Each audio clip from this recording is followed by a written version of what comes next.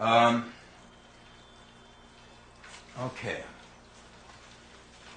Where I'm going to start with is, this is going to be,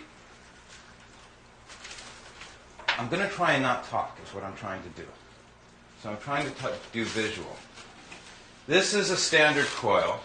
Let's see. So we're rolling now? This is a standard coil. The grand unified field theory. Inexhaustible energy, end all diseases, produce unlimited food, travel anywhere in the universe, fusion, vortex energy, ionic acoustic levitation, gravitons, the ultimate fundamental particle in the universe, the underpinning geometry of the universe, morphogenic fields, flux thruster atom pulsar. Okay. This is what the Rodin coil, they named it after me.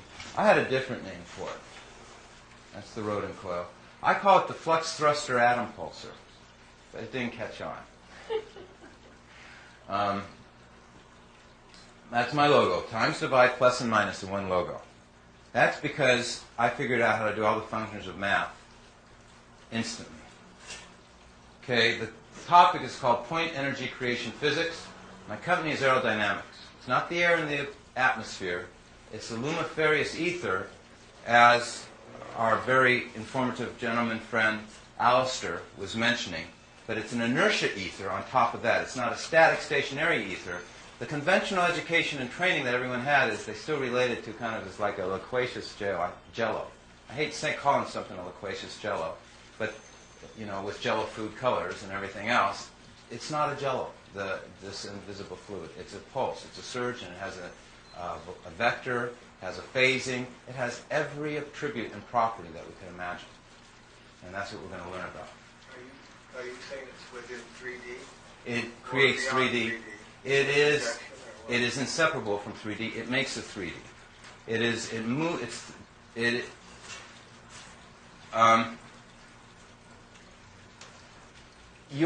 Everybody here is representative, is Professor Glennon. Think of it as if he doesn't win your case here, then he goes home to his office and you all go to jail.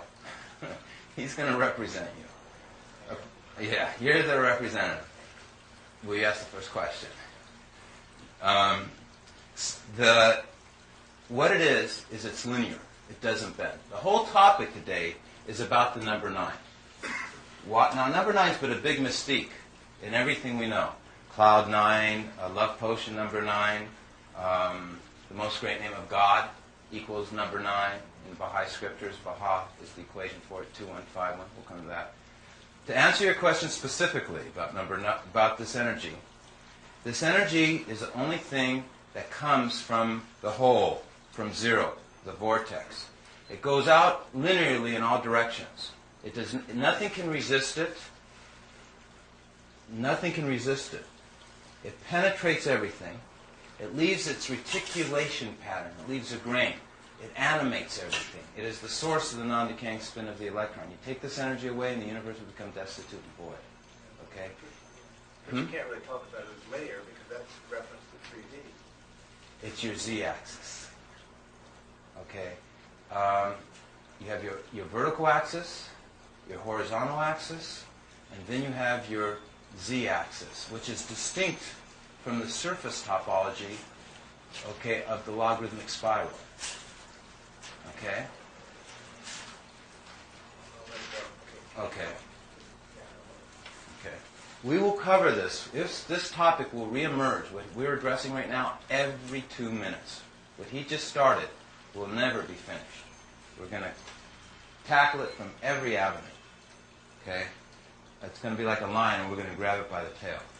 Okay, so this coil is what a coil looks like. This is a standard conventional coil. It's all parasitic. These were certified results from Hewlett-Packard that I am indeed getting double the output, that our mathematics, our numbers were not false, that they were authentic. They validated it. And used millions of dollars of test equipment. And this is the Rodin coil without the parasitics as compared to a standard coil, showing that there is not resistance compared. There is not harmonic discordance. There is not friction. My whole goal is to get rid of friction, to get rid of resistance, is to make electricity synchronize. And the kind of electricity that I'm making is synchronized electricity. I'm walking here like I'm a boat. Okay. This is a standard coil, but I'm going to turn it into the Rodin coil. A standard coil is based on how many wraps you have around the outside. Those are called turns. And they say that determines then your magnetic output, inductance and stuff. It's totally primitive science. What I found, what they were shocked at Hewlett-Packard is nobody could even say it's because of this. They tried to make up, they said there must be some other reason. Everybody said, but they came to the conclusion, it's what I said from the beginning, it is the geometry alone of the wire that's producing all this extra magnetism. Okay? They said there would be a 20% savings in copper alone using this design for big transformers. They said even a 5% of copper would have been immense. Of course, that wasn't my goal to use alternating current. My goal was to obsolete it and get rid of it. I'm a just tear the veils down with a roaring, crashing sound kind of guy. And my goal is to replace it with a whole other type of technology, a whole other type of energy, and do it with a big noise. Okay. So how I change this coil, okay, we have two wires, okay, first of all. And this is the best we can do on art, so please understand. It's light, it's portable, and that's why I use these tarps. They're wonderful mediums. And yes, you can use my idea. Anytime you need to make a presentation, it only costs $7, and it sure beats a $500 sign from retail. So, and these are, I'm using dry erase, and these other ones were permanent markers, and it's the big tip. Okay, so what I did was I had two wires. One's red, one's blue. One of them, the electricity goes out. The other one, the electricity goes in. Everyone follow me? Pretty easy? In one of, and now it's always based on thirds. It's called a binary triplet. Okay? It's real important, the fact that I'm talking about something that's binary, but it's really a binary thirds. And I know that's a mind boggler. How can that be? But I'll show you. Okay, so the third you always leave alone. It's an empty space. You don't put anything there. That's where the etheron flux magnetic field. In other words, we'll just say that's where the field occurs. Okay? Are you doing your coil now? Yeah. Okay. I'm going to turn it into my coil. Right now it's a conventional coil. See how steep the slope is? That's a normal coil. The Rodin coil, it's a very gradual type incline. See how slow it twirls in, like water in a whirlpool? Okay? It's the least acute incline as you can have in winding this coil on this using 3 parts. Any questions, Charlie? Well, I feel pretty ignorant in asking this, but you have to have alternating current to generate that magnetic. I'm using, and it's only from how I interpret my numbers. I think it's PDC, pulse direct current. To tell you the truth, though, I didn't make this coil. I'm not the electrical engineer. I am, we all know I'm the presenter today, okay? And I hate to say that I'm not the person who does all this stuff. Essentially, you, Charlie, and everyone else are going to have to be the one who's going to have to coax out of these inventions how to activate them and how to harness it. Okay? And that's what it takes in electrical engineering. You just don't go and give any electrical engineer an invention, a coil, and say, turn it on. They have to play with it. They have to finesse. They have to have a finesse to what would be a term for it? You have to massage it. Okay, you have to massage the coil. You have to work with the different type of sine waves. You have to work with the different types of voltage. A lot of people say it's not an electrical coil. They say it's a field generator coil. It's totally different than an electrical coil. Okay?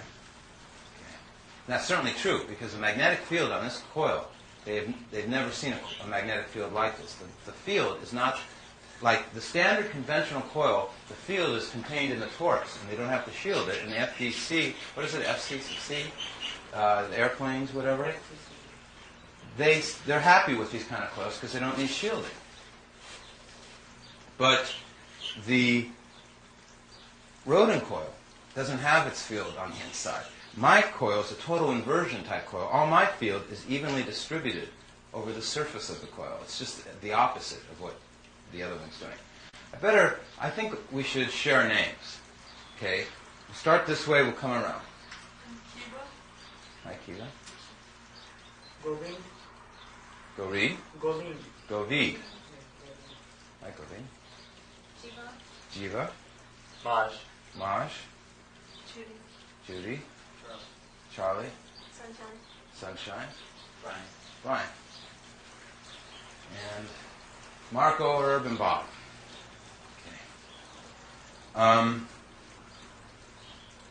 Okay. Now,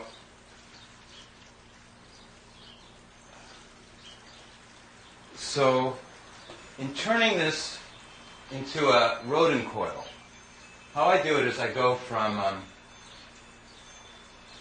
1 to 2. Okay?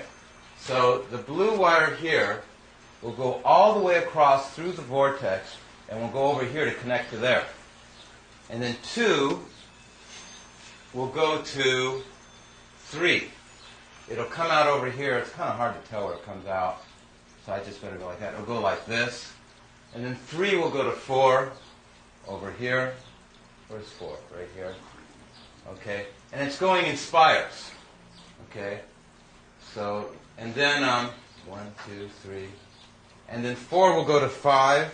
Is that right? Which is way over here. Now the important thing is I began at 1. I passed it on the 1, 2, on the third time around. It's already going in spires, these wires. Normal coils, they just begin, go around, and stop where they began. But what I'm doing is I'm actually building a star, okay, which is real significant. Okay. And now here's the thing. Once you pass in the spire here, and it crosses to here, this winding is at a right angle to that winding. All my fields now have a unique angle to them. And on top of it, I'm creating, though you can't see it, I do have a chart on it, an invisible polarization in between the spires where they pass each other. Okay, does everyone follow that a little bit? It's okay. I just wanted you to see this chart and just get an idea how it's wound. Now there's 2 wires, so that was the blue wire. So the red wire would have been doing the same thing, which would have been going 1, 2, and it's the space, remember, is always in between them. 3, where next? 1, 2, that wasn't 3, that was 12. Wow. 3's across from it. 3's over here. There we go. 3, 4, 5. All righty. Thank you. Is that one winding, you say? 2. It's 2 windings. The red and the blue are constitute one winding each. No. What? Separate circuits, separate wires, not ever to be related. 2 windings. It's a bifiliar coil. There's 2 windings. Exactly right. Just like male-female. It's a duality. Except it's really trinary because of an invisible space in between them. But the red and the blue are the 2 windings. Exactly. All right. Right. And the white is the higher dimensional energy, okay, which is going to be explaining you number 9. Is it interesting? No, I was trying to figure out what you meant by one winding, because it's going to 3 different, that's going to... It's one wire that eventually comes around. Now we're going to look at it on an easier chart. So we'll look at a chart that depicts it a little bit easier. Okay.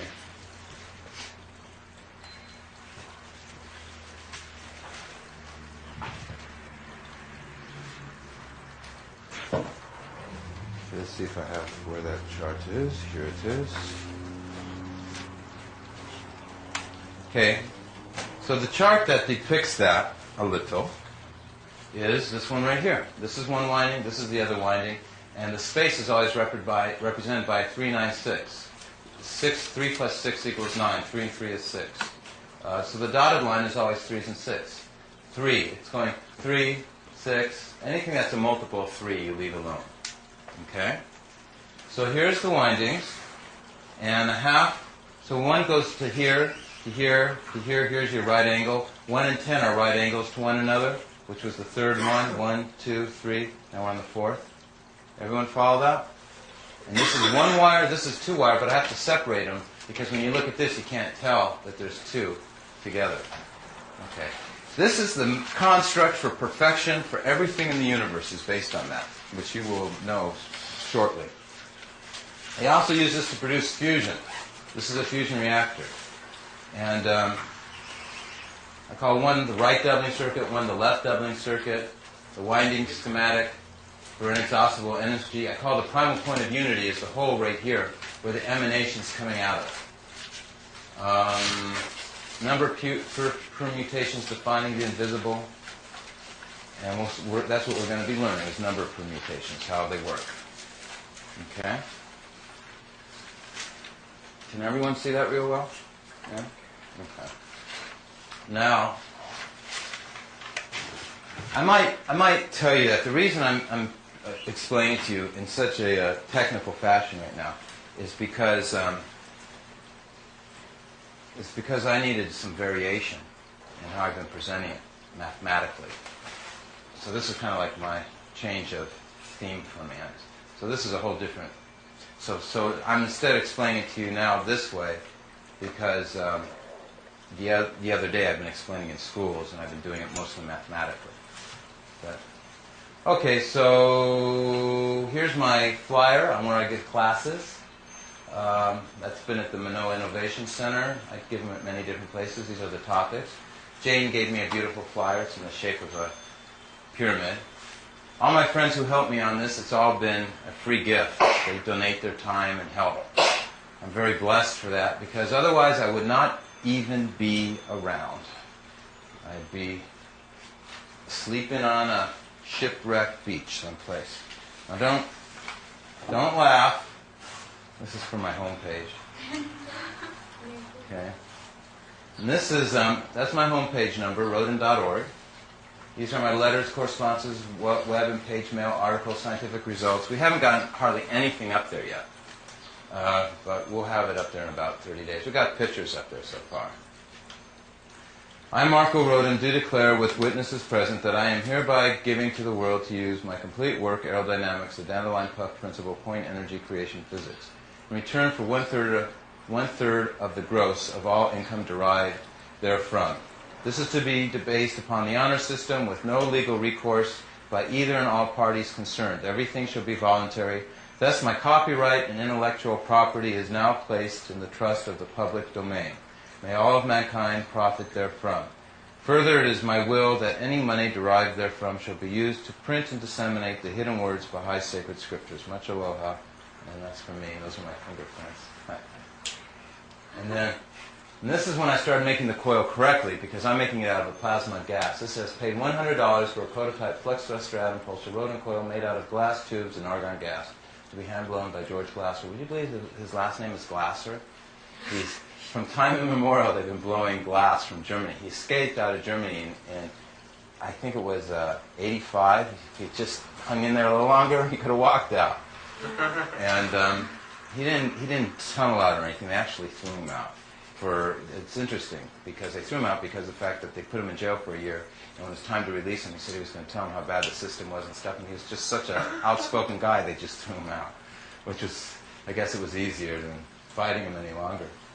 So, and his family's from time immemorial been blowing glass. Okay. This is, let's see. This is some of my places where I've taught. Airspace America, George Bush was the master of ceremonies. There was 30 congressmen pregnant, would like it. They all had... Freudians. Well, I was just going to say, they all had red jackets and black ties. It wasn't really all that pretty, really. And everyone had, I had like my own huge dining room table. It was just hard work, and nobody understood a thing anyway. But they said I had the most revolutionary propulsion system ever created. And they stuck me with blowing electronics. General Atomics is right here, who work in fusion.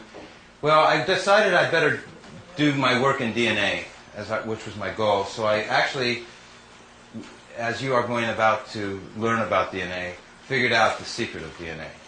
And so this is, I published at the biggest genetic engineering conference in the world. This is the most heavily attended in the world. These are all doctors with PhD. Here's senior research scientist. Here's another doctor, VP, process development. And here's me. I should have been at some title. I guess we'll call me resident, I guess, what? Call me resident mind jogger or whatever. Mind jogger. And then the response to my work here went to the German Journal of Oncology, which studies cancer, said my work's of extreme importance. To me, your conclusions are very likely. I recommend your paper for publication in the German Journal of Oncology. Please keep me informed of your further work. Sincerely, Dr. Hanze Niedberg. That was very flattering. I expect people to endorse my work. I'll tell you something, though. I get huge endorsements. Number one, I can teach anywhere in the world I want. But the higher the endorsements, they understand very, very little of my work. Very little.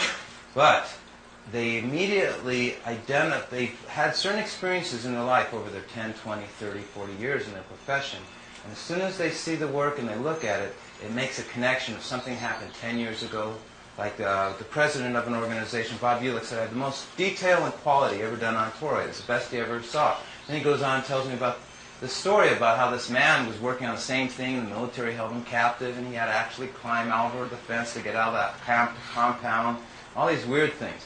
But I get all these incredible compliments, but do they really understand my work? No, they don't. And that's what my goal is. Okay, my goal is not, I went here to get my work understood, not to get these endorsements. I started at the top because I thought it would be the easiest. Okay, actually the easiest is educating you. I learned the lesson. And it's you who's going to have to figure out how everyone else is going to learn this. Does that make sense? Okay. Okay, the first thing next I'm going to do is put these over here.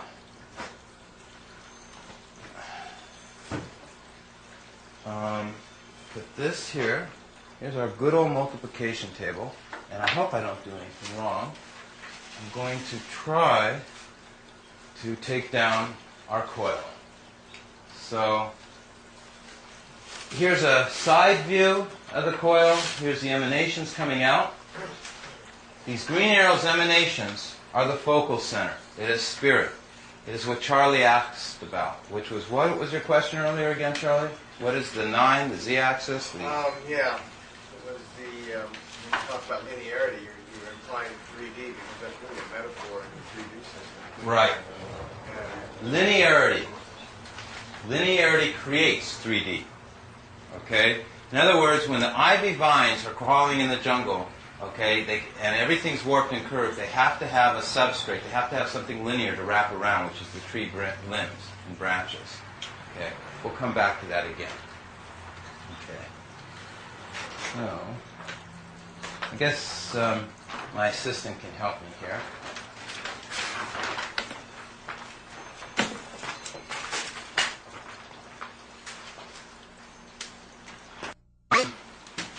Uh-oh. Now, Sunshine's a Baha'i, which is a religion. I'm of that same religion. And because I never undertalk an audience, that is the most great name of God. That is a symbol. That's God's petroglyph. In other words, while we were all doing our own petroglyph stuff, God was doing his too. Okay? And what was the purpose of our petroglyphs? But to essentially find the supreme, the most great being. All coherent intelligence, perfect brainwaves, as Spock would say. So, let's keep me from talking. We'll just start.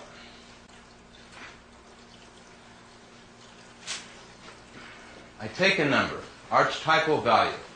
I say 4 times 1 equals 4. 4 times 2 equals 8. 4 times 4 is 16, 20, 24, 28, 32, 36. Everyone get that? It's very important for your math children, Judy. Okay. I then have another column of 4s over here, but I don't have these numbers. I have other funny numbers. Like 36 down here, I have a 9. Now, where did that 9 come from? I casted out 9s. It also can be called cross addition, horizontal math, or summing. So I said 3 plus 6 equals 9. Okay? 3 plus 2. I found it's easier for you to understand by going backwards in 4s. So instead of starting down like this, I'm going backwards. It's really easy when you do things backwards sometimes. So 3 plus 2 equals 5. Right? So I have a 5 now. 2 plus 8 is 10. 1 plus 0 is 1. 24 is 6. 20 is 2. 16 is 7. 12 is 3. 8 is 8. And 4 is 4. So what I've done is I've archetypal value. It's hard to say word. Okay? Over here I'm calling it quantum numerology. Course 45, it still equals 9. That's not by accident. Here we have 40 is 4. 35 is 8. 30 is 3. 25 is 7. And here I'm saying telltale numbers. Hope Edgar Allan Poe doesn't sue me for this. Taking his title. And I actually take the multiplication table and reduced it from standard multiplication table to a very simple multiplication table. I call it a kid's multiplication table. Okay. Here I say 0 is not a member of any multiplication series. Here I'm saying preferred frame of reference explained through number patterns. A little too deep right now. I also say time and frequency, too deep right now. We were talking about time before we started. And we used to think of Leon Russell as the master of time, space, and reality. And what I have done is I've actually got a hands-on grip of time. Okay? Time to me is a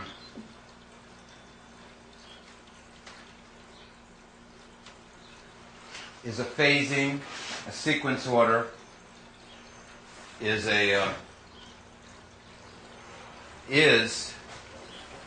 what Charlie is referring to as, how do we say it again, the invisible energy? The linearity. Our world of time does not have any linearity. We try to think in time as a continuous sequence. That's a straight line. Time is not straight in our physical world of math. That's why I have so much trouble functioning as human beings, because in our mind, time is straight. In the higher dimensions which our mind occupies, time is straight. Time follows a logarithmic spiral of infinity, and this is the pathway that time takes. Okay? And this chart is going to explain time. Okay, so let's follow the pathway of time. We have a circle. This is supposed to be round. Unfortunately, though, it was very hard for me to make round. So it doesn't look round, but it is. It's called the circle of life. It would more correctly look like this. I guess I can probably set it over here. What's the shape of the Tibetan endless knot? You guys speak real loud. Is the shape of the Tibetan endless knot? It's the eternal, interconnectedness bond. You know that shape? It's actually more like the shape, that one. But that knot theory and knots and how women do their knots in their hairs in certain cultures and all different things, you're right, it's exactly this field. It's also called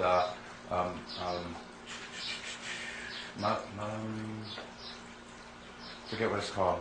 It has to do with Klein bottles. What's it called?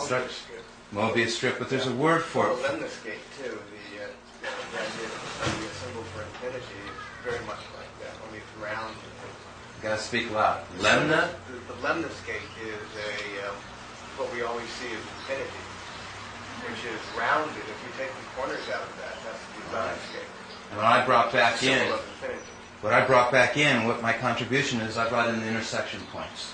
I brought in the matrix to it, so we can have, it's called the underpinning geometry of the universe. It's real important, because if you can have a lattice structure, which is what this is showing, interferometry pattern, see how it gets bigger and smaller, they're little whole screens, but they make bigger patterns with overlap and stuff, then you can actually scale it from microscopic to macroscopic to infinity. It's called fractals, or self-similar growth, recursive scrolling. It's essentially this Moiré pattern. It's the secret of how everything works. This circle, this shape in here, and the corners and stuff, is what I want you to be experts on. We have three elements. We have the infinity symbol, the lazy 8. We have the green element, which is the pyramid, let's say. It does not connect on the base. It connects at the top. That's very important because it's a vector. And we have the gold right here, which is the emanation coming out of the center, okay, which is the primal point of unity. It's 0, where, and when. Why do I call this Easter eggs? Why do I call it cookie crumbs? And why do I say, well, the bounded infinity is what this is? Numbers are real.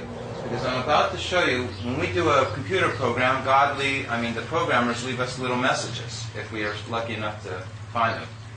God left us big messages. Okay? And these are what are called his signs and attributes. Okay? Everyone still with me? Okay. So, we count on the circumference. 1, 2, 3, 4, 5, 6, 7, 8, 9. Okay? But as I already said, time on the third dimension moves in a spiral, and it does not move linearly. So I'm going to show you, and everything starts from the inside out in creation. Everything inside out arose inside out. So we're going to now stick on time, though, and we're going to follow the pathway of time in our physical world, third dimension, curving, warped universe. Number one, we have no trouble with. One God, one universe. What does it do? It doubles to 2. What does 2 do? It doubles to 4. Well, that's definitely how things work in our universe. We have 4 cells, 8 cells in conception when we're conceived. Then we have 16, 32, 64, 128, 256. No trouble? Okay. Now 4 doubled and becomes 8. Okay? And 8 doubles and becomes 16. Okay? Now these charts I'm covering up, we're going to be coming back to, so you don't have to be concerned if you didn't see all the information. I'm going to actually reverse my path as well. So sure enough, I went 1, 2, 4, 8, 16. But on our circle here, we still have a 7. You see our 7 over here? Okay? Now, where did I get that 7 from? I said 1 plus 6 equals 7. No problem? As Alistair said, he said, like I'm going to repeat this. What did he say? Numerology is the something, something, something. Yeah, we did something. Yeah. Isn't that the problem with life? We hear all this great stuff and... That's why we have this. Right. It's also interesting, though, the casting out 9. So another way to think of that is that it's the remainder. When you divide 9 into 16, you get 7. It's the remainder. It's how many you've gone over. Say it one more time. If you divide 9 into 16, you get 1 and 7 left over, right? Yeah, taking a mod. Right. You're doing mod 9 arithmetic, actually, with this Wait, casting out 16 divided by 9 equals what? equals 1 with remainder 7. Right? No, it can't be. Oh, yeah. Because 16 is 1 plus 6 is 7. Right. Oh, you're one looking at the remainder 7? You're looking at the remainder. Another way to look at what you're doing is to look at the remainder. Oh. This is casting out 9. You're casting out how many times 9 went into it, and you're looking at the number that's left over.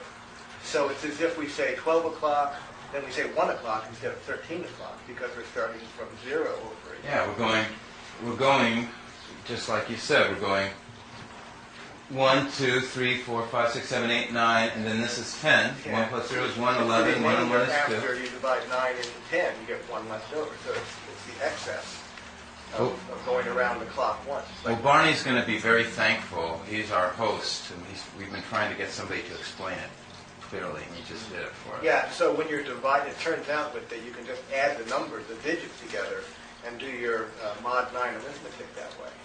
By adding them together? By adding 1 and 6, you get the same as if you divided Right. 9 into 16 and you look at the remainders. It works. I mean, and it's not too hard to show that either, Right. mathematically. Right. And you just did it real well. Thank you.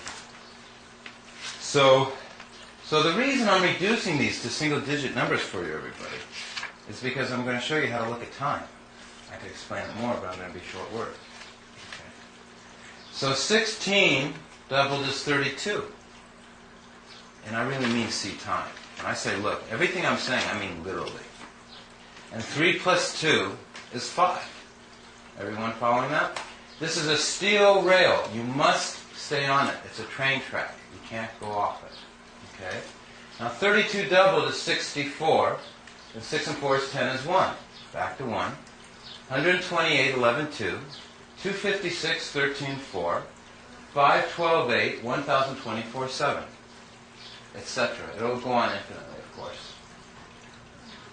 Everyone follow that? Okay. Remember, I'm trying to show you how from the inside it crosses the axis, that it's very important that I'm trying to show you there's something inside it. There's something in the middle. Okay? No one's ever been able to see this inside the middle before. Okay? Okay. Now,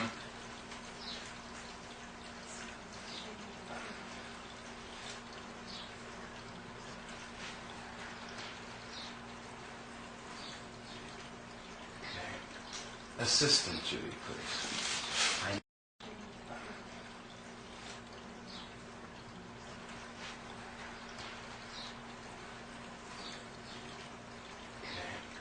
Assistant, Judy, please. I need the Easter eggs. Would you please, while I'm explaining this, take out one Easter egg, anyone you want, and put it right where it belongs. Okay. There you have it. Okay. Goes together, right? You guys like Easter eggs? Yeah? Huh?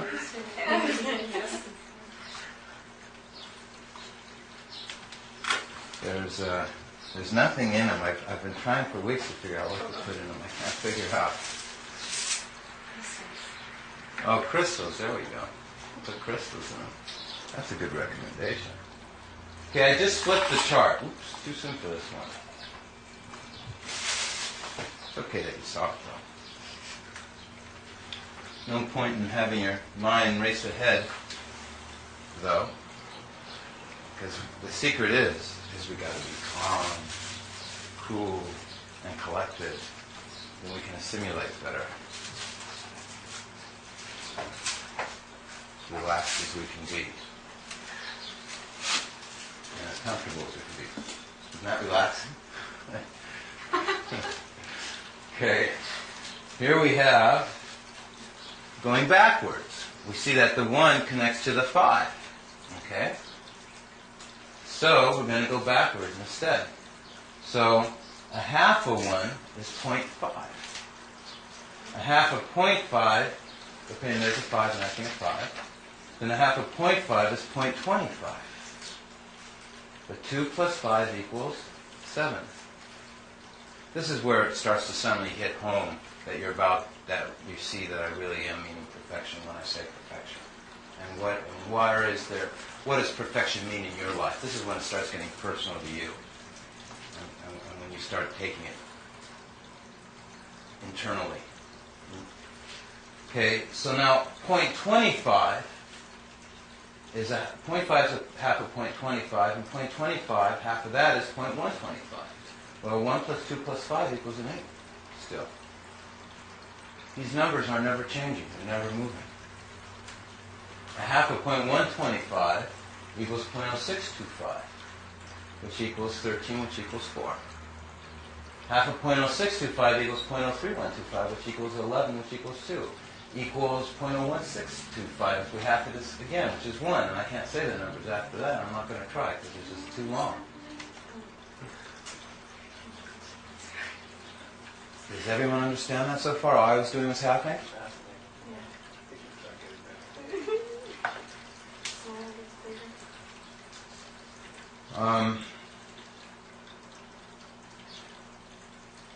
Our end goal is to explain eternity. Because eternity is that linearity. This emanation is eternal. It's the light of eternity. And that's we talk about in our aura, We talk about it in the Radiance of Good Health. We call it prana, chi, orgone, spirit. Indians have many names for it. That's timeless, though, isn't it? No. Or at least it's timeless in this. Well, I'm picturing it this way. Correct me, please. I picture it as. Actually, I was wrong for saying no. Out of the plane of the circuit of time, it comes as a perpendicular, and its intersection with the time is what we're seeing there, but it actually comes perpendicularly out. Okay, so in that sense, it's dimensionless only except when it intersects the... Totally correct. Pretty heavy duty, huh? Yeah. I call it So omnidimensional. that's why I say it's hard to talk about linearity, because we think linearity is in three dimensions, and it's really out of the dimension of 3D. I suffered walking down the halls of UCLA. They say, well, you should be going to linear science. I go to the professors of linear science, and they don't, everything is curvature. And I'm saying, what's going on here? They don't even use the term. But we're still modeling that in terms of what we see every day. And we're using models. It's very hard to depict that because it's beyond our perception. I was like 17 or 18, and I just said, the name on the door doesn't match in the science building with the math department. When they're saying linear science, linear mathematics, I said, where's the linear? Yes, but they're talking about something different. Totally. Yeah. What he just said was that this energy going out is omnidimensional. The only thing that we can have for an analogy for it is the queen on a chessboard. You know, the old king, he's really straddled, just one little step at a time. He's definitely hindered, okay? But, or a duke, or a king, or a castle, they move certain ways. But the queen can move diagonally, she can move horizontally, vertically, she can move any way she wants. She defines the whole game. She's our most prized piece in the game of chess. Okay. Yes, Judy? I don't know if it's appropriate to say this, but in my mind, God and man, and then the Spirit of God. And the Spirit of God is this. The energy or action or the life that we have from God that connects us is the Spirit of God. You want to go with that word, the Holy Spirit, or whatever you want to call it. Spirit is fine. But if you want to be fancy, you can call it a theta particle, tachyon, why not? Graviton, so is monopole is fine. What that is that what that is? That's what that is. It is the glue that holds the universe together. Sometimes you call it, you know what you can call it? Sometimes people call it love. Yeah. Okay. It's the it's the observer in the subatomic. It's omnipotent, omniscient, all-observing. It is God's neurons. It is how He is seeing us, no matter what we're doing at all times, in all places, all the time. It's how He keeps us on a leash, too. But that's a little heavy duty. Right. And it can be the little voice. And it can be what? The little voice. You know, the teacher, the witness that we are, that we have a witness that... That's right. Everything we do is inscribed in crystallite because of it. That's right. There is, just like in Zardoz, everything that people did had a little crystal going through their brain and it was preserved. And when their body died, they were just reinvented. And if they broke any of the laws, it just aged them. And if they were really bad, they were banished to the endless old people's ballroom. You remember that? An old movie? No one knows Zardoz? Well, you know, I lived in Beverly Hills, and, you know, it got to the point, what can you do? And they're always looking for unusual things there. And so Sean Connery played the lead, came out. He was a super advanced, he was then genetically engineered to an advanced being. This advanced civilization of mankind, one of them was broken the laws. They all wanted to die because this crystal was preserving everything they were. So he invented this most advanced man on the planet, so he would kill them all and destroy their civilization so he could die, because everything was always preserved. So Sean Connery played this being that had total mind control, and he could control his emotions and feelings, and he essentially, it was a real fun movie. It was my kind of movie because it was a parody and a satire and a humor based on technology as being the solution to our requirements. So it was like a government-controlled karma crystal? Or That's exactly what it was. You got it exactly right. Government-controlled karma crystal. You get into world ideas. Okay.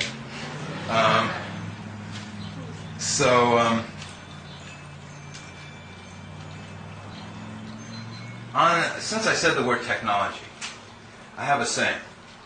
Numbers are technology. Okay. Math is a science. And the universe is a machine. And spirit is mechanical. When we talk about God, when we talk about spirit, when we talk about human beings,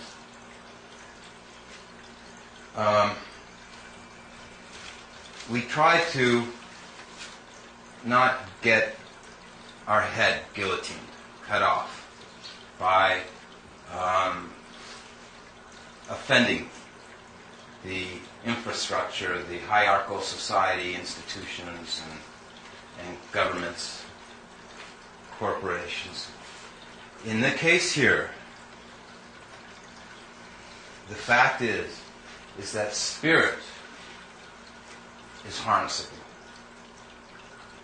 It can be used as a work wheel. It is actually a source of drive that can be made into an engine. And it's the energy that God used to create our universe, our cosmology. And universe means one. There's only one universe, and that's the world of creation. There's many worlds within this world, but there's only one physical world of creation. And we'll go on. I'll come back to it. Now, we saw this again, 525.125. So, let's take a look at, let's see, this chart here.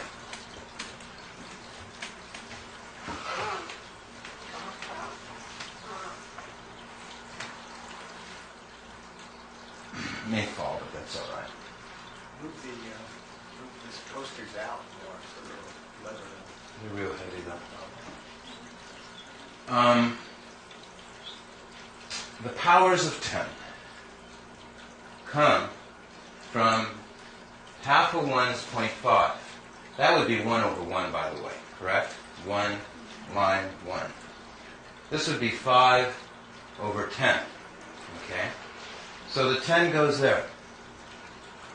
This would be 25, line 100. 100 would go there. This would be 125 thousandths.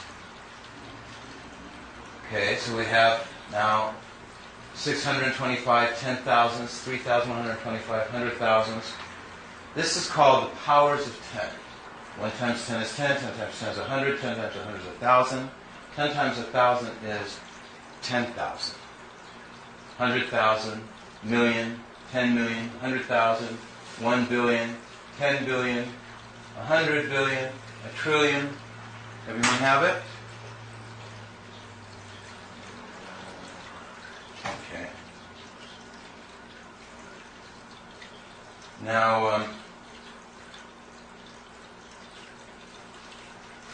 with the 10 right there, the third time that the 10 reoccurs again is exactly horizontal. But it had to go 1, 2, 3 to re-emerge again. This energy has a phasing in thirds.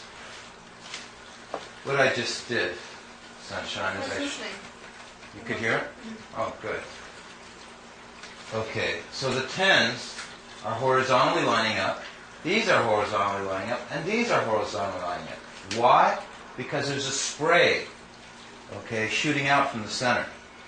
This is a spray. They're like little BBs. Okay.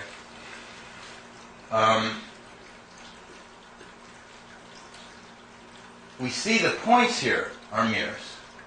They're totally different than these two and totally different from these two, just as the tens are different from the hundreds are different from the ones. Okay? So in our infinity, we have 3 horizontal lining ups of 3 pairs, with each pair being totally different from the other pairs. Does everyone see that? These pairs are kind of deep in the inside, these are way on the outside, and these are kind of in the middle. Okay? Because of the sprays making that shape, that construct. We see that tens are always here, we see that hundreds are always here, and ones are always here, no matter what. Here's a million, here's a billion. They're always going to still be ones. Okay? Now, this is a geometry. And in science and math today, they teach that numbers, as in arithmetic, cannot explain geometry.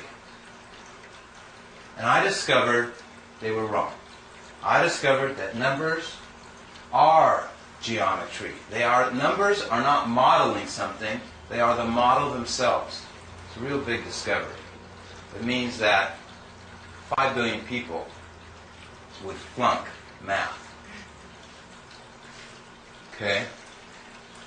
The only problem is if these 2 points are perfect mirrors, there's an axis down the center, everything's a mirroring right and left. It's called bilateral symmetry. Then what do we do with the 1 and 8, since they're not mirrors? Or the 2 and 7, since they're not mirrors? Or the 4 and 5, since they're not mirrors? Okay.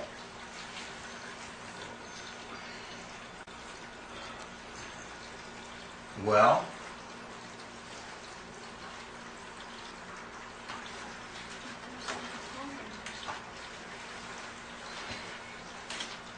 do we throw out the whole system? Do we say that we finally found something that was incorrect in my discovery? That mathematically it's obsolete already? We challenge it to the maximum. Any error, any mistake anywhere in it, any incongruity, we rip and tear this thing apart. And we find out where that error and what that is, and if it's really wrong. So the only way I can do that is I go ahead and I say, well, where's our symmetry that I've been talking about? Where's our parity? Where's our mirroring? Where's our wings? See how the right side over here is a perfect mirror? They're like 2 wings on a bird flying.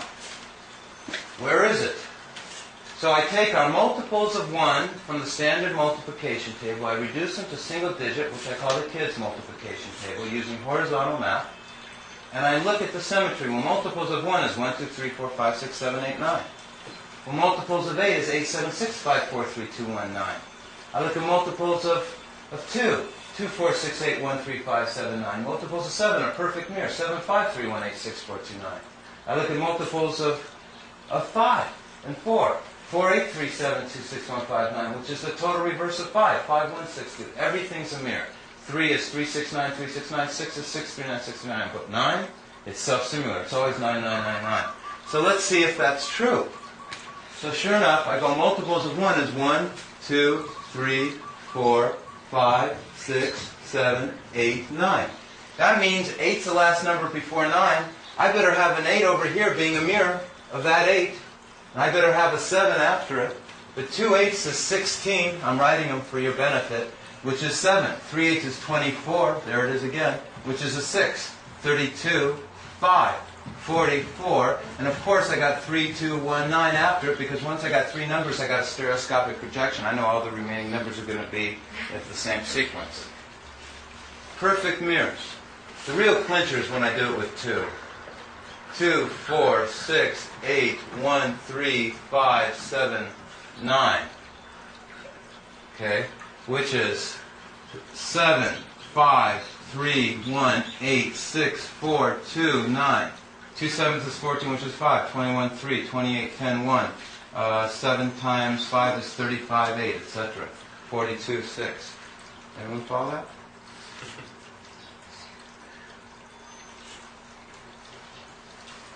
Any statements, anybody? The number? 9. You like 9? The number? It's safe. You're playing it safe. The number Are for you the bring universe, apples to the teacher? the number for the universe, boys and girls, is 9. Say it again. The number for the universe in Sesame Street is 9. In Sesame Street, you said no? You know how I never saw Sesame Oh, Street. well, they always had a number of the day. This is the number for the universe. Right. Oh, yeah. The number for the universe is 9. Exactly right. In fact, the saying is that the universe is created after 9 conditions. That's in the Sarata Hayakao. It's called the Suri of the Temple. It's a Baha'i scripture that's very old. So the universe has been created after 9 conditions. What's a condition? We're going to find out what a condition is. Each number has its own condition. There's never any redundancy. Okay? What about primes? Judy says, what about primes? Right?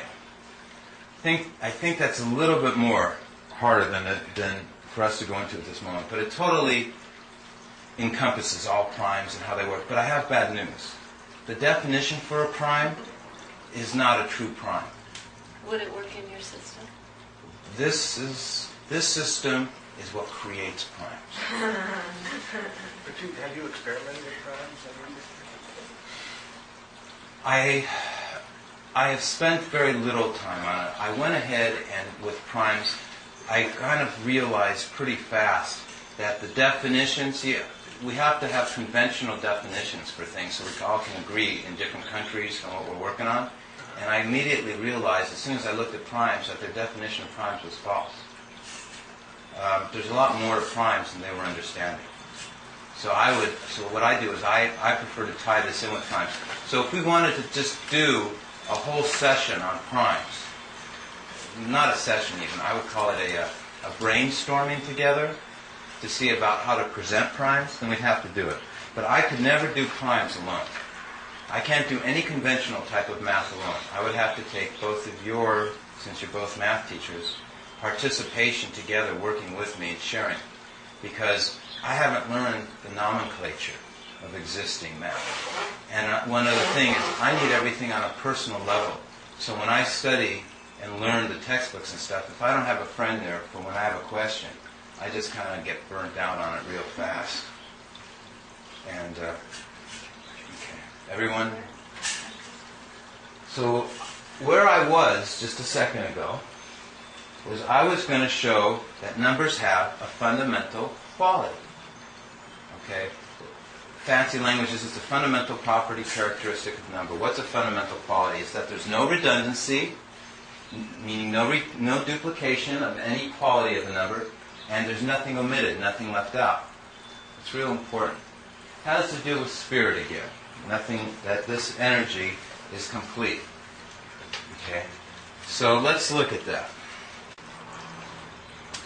Everyone's going to have to kind of lean over.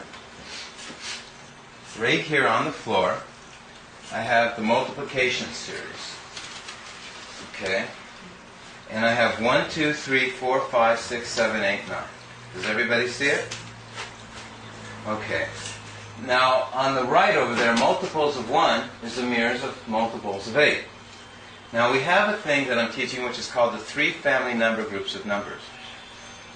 I might add that my end goal is that today I have that I hope you don't drop out and pass out by the time we're done, because my end goal is to teach you what an electron spiral is.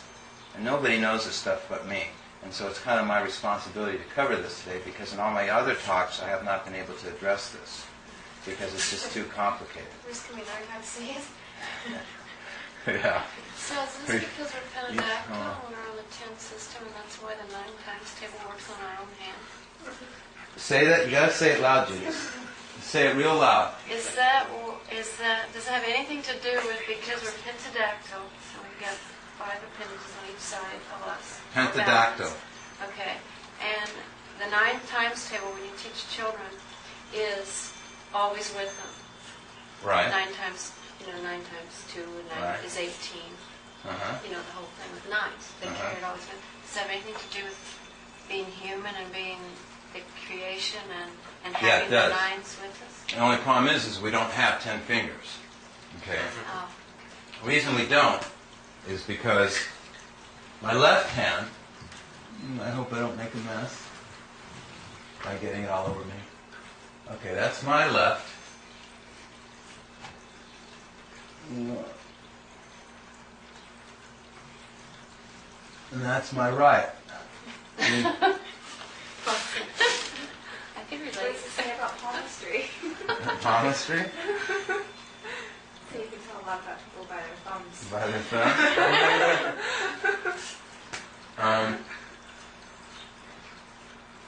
I love patterns, scrolls, fingerprints, stuff like that. You know, I love how this all connects, because it does connect all that. The reason you don't have 10 fingers is because it would be 1, 2, 3, 4, 5, and that thumb would not be there. It would be over here. And it would be 6, 7, 8, 9, 10. Because these thumbs are opposals, they're mirrors. You have an axis. This is your axis. You have bilateral symmetry, where the half is a mirror of the right. You know, in the science museums, if you stand in front of the mirror, it looks like your whole person, even half of you isn't there, though. Okay. So what I showed already was that by halving was powers of 10. Because the base 10 system, the decimal system, does not have 10 numbers. How many numbers do we have? We have 9. That's because 0 is not a number. It's an absence. Okay? It is the hole in the vortex. Okay? We'll be seeing about that shortly. So, thus, any base system, the base 10, is always one number less than the number of that base. Thus, the base 10 is modular 9. That's an accepted premise in all mathematics. Okay? But what I'm teaching about is 3 colors. I'm teaching about blue. I'm teaching about pink. I'm teaching about green. These are called family number groups. Okay? A family number group, there are 3 of them, is always separated by the number 3. Or 6. See the 3 or 6 here? Separating everything. And the 9 too. Everyone see that? The pink is all the same family number group. They're all the same color. 1 plus 3 is 4. 4 plus 3 is 7. And 7 plus 3 is 10 is 1. Okay, so you're back to 1 again. You're going to have 13, 16. It's just going to keep on repeating over and over again. What's important is where these family number groups are occurring. It's like a Mazda, it's like a rotary car engine. Do you have a question? Well, I just kind of noticed something here. I'm an astrologer, so I got other things that each of the numbers signify, but I was seeing just in the Christian anthology, the 3 is like the Holy Trinity, and like the Father, Son, Holy Ghost, and the 6 is like the 666, like the Earth matrix. One's spirit, one's earth, and the 9, I guess, is kind of like the bridge in between them. It's a Sagittarian. So, I'm learning from you. I never studied all these things. It's interesting. Well, the connections are real. It's number for man. 6. Yeah, and the 3 is like the Man doing a 666 is trying to be God, which is not. Which is the chemical formula for petroleum. The subscript. Also a symbol for Saturn. Okay, It's I'm also sorry. the computer. So, Exxon's going to get you. The Valdez is looking for you. Yeah. that's interesting. Yeah. That's what we talked about yesterday. Hmm? That's what we talked about yesterday. Was the... The 6 and the 9, how they're sort of... How they all connect and relate? well, they're connected to 3, 6, and 9. They connect through the invisible 9. Yeah. Yeah. I'm going to really drill you guys on 3, 6s, and 9s a little bit for your information. We're going to really be put to work. Okay. So 3 is a mirror of 6. So instead of adding 1 plus 3 is 4, 4 plus 3 is 7, we're going to do it backwards. We're going to go 1 plus 6, but it's going to equal a 7. 7 plus 6 is 13, which is 4. And 4 plus 6 is 10, which is 1. If I go forwards with 3s, I can go backwards with 6s. Do that again. Yeah. Okay. 1 plus 6 is 7. 7 plus 6 is 13, which is 4. And 4 plus 6 is 10, which is 1. Okay. So 3 is one way, and 6 is the reverse way. Okay? Let's do blues. 2 plus 3 is 5. 5 plus 3 is 8. 8 plus 3 is 11, which equals 2. Okay, we'll go backwards. 2 plus 6 is 8. 8 plus 6 is 5. And 5 plus 6 is 11, which is 2. So, I don't know how to say it right, but somehow these are like the furthest most extremes is how I tend to think of it. Because they all go somewhere. The pink one's all... She's having an aha over here. Well, I'm just so happy because I knew this was just the whole time and I just never figure it out. I'm the high two. Oh, you are? I'm good. are all threes, and the blue one's all... You can use our favorite new Baha'i saying. It's not aloha pa, Okay, it's 7, aloha apa. 4, 4,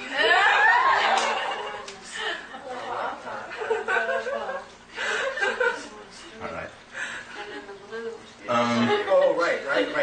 They oscillate between 3 Right, and 6. they're That's right. If you take a oscillating 1 back and a and 2, forth. you get a 3. If you So- take a 2 and a 4, you get a 6. all So are they two. oscillate between 3 and 6 when you combine an adjacent blue and a pink, right? He said it, I didn't. They oscillate. He used the big oscillate word. That's the power Yeah. point. That's Yeah. the When power. you had adjacent 1 plus 2 is 3. 2 plus 4 is 6. They are oscillating. 4 plus 8 is 3. Yeah. They are oscillating back and forth. They're heavy duty. Right. Okay. You don't ever get a 9, do you? You never see the 9. It's always invisible. That's right. That's the power of this math, because we don't have it, but it'll show it by the angle and the ratio, the displacement. This energy here is displacing everything. See how the green here matches the green here? Okay. But let's not go that far It's ahead. like displacement, like color.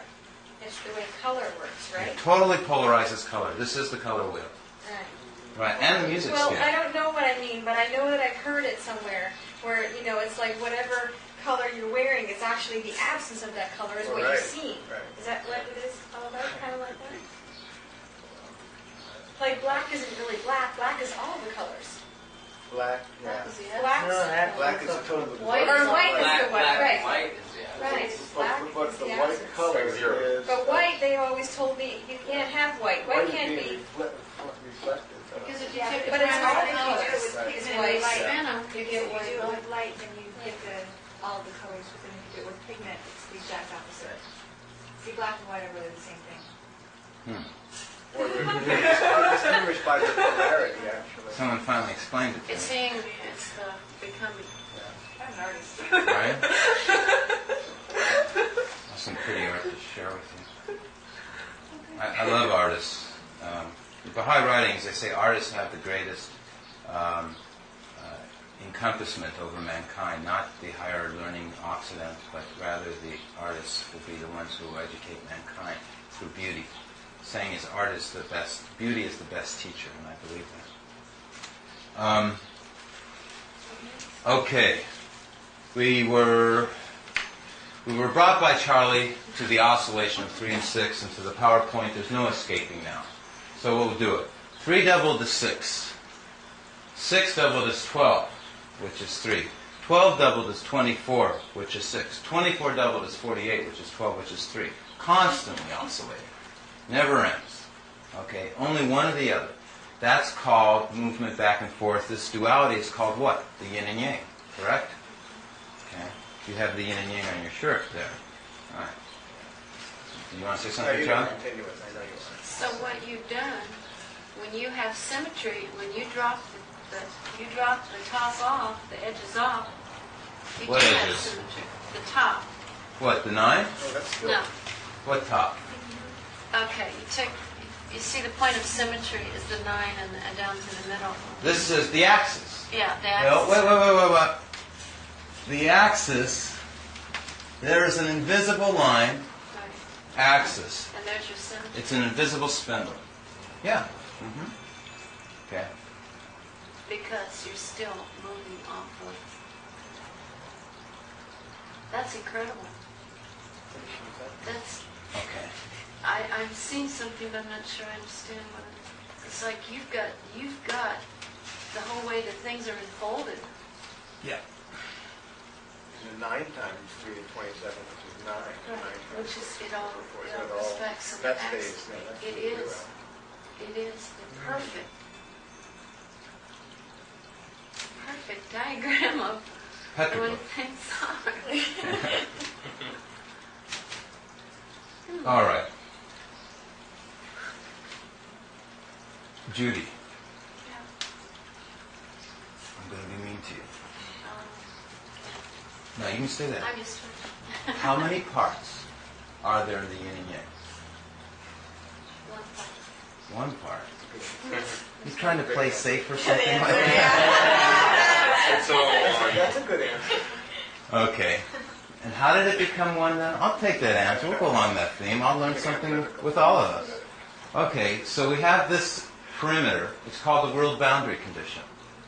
Is that what you mean by one? It's a whole, it's a unit. In other words, one is unity. It's neither one or the other. It's the becoming and it's the ebb and the flow. It's the way, the nature of. But you gotta be real detail orientated. You gotta tear it into its rudiments, right? You have to break it into its parameters. So I agree with you. It is the ebb and the flow, the alpha and omega, the beginning and end. Okay, which is right there.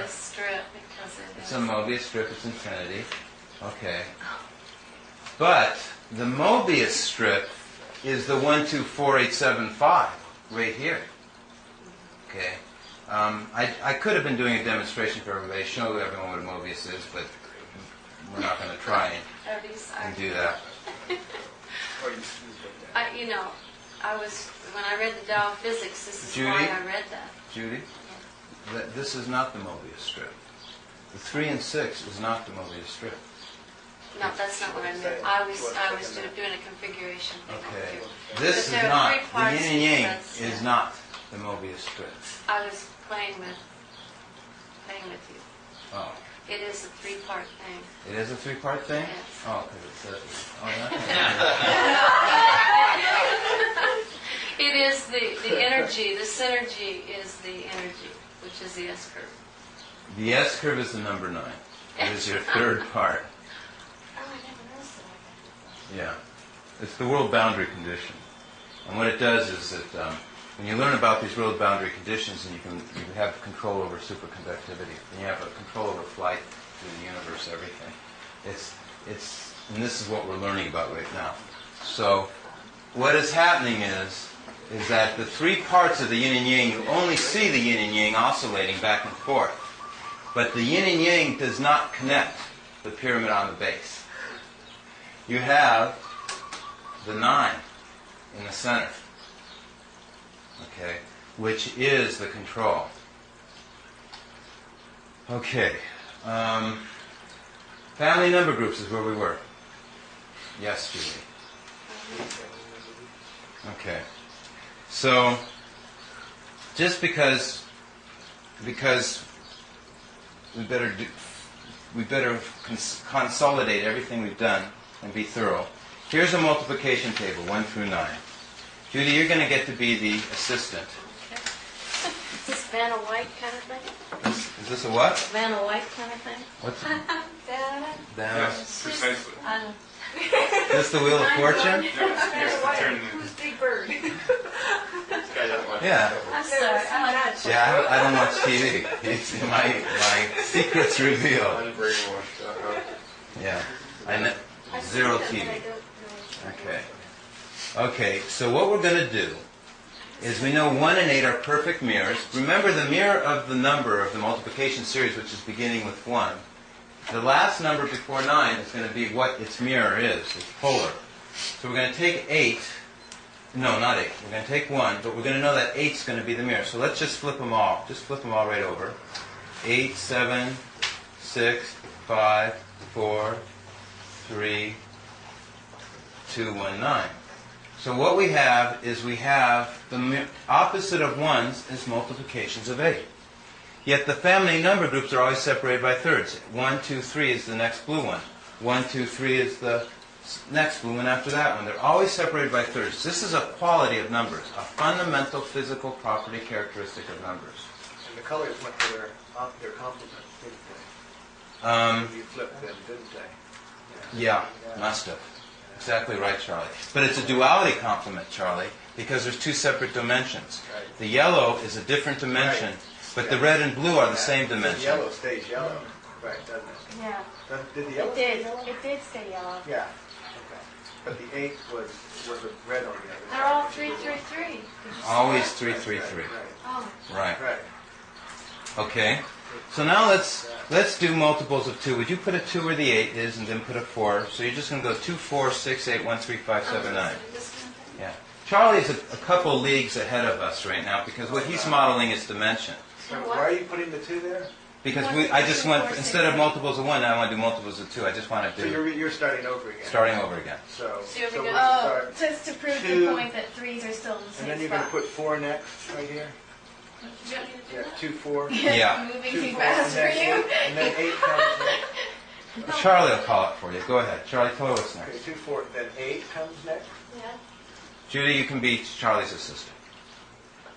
8 would He's be. got it. And then like that. 2, 4, 6, 8. Oh, we're not doubling. We're multiple of the 2. Okay. You- 4, 6, 8. I love to see someone else do my same mistake that I always do because I'm so deep into it. Well, So 10 would be 1. yeah, 10 would be 1. And then 12 would be 3. And Okay. 14. Family number groups are still the same.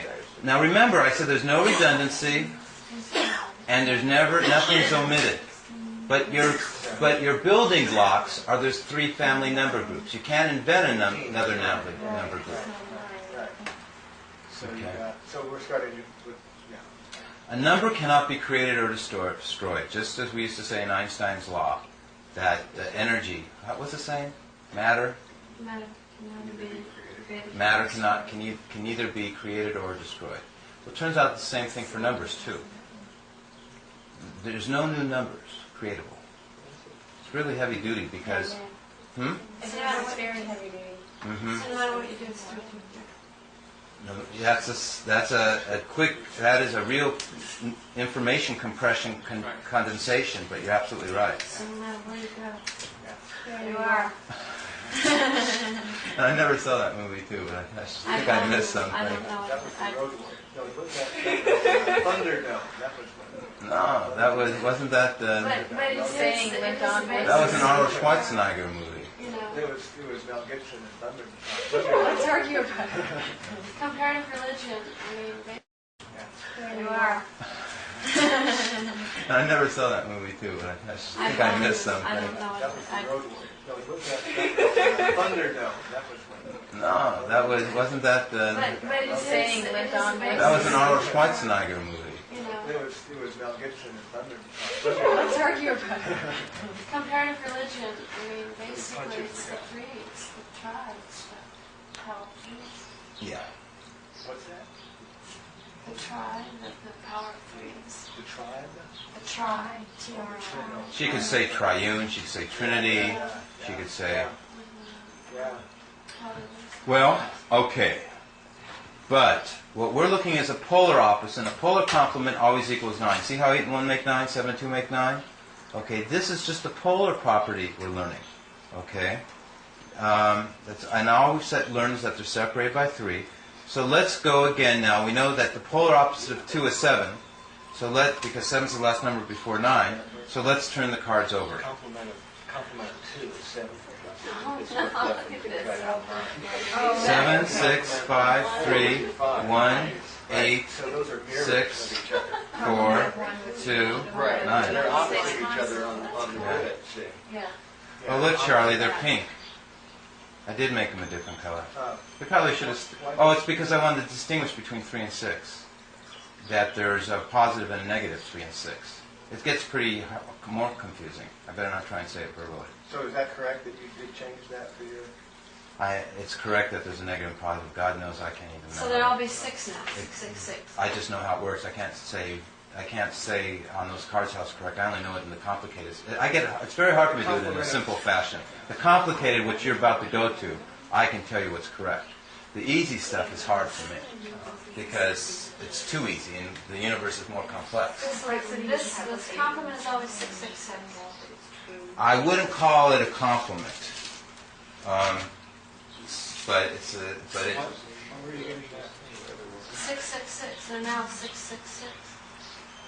What's the other side of 3? Is that a 3 on the There, add these up and then add those two numerals. Wait, well, what's on the other side of this 3 again? Okay, so that's No, it's always, essentially what it is I'm not sure what you mean. Everything is still in thirds, but what happens is the 6 occurs automatically. What were you saying? Just you add 7, 5, and 3. That's 6.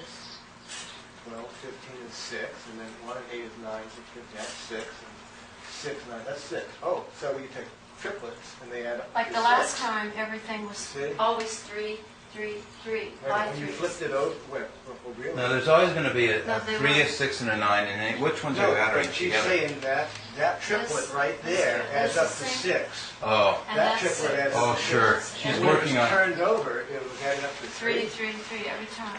It's not even in the curriculum. She's working in things that are apparent, that have universal truths and axioms, and she's working there. She's now. Patterns within patterns. She's working on aspects and facets of this stuff that So that's the that I've never polarity. even gotten Yeah. to. Well, I teach little kids, and little kids think that way. They would see that. Especially this young generation. Yeah, There's no the little genius. kids really. And it all has meaning. I haven't even gotten to that, and it helps explain this. It helps that they don't have other things, cluttering and obscuring their That's thought. why we need you to be the new example for teaching math next generation, because the way you learn math is the way you learn like the structure of reality in a lot of ways. I mean, you learn just like the calendar systems that we have. The calendar being off affects every other part of our civilization. So just like our the math. Okay, so we saw family number groups are always the same in the different groups. Let's see. I don't know which board to go to next. We covered family number groups. We saw the multiplication, that numbers actually did have a mirroring in the geometry. We were looking at the boundary conditions. You said 1 on the yin and yang. So let's see what we can do with what we've learned so far. So we know the quality of every number, so we know the quality of this number is a mirror of that number quality. We know this quality is a mirror of that. So we got 1 quality, 2 qualities, 3 qualities, 4 qualities, 5 qualities, 6 qualities, right? Well, by the fact of that they're different from one another. Like this number, there's no other number that goes up 1, 2, 3, 4. It's unique. Oh, so In multiples of 1.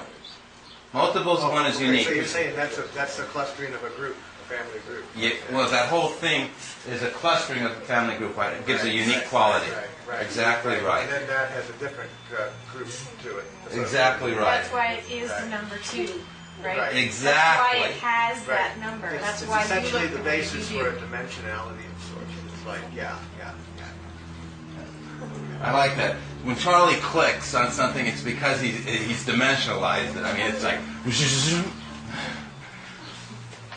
It's really good. So 2 has a quality, and 4 has a quality, and 8 has a quality. It's really a trick that when you're at the lowest bottom, you go to the top, is where you go next. Because this is a coil. Our decimal system is a coil. And this is the field, and this is the secret of electromagnetism. Because that's why I'm getting more energy. And this is going to replace all our petroleum products, everything. This is the legend for it. So, 7 is a quality, and 5 is a quality. Okay? 3 and 6, the quality was that they always oscillate back and forth. Of course, the multiples would be 369, 369, or 639, 639. It says it right here in multiples. And we have the 9. 9 never changes. It's a quality because 0 times anything is always nothing. It's the absent of quality, and 9 is complete quality. It's pole. And there it is. So it's always 9. And what's 2 9s is 18, 27, 36, 45, 54, 63, 72, 81. It always equals itself 9. It's the never-changing number 9. perfect, complete. So it's compressible, so that's why it'll work in the future with computers. I'm going to just let your Because the big statements numbers down. that are non-compressible are what they're looking for. That's not what they really should be looking for. There is no such thing as a non-repeating endless decimal. That's why I solved pi, which That's we're why not going to pi try and is- touch. Right. But I found the answer to pi. I know what it is, and it's a whole number. But we're not going to touch that this morning. Okay. You can keep on thinking. I just want to say a few more cute things about 9. Okay. Let's first look at a 6. A 6 is a hexagon, 6-sided. A triangle is the 3. But as we know, in reality, the triangle doesn't connect except at the vertex, the point. And the 9, this is very important, and it's not by accident, is a perfect diamond. See how this makes a diamond? Should have been a little bit better, a little bit more perfect.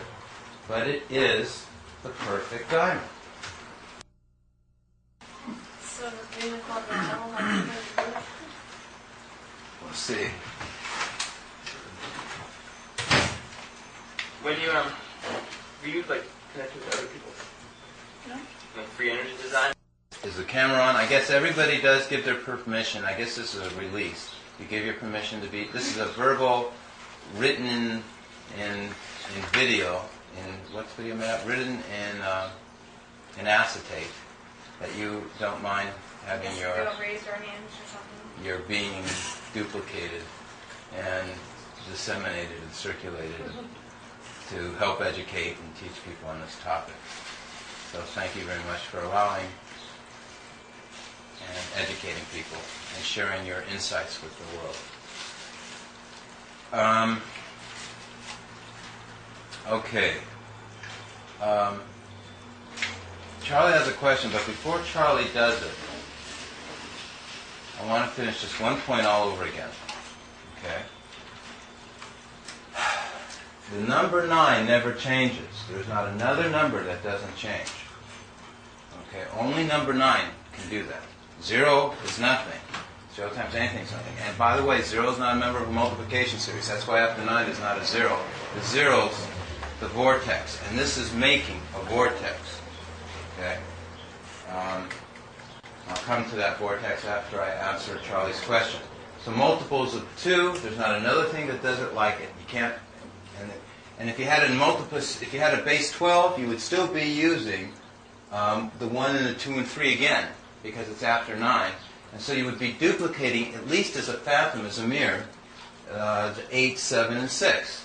In other words, you would be actually doing a mirror imaging, like in Kirlian photography, of the leaves, right there.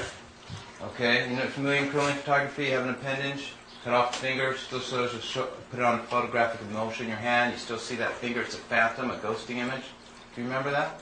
Really into Kirlian photography? Yeah, it's called Kirlian photography. It's still there? Oh, you didn't know that? No, I didn't know it was still there. It's a trip. How's that work? It's so well known now. What Let me happened? have the secret. What happened is your bioelectric field doesn't know it was cut off. Okay, so your bioelectric field, everything else is still projecting the energy out and around it, and you can have a person missing a whole finger, put his hand on photographic motion, and he's got all his fingers. Well, that happened to my Charlie, you've seen that? Well, not only that, the people still feel Yeah, their my grandfather limbs. felt his Their finger and limbs it are itched still and itched. there, even when they've been amputated, and Yeah. the aura is still there. So But still, that's subjective by them. In this case, I'm Right. saying it's film emulsion, so Right. we can But you actually also see it. that. And you've You seen can it. also see it. Yeah, I've seen it in photographs. Exactly. And psychic discoveries behind it. There's someone here that does that. It was all done in Russia. Right. No, it started. Someone here that does that. Yeah, Pat Howard. Pat Howard that- does is that. that the Yeah, thing? she lives up on Olinda Road. Yeah. Yeah, she did that on me, actually. Except you got all your fingers. Yeah, yeah. But she's able to read those Yeah, for she can health tell you purposes. what's wrong with you. And help she's you. pretty good at it, too. Yeah. And then she does color ones. She does the black and white ones, and then she does the color ones. They're pretty neat. So what about increasing the bioelectric frequency where the missing finger is being able to make a finger grow back? Is that We're getting to that. getting to that? Well, they can do that at certain stages of, children.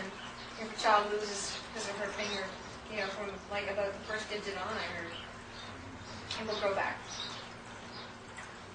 In fact, I have a board right there showing the fingers. So you're right. So numbers themselves, by the very existence of a 1, it creates a phantom of the 8. So there is not endless as to the points we were reading, such as that how many base systems are there? Okay. We say it says somewhere it says how many counting base systems are there?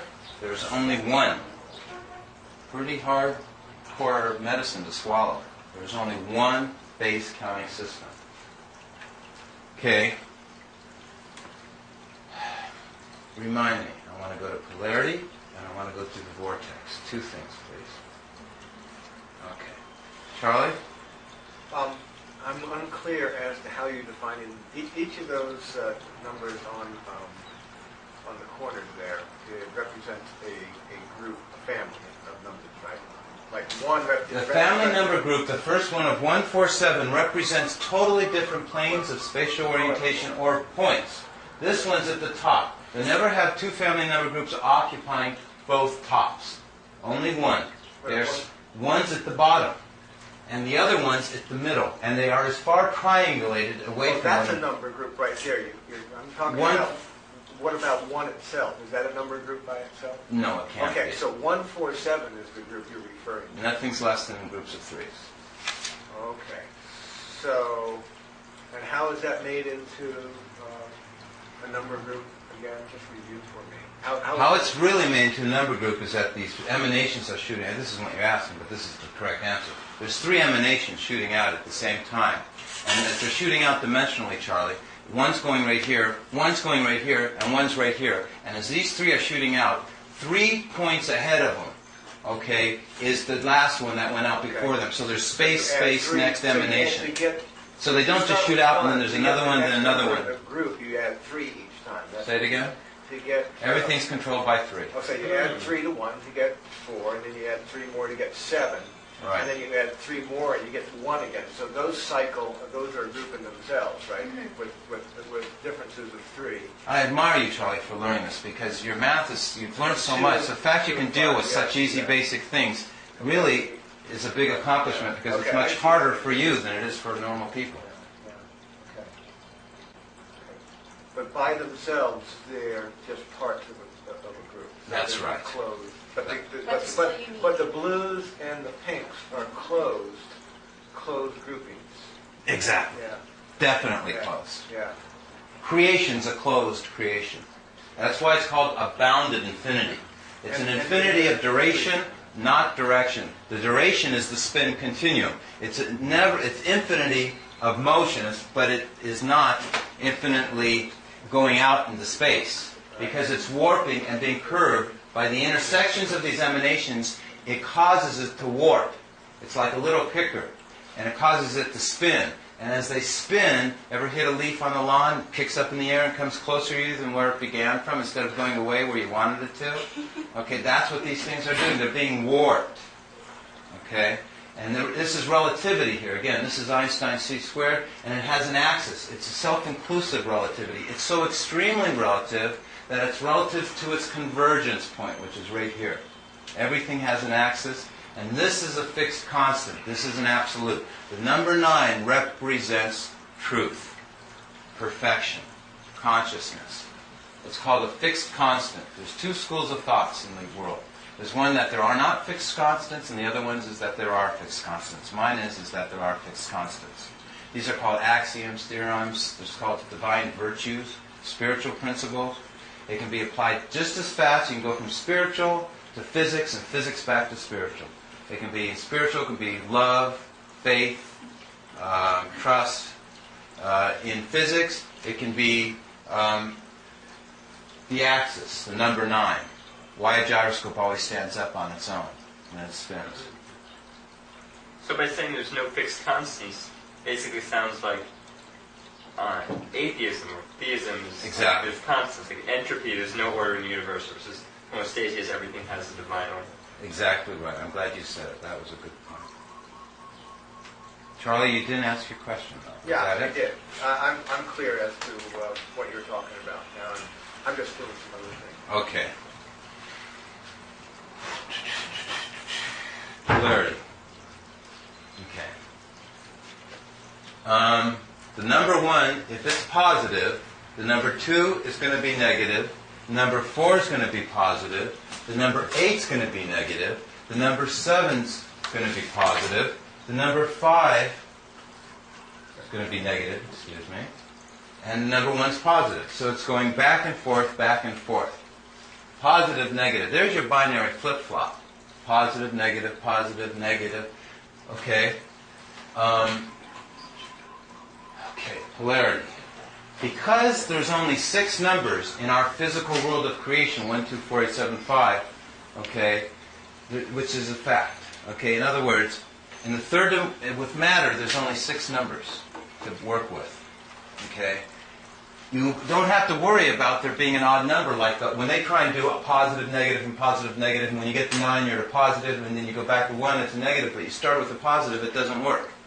Because there is not an odd system. The physical world of mass always has symmetry, always has parity, because it's an even amount. 6 is an even amount of number. Things are always done in pairs. Okay. So thus, but it's complicated. This is where quantum comes in. First of all, the center of the circle, and I'm just teaching you guys how to be prepared to make this into the next chart, and there's another chart behind here, and there's many charts over here. Okay, so this is called the legend. This is God's schematic. It's the blueprint. Once you learn the math in this, then you start doing calculating and functions, and essentially you start calculating this stuff. Let you see where you're going to. Okay, you start going into this kind of stuff. Okay, so you start going into more advanced physics. It's called cosmology of the universe. Okay. So if you have a circle, this is the center. But look at this, the center's way off down here. Remember, this is explaining things. Okay? The reason it's off is because there's more to it. Because if we had a positive one, we know we must also have a negative one. Okay, so there's another one, not seen here, that's also negative. There's another 2 that's also positive, that's totally reverse of all of this. So instead of 9, I now need 18 to represent this system. Does everyone follow me? I have 6, 1, 2, 4, 8, 7, 5s. I need another 6, which is 12, to represent 1, 2, 4, 8, 7, 5. I'm just saying this. I think it'll be lost, and that gives me 12, and there's nothing less than packets of 9. So if I have 1 9, now I got 2 9s. Okay, and there's 6 and 6 is 12. Okay, where's my other group of 6 to make 18? Okay, it happens to be this 3, 9, 6. I've said that in the physical world there's this duality. Okay, in the higher world there's also a duality, but the duality is to try and make this third-dimensional reality a mirror or a reflection of this greater world. Yet all the time while we're trying to be a hologram of this greater world, we're at the same time created by it. So we are essentially tied to it. We are bonded with it. And we are actually signs or proofs of its existence. And what happens is that the higher linear emanation of 9 becomes the third invisible force that does not allow anything else to be greater than it. Thus we can mirror God, but we'll never be greater than God. So what happens when 9 is a positive, 3 and 6 are both negative? Okay? Okay, I see something. Okay, it is the control, 3 and 6 are the result. Now in reality, just like I have 2 hands here, but it looks like 1. I really have 6 here. I don't really have 3 of the 396. I really have 6. Okay? And I'll show you how it works. We started with the negative 3. Here's our binary, flip-flop back and forth. We go negative, positive, negative. Our next positive is not going to be 9. We already got a positive 9. Our next positive is going to be the invisible 6 that you can't see behind it, that it's laid over. And that's going to be your positive. Okay? There's an invisible 9 under there. That's going to be your negative. Okay? And there's an invisible 3 over here, and that's going to be your positive. Whenever you end on a number, there's a second one hidden by it. You then give it the reverse polarity and go in the opposite direction. It's one of the principles of this math. Everyone follows me. Okay. So now you know there always must be a positive and negative to everything. We have that.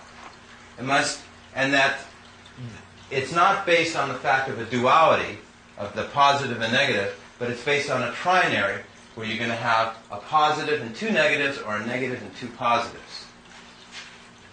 Just as we had the 1, 4, 7, right here we're seeing, because in the third dimension it's a little bit more complicated. For the family number groups, the 1 and the 4 and the 7 are all positive at the same time. And in the 2, 8, 5s, they're all positive, they're all negative at the same time.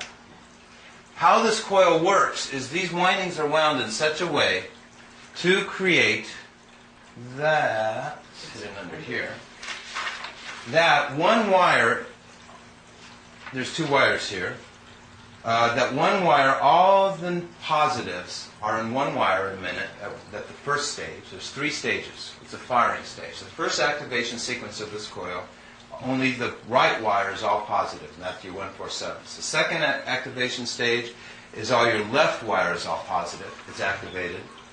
And now the first family number group, 147, the other wire is totally off. And then they're both off. None of them are positive. They're all neither positive. And the middle space in there becomes all positives, the 396. I'm just preparing you this. This is like advanced education. This is for what you're about to see, not what you've seen so far, to relate it to. As long as we're finishing up on this symbol, okay, I said I'd go to vortex motion. I missed something, so let me just ask you one more time. Even though you mentioned it, 1, 4, and 7 are always positive? No. So they do, 147s are always then they positive, flip, they reverse the or polarity. 147s are always negative. Right, I got you. Okay. So, but as soon as it creates a circuit, It's a good it question. goes to its opposite. This coil here, the negative 147s are all on the wire that the positive 825s are on. You don't have, and the positive 825s and the positive 147s all have the negative 825s. They're so separated from one another that's why only one wire is on at the other time, because if both wires had the same family number groups on at the same time, then this coil wouldn't work. It'd have resistance. Okay? So thus, when the first wire is on, it's all just positive 147s. And on that wire, there's only negative 825s. When the second wire is on, it's just all positive 825s. And the negative 147s aren't on. It would help maybe if you could draw a picture of the wires that you're pointing to on that so that we can understand. There are 2 wires, the though, aren't there? Aren't there a total of just 2 different wires? And the windings? That's right. So there's a red wire, so to speak, and a blue wire, right? I'll show you on a toroid. I think it should be easier for you. The reason I went so far ahead and told you now is because I wanted you just to get a feel how it related to the symbol, that there's somehow eventually it's all connected to this, because I don't think that even when you see the other one that you're going to be able to understand exactly how they tie in together. So go ahead. So you're saying the polarity switches when the current reverses its direction. Is that what you're saying? The emanations are always going out. But When they hit one wire, the electricity goes in one way. When they hit the other wire, it goes in the opposite direction. Right. But you have an alternating current source there, don't you? Well, what makes it switch? It's not switching. Let's wait till we see the That's what toroid. you wanted to ask us early on. You said, we're the switch. We have to figure out how to, or something, didn't you, at the beginning? Forget it. Yeah, I don't know. See, this is what happens when I try and explain something without a chart or a graph. Because I'm not familiar with the way the Activation you run sequence. You run electric field electricity through the wires. You've got two wires. And that's I the most understand, important right? part. You've got two wires, right? Just like in a plug, you've got two wires. Right? This is what I'm understanding. Yeah, you've got the current That- flows in, and That's not two wires. That's a single circuit. but you it's part of close the circuit. Yeah, but it's In my case, I have two totally separate circuits. So if I was comparing this to a plug, I would have four wires using your analogy. oh. Okay?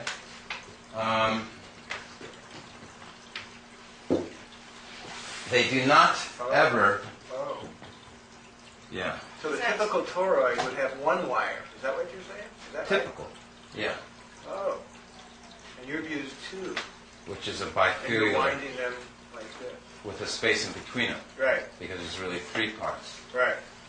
But that's created through the two, isn't it? Or that Yeah. exists. It's hard to say what came first, the field or the... Oh, okay. Okay. All right. So by creating the energy with the two, you get the third. Oh, whatever. It's already there. It's oh, I see, it's already there, okay. Yes, I have to kind of make room for it. That's better put. Yes, it is displacing. This is making this make room for it. And that brings us back to this, and that's why I'm glad on this. Because this whole thing, all these numbers have an angle and a ratio because they're making room for this field. And it really brought me right to where I wanted to go. Because 1 plus 2 equals 3. It has an angle. I take any two numbers, add them together, and they're going to equal this flux field. 2 plus 4 equals 6. 4 plus 8 is 12, but 1 plus 2 is 3. 8 plus 7 is 15, but 1 plus 5 is 6. See how I'm always going 3, 6, 3, 6? 7 plus 5 is 12, which is 3, and 5 plus 1 is 6. It's always 3, 6, 3, 6. That's because it's being spread apart. It's making room. The 1, 2, 4, 8, 7, 5 is making room for the 3, 9, 6. But they're two separate systems, which we're going to be studying on. Okay? Okay. 5 billion people didn't discover this. Probably a lot more than that. So it's okay that this making room concept seems a little different. Okay? So I think I covered as much as I need to cover on this symbol for the moment. And for the multiplication table, probably can take back to that, see? And the yin and yang. I think what I'd like to do, though, is because I am really, really making your brains work to the max. This would normally not even be explained, but I just want you to understand something. I took a circle here and I put 1, 2, 3, 4, 5, 6, 7, 8, 9. Okay, that's called a control. Okay, because as I could have done 2, 4, 6, 8, 1, 3, 5, 7, 9. Okay, and that's a new control. Do you follow what I'm saying? So it's very important that I demonstrate to you that whatever your control is, you're still going to get the same scientific end results. So sure enough, there's your 1, 2, 4, 8, 7, 5. It's very important that these doubling circuits never go away. They have to exist in anything you know. Fibonacci sequence, Pascal's triangle, pi, the golden means, everything we know in science. This has to be here. Biology, genetics, periodic table. It has to be there, along with this 3, 9, 6. So the next control is 4 and 5. You know, there's only 6 multiplication series as far as 1, 2, 4, 8, 7, 5 go, as far as the third dimension. So I show those here. Spatial orientation, triangles connected only at the vertex. Okay. Oh, we're going to go to the vortex. We haven't done that yet. Okay. So, but sure enough, 1, 2, 4, 8, 7, 5, 1, 2, 4, 8, 7, 5, 1, 2, 4, 8, 7, 5. We have it? Still there? Okay, it's very important to note that the 124875 is going like this. See how it's always moving in the same way, this treadmill? Because everything's based on thirds. And let me tell you, this is why we can't travel backwards in time, and this is why if things were based on a duality, the universe would stop flowing forward. And this is why we always eat, or we would die, because it's called a positive flow. It's a stemic system. Our system's alive. It's a stemic system. And the last thing you want to do is back up because it moves only one way, which is straight on, forward. Go ahead. You said we can't travel backwards in time, so all these rumors I've been hearing everywhere about time machines is not right in your opinion? It's certain. I do not. If they're moving backwards in time, they're not moving in the created universe of this universe. Oh no, I think they could be parallel universes. Then I wouldn't even call them universes. Yeah. And I don't know what's going on. But as far as this physical material world, lots of time machine talk. But I am very, very, very cautious when I hear about people going back in time. I'm more cautious about that than anything else. In fact, most of the time I turn it off when I hear it on the radio. I'm going ahead in time. Yes, you can go ahead in time. They do it all the time. And when you go ahead, then how do you get back? You don't. You can get back, but not to that moment. You can get back to a time that was not going as fast as you. So you can accelerate. It's like the Star Trek. You go forward in time, have more time to work on something because where you went forward, time is moving slower. Then come back in time where the time was moving. I said it vice versa. Did I say it right? Yeah, you go forwards in time where time is... I think I better not try that one. In reality, when the astronauts, let's use something concrete, when the astronauts went forward in time and went into space, they came back 3 seconds younger or whatever, or a point something younger. Because in space, you're farther away and mass is a part of time and mass affects other mass. Because of the positive emanations that's come from the center of all mass, which are these emanations which we're modeling. So, on Earth, time is going faster than it is going out on in outer space, away from Earth. So the astronauts then, when they return, they're younger, and conceivably, we can actually perish, like in Planet of the Apes, before they ever return. And when they return, there can be totally different people here, and they're still alive.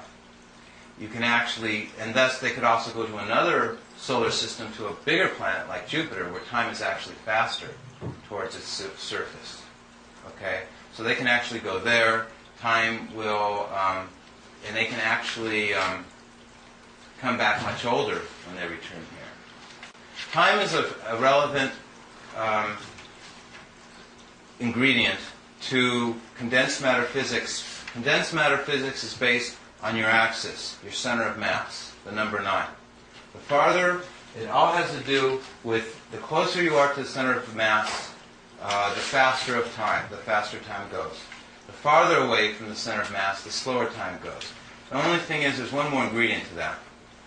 Time is really moving the same everywhere, because the thing that's controlling it is that frame of reference from your distance. So while time is, it's the fact that they're changing the frame of references. Okay, that means that they're moving from one time to another. But in reality, the people on both locations, Earth and Jupiter, they still have a year. They still have the same amount of time to themselves. It's just that their rules and measures change because they're going to new frames of reference. Okay, now, for instance, I'll give you one example. Time for us right now is different than it was an hour, let's say when we started 2 hours ago. How is time different? Okay. We're expanding inside the universe. Time is really going slower than when we started 2 hours ago. An hour right now is really 5 hours now, compared to 2 hours ago would have been 1 hour. Because an hour ago, there was less space between our atoms. 2 hours ago, there was less. Our molecules were more densely packed, and we were more condensed. But because we're still expanding, all our atoms evenly, uniformly, like a surface film covering over the water, expanded as we moved away uniformly. So we don't see that time is changing for us because the way that it's relating to everything around us, everything's uniformly changing the speed of time at the same time. But in reality, as we're receding away, we're going through time frames where time moves differently. This all has to do with quantum mechanics based on the decimal system, because these numbers all become quantized very quickly. Okay? So, and the reason they become quantized is because the hole in the center is off-center. And so it has to be spin array, and it has to explain the vortex and how things work to go back in the center. Okay, we won't struggle too hard on time, except that I was just going to show then that you can't remember in the other chart that everything was always moving this way. This way. And on this chart, going backwards, we can never, ever make a multiplication series. It won't work. In other words, the field, the flux field, keeps the electrical only able to move one way, not backwards as far as time goes. And that also applies to how anything moves through the universe or matter or living biological systems. So how does that work with energy through your body? Like, Chinese, I guess Chinese medicine and that, I guess it's supposed to go like left to right. The chi isn't that the way it goes and stuff? Back, down, Up the left side, around, and down the right side. your back, down your front. Do you know anything about that? There's a proper orientation. There's a proper orientation of the energy that David Little was saying. We in the modern times have reversed, and we've got it going in reverse order. The answer is just what Charlie said, and it deserves a lot of discussion. It's orientation, and we haven't gotten to that yet, and that's the whole subject. It seems like what you're saying is that time moves one way, and you're talking. We were just talking. Alistair and I were talking about the fact that physicists are, what he was just saying, that physicists are messing with the idea and the phenomenon that you can reverse entropic entropy, which really is sort of the same thing as time's arrow moving forward. You can't undo spontaneously what is sort of decayed. Things decay spontaneously in time. And he was talking something like moving backwards in time, something like that. Yeah, I don't agree with him in that I don't regard. know that either. Right. Yeah, I don't know anything. He was just saying. We'll know it pretty well by the time we're done. Well, Alistair's very brilliant, but as far as there's many things that I'm very careful not to endorse, such as that. well, he was talking about people who are doing work in that, not just him. Right. I don't accept this. Because of the fact that the numbers don't do that, you're saying the universe can't do that. Because you cannot get rid of radiant emanation, disintegration. You cannot suddenly remolecularize something that is already demolecularized. But that's an axiom of your. It's just that simple. That's what you're saying. Right. Right. And you've come to that conclusion because the numbers don't correspond. When you try to do it with the numbers, it doesn't work. Is that your reason? That's right. These are everything we see here is a proof or evidence that everything has to move forward. So you're saying because of the way numbers, you're taking your model of the universe based on the way numbers work, and if the numbers don't obey that, then the universe can't. Exactly. Exactly right. Well, that's where spirit comes in, because it's the creative force. It's not a destructive force. It's creative, which is, again, self-evident.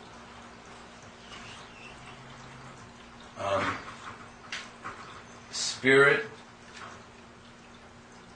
means that everything works in a spiral staircase on the The creative force. It's not a destructive force. It's creative, which is, again, self-evident.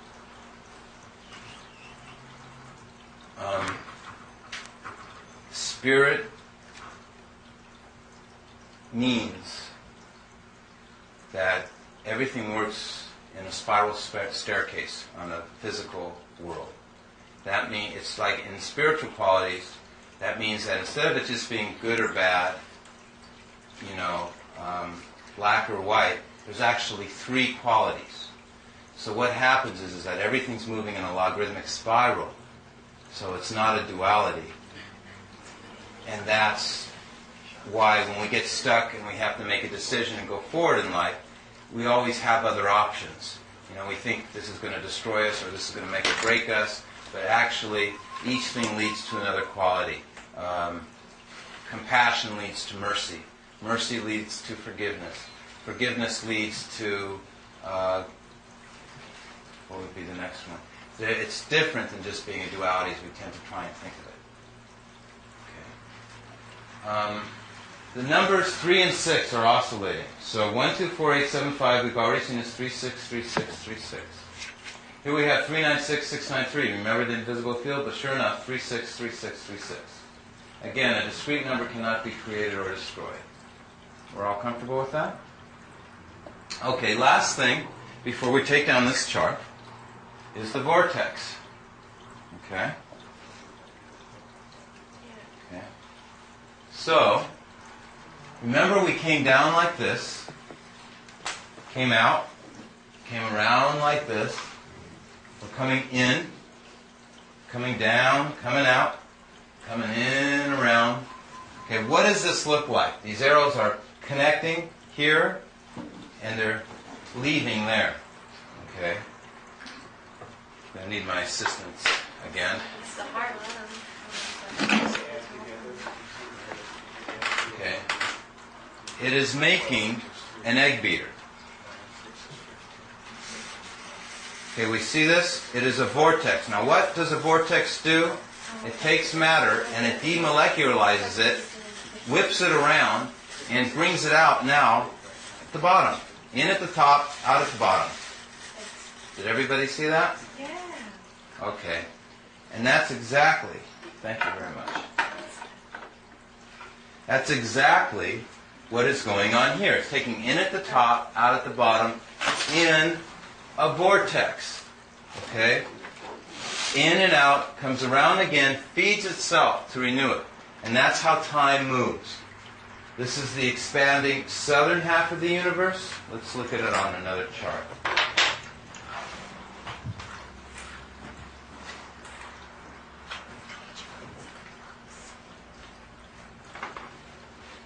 Oh, this chart gets saved in 1 second. It's almost going to go. But it gets saved. Because I don't ever remember to make this point.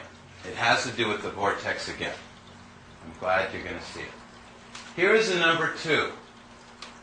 See how the number 2 is a perfect mirror of the number 5? Do we all agree with that? Okay. But they're inverted. One's upside down. This point right here is inverted. This is the inversion point. This is where everything gets flip-flopped. See how the number 2 is over here and the number 5 is over here? Okay? This is God's cosmic grinder. Okay? The cosmic grinder. Every black hole feeds a white hole. Okay? And the 2 and 5 are opposites. Now the ancients knew this. They knew this symbol, they knew everything. But they didn't share it with the generality of mankind. Or mankind just couldn't learn it. I don't know what the problem was. Okay?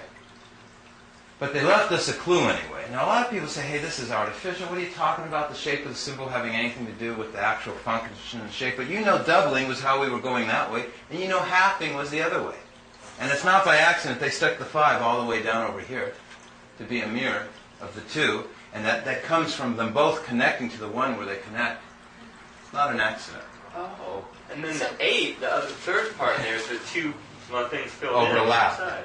Yeah. This is where the swastika thing came in the 4 quarters. I would think so. See, that's say what you said again. 2 times 5? 2 times 5 Oh, is the 4. Would you repeat what you said? Oh, I said, well, when you combine the 5 and the 2, they together form an 8 to Like both this, ends like there are this, open. like this, like this. It's a digital. It's a Yeah, digital. take It's a digital 8. Oh, when you combine the symbols for it. Right, Oh, yeah, symbols of 5 right. and 2. Oh, I see what you said. When you It's a overlap. swastika, the spiral. Oh, I didn't see that circuit right there. Yeah. I was thinking of when you get half, you get 0.5. Is that how they're connected here? Everything's connected. And then, Yeah, that's the... You just said it. but Say it one more time. Everything's connected. Yeah. But the whole secret of that information was kept very secret. I mean, when you go back and you look at bits, Pretty now scary. that I've seen things. Wait a that minute, are you I've into read- conspiracy? Yeah, but I've seen, you know what I mean? I've read things and seen little pieces of this, and it was a deep secret and a well-kept secret. But the swastika, I mean, their symbols came out, but they didn't understand the significance of the eternal life of the swastika. Well, there's two. There's That the always reverse seems backwards swastika, to which me. means, yeah. Yeah. There's two shapes. Yeah. It just looks backwards. They've been found in every continent, I think. These symbols. Well, we're dealing with mysticism, and actually, that's my favorite topic, is showing how it relates to archaeology and mystic symbols, and that's my favorite topic. But I'm about to saturate you guys with a whole bunch of that stuff anyway, so. So you asked for it by bringing up that stuff. But the point here is that they are reciprocals, they always make one, and it has a use. Everything we're seeing here has a use. And the use is this. Okay? The use is 1 times 1 is 1. 2 times 5 is 10, which equals 1. So I go away from 1, 1, 2, which is a 4, and backwards, 1, 2, which is a 7. And 4 times 7 is 28, which is 10, which is a 1. Do you follow that? Do it again. No. Okay. Too fast. I have to just see. It's weird because I'm going very long this way and very short You're this going way. to adjacent nodes from the center. Exactly, from the 1. Okay, so- I'm using the 1. I'm not on the 9 right now, I'm on the 1. We learned about polar relationships, which is by the 9. But now we're going to learn reciprocal relationships. The polar is different from the reciprocal. The reason I have the answer to everything is because I'm combining every principle that exists into one ball of yarn. So right now we're going to work not on the polar aspect, but we're going to work on the reciprocal. Reciprocals always equal their beginning point. Okay? 1's the beginning, so 2 and 5 is the next distance. And 2 times 5 is 10 equals 1. Okay, and so now I'm going to go 1, 2, which is to 4, two lines away. Bear in mind that every one of these lines, the ratio of this line to this line to this line, is your golden, it's all your means you could ever, everything you want to know. But you're starting with 2 and you're looking at 1 and 4 in relationship to No, I'm not going to do that yet. Oh. I'm only counting, I'm going to start with 1, I must end up on 1. And this must be a 1, 2, because if this is a 1, I want 1 times 1 is 1. Watch. I'm going to just do it. Okay. 1 times 1 equals 1, because this is really 1 over 1. Right. Okay. So I go over here, and because I have 2 parts now, I don't have to multiply 2 times 2, and, well, 2 times 2 is 4, I've never done this before. 2 times 2 is 4, and 5 times 5 is 7. And 4 times 7 is 28, is 10 is 1. Yeah, it still worked anyway. Okay. It's okay. I just thought I like to do new things when I can find new things to do. Okay. Continue the circle. So 4 times 7, which is now 2 away from 1, 1, 2, 1, 2 equals 28, which is 10, which is 1. And then I go 1, 2, 3, I end up here this way. And I go backwards. 1, 2, 3 this way. So I go 8 times 8 is 64, is 10 is 1. Yeah. Always equals 1. And I found that this shape always makes the demarcation line. It's called a shear. It's called a... it's real important for modeling electricity. But I won't go on to it further on the chart because you'll see it elsewhere. But since, Charlie, you brought up one other thing, let's do it 2 now. 2 times 2 is 4. Okay, so I go this way. 1 times 4 is 4. Then I got to go like this. 8 times 5 is 40, which is 4. And 7 times 7 is 49, which is 4. Yeah. It's always going to be a shear, And- consistent. Yeah, one you're moving backwards, 1, or moving Yeah. forward 1, and then the next time you're moving backwards 2, Right. forward 2. Now 4 times 4 is 16, which is 7. So I go this way, and I go, what is it? 2 times 8 is 16, which is 7. And then 1 times 7 is 7. And 5 times 5 is 25, which is 7. Isn't that fractal, though? That's fractal. This whole thing's a fractal. I have a chart in here that not only, that I don't have to say one word, that is so beautiful, what's actually behind this board that you're going to get So to it's that see. squared plus whatever you... Oh, that's it. Except that this whole thing, doesn't it also have its own mirror image behind it? Yeah, but And But it has no I'm listening to there is no but. Yes, it has a mirror image, but there's certain laws or certain rules. We just have to understand what those are. You're already qualified now. You understand enough that you can tell me what that mirror image is and how that mirror image works. That's what we're trying to go after. Is what is that mirror? What's its polarity? What's its number? What's its location? Based on up, down, right, and left, front and back.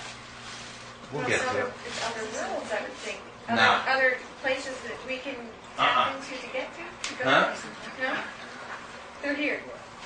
Well, that's what I mean. They're here, but in another frame of mind, like in another type of not the physical plane. It's all interrelated. Most of it. The only thing that's not a physical plane is the 396s. It gets easier. We'll keep working on it. It's a little bit hard right now because I started you from Coil as opposed to the map. But we'll see. I'm not sure. Okay. I know how to work it. I wasn't going to pull out this chart. I wasn't going to go into this, but I decided to do it now. Anyway, One away. for the sake of thoroughness. Yeah. Wow. Wow. Okay, we ready? What? It's all nine. Okay, top quiz. Now, That period double. this method of teaching is called programming. We are programming you. You will have 12 more hours of this. What's my place in all of this? What would your place? What is your place in everything normally? I think that I'm supposed to tell other people about it. So you're a teacher. That's right. Oh, is that it? He says go join. He says go out and join them. There's a tablet. I know, a real beautiful tablet. Rejoin those and tell them, the message. Here we go. 1, 2, 4, 8, 16. This is a very primitive chart. The binary code is a 6-number digit repeating pattern in the decimal system 124875. This is considered the binary code. This is computer switching. They call it on and off. But I've already said 0 is not the member of any multiplication series. Okay? 0 and 1 cannot be the computers of the future. It just doesn't work. That's why they're so slow and obsolete. Okay? And this toroid system is the supercomputer. But I'm just showing one point, which is the score. Content versus quality. As we have one point here, what is its content? 1. So there's your quality to the right and content to the left. Got it? Now we have 2. 2 points here. What's their content? 2. Does everyone understand that? No. What's their quantity? 2. Okay. And what's their content? A 5. Now we have, that's what a reciprocal is. I'm not paying attention very well. Okay. Now we have 4. 1, 2, 3, 4. And what's their content? 0.25, which equals a 7. Oh, okay, right. Oh, I Right. Wait a minute. Okay. See, 2 has 7, 5.5 make 5. It's not 0.5 and 0.5 because we're only looking at each one. There's 4, one of these. Right. Okay. And each one of those 4 represent 0.125. No, they represent 0.25 if you're looking at the top. So it's 1, like a 2, 3, pyramid. 4. Maybe it starts to sell us something? It is a pyramid. It is. I'm showing you that the binary system is a pyramid, but it's a pyramid that is not binary. So on the right is If anything, it's... on the right is the branch number, and on the left is Yeah. the value of the function. So you made a little contraption that makes a little zippy that is designed off of the holy name vibration? Yeah. Oh. 1, 5, 7, 8, 4, 2.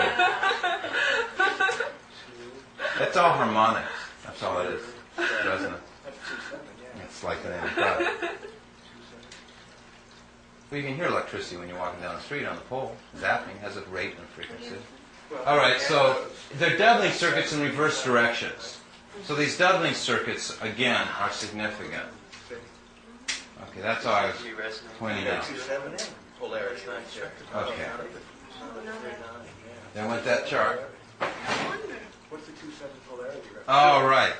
I showed the vortex in, out, last but least point, which is not going to be, I showed the 2 and 5 is not accident. As long as we're on these charts, I'm showing the vortex action. I'm showing how it moves in a vortex. Showing infinity. It's just a cosmic grinder.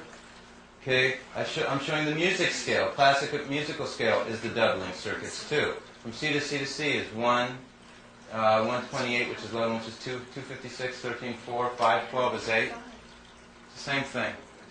Your doubling circuits. I said the ancients did know this, and that pretty much sums that up right there. Okay. 5, 1, 2. 128 is 11, 2, 256, 13, 4, 5, 12, 8, 1024, 7. Remember, 7 always comes after the 8, not before. 1, 2, 4, 8, 7, 5. Okay. Do you have that, Sunshine? No, and I'm a musician, so I can pick that Real quick. Okay, pull your chair a little closer. Yeah.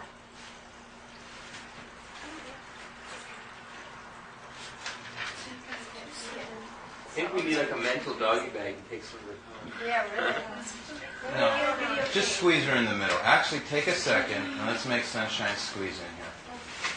Okay, there you go. Not too far for you. Come closer now. Intellectual enzymes. You turn your chair a little bit like this towards me. Help her, Sunshine. So how come all these Okay, brilliant good. people haven't figured this out? If they're using ones and zeros instead of nines. Well, that's the whole. There's And stuff they don't in use literature about numerology. groups mod 9. Just use the linear system. I know there is, because I've worked with it in group theory textbooks. But there's nobody that I've could. never seen it done like this before. There's no. That's right. This is a different So kind of this process. is really, really rich territory for mathematics, at least. That's what I see. So the whole. It's a whole new Yeah, it's very frontier. rich. But, I just don't know whether if you got a real good number theorist from some university would say, oh, that's just, I did that last year or something like that. I've never- met anybody that. There ain't a teacher around who's ever seen this before that can explain it. But there's parts of this that are the ideas are pretty standard. And like 3, 6, 9 being a subgroup. It isn't what they already know. It's the fact they've never unified it. Right. I haven't ever seen it like this. Yeah, right. That's the promise. They can't see what the universe is doing. They say, oh, maybe it's expanding. Maybe it's going to keep on going forever. Maybe it's going to collapse on itself. They don't know. Okay? I do know. This, you're going to know with this. Okay. Go ahead, Judy. The Turing model of computer. The what? The Turing. Okay. I would have liked to apply this a lot to computers, but did you get that point right there on the music scale yet? I can't even see that. You know what, it's the cycles You per have- second, you- which you didn't gotta keep- say what it was. You got it? Harmonic. I will... So it's by thirds. no. I'm sorry, I can't see that.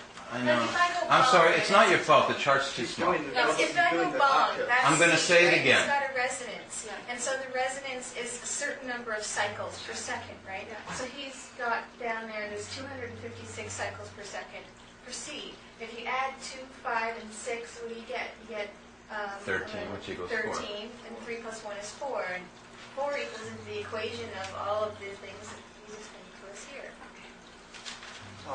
What are the other That's cycles? exactly What right. are the other numbers that you 512 is your next C, which is 8. And you know 4, there's 8. And you know 7 always comes after 8. And the next C is 1024. So 4, so what, Go 4, 7, 1 again? so 4, Hmm? Did we go 4, 7, 1 again? 5 comes after 7.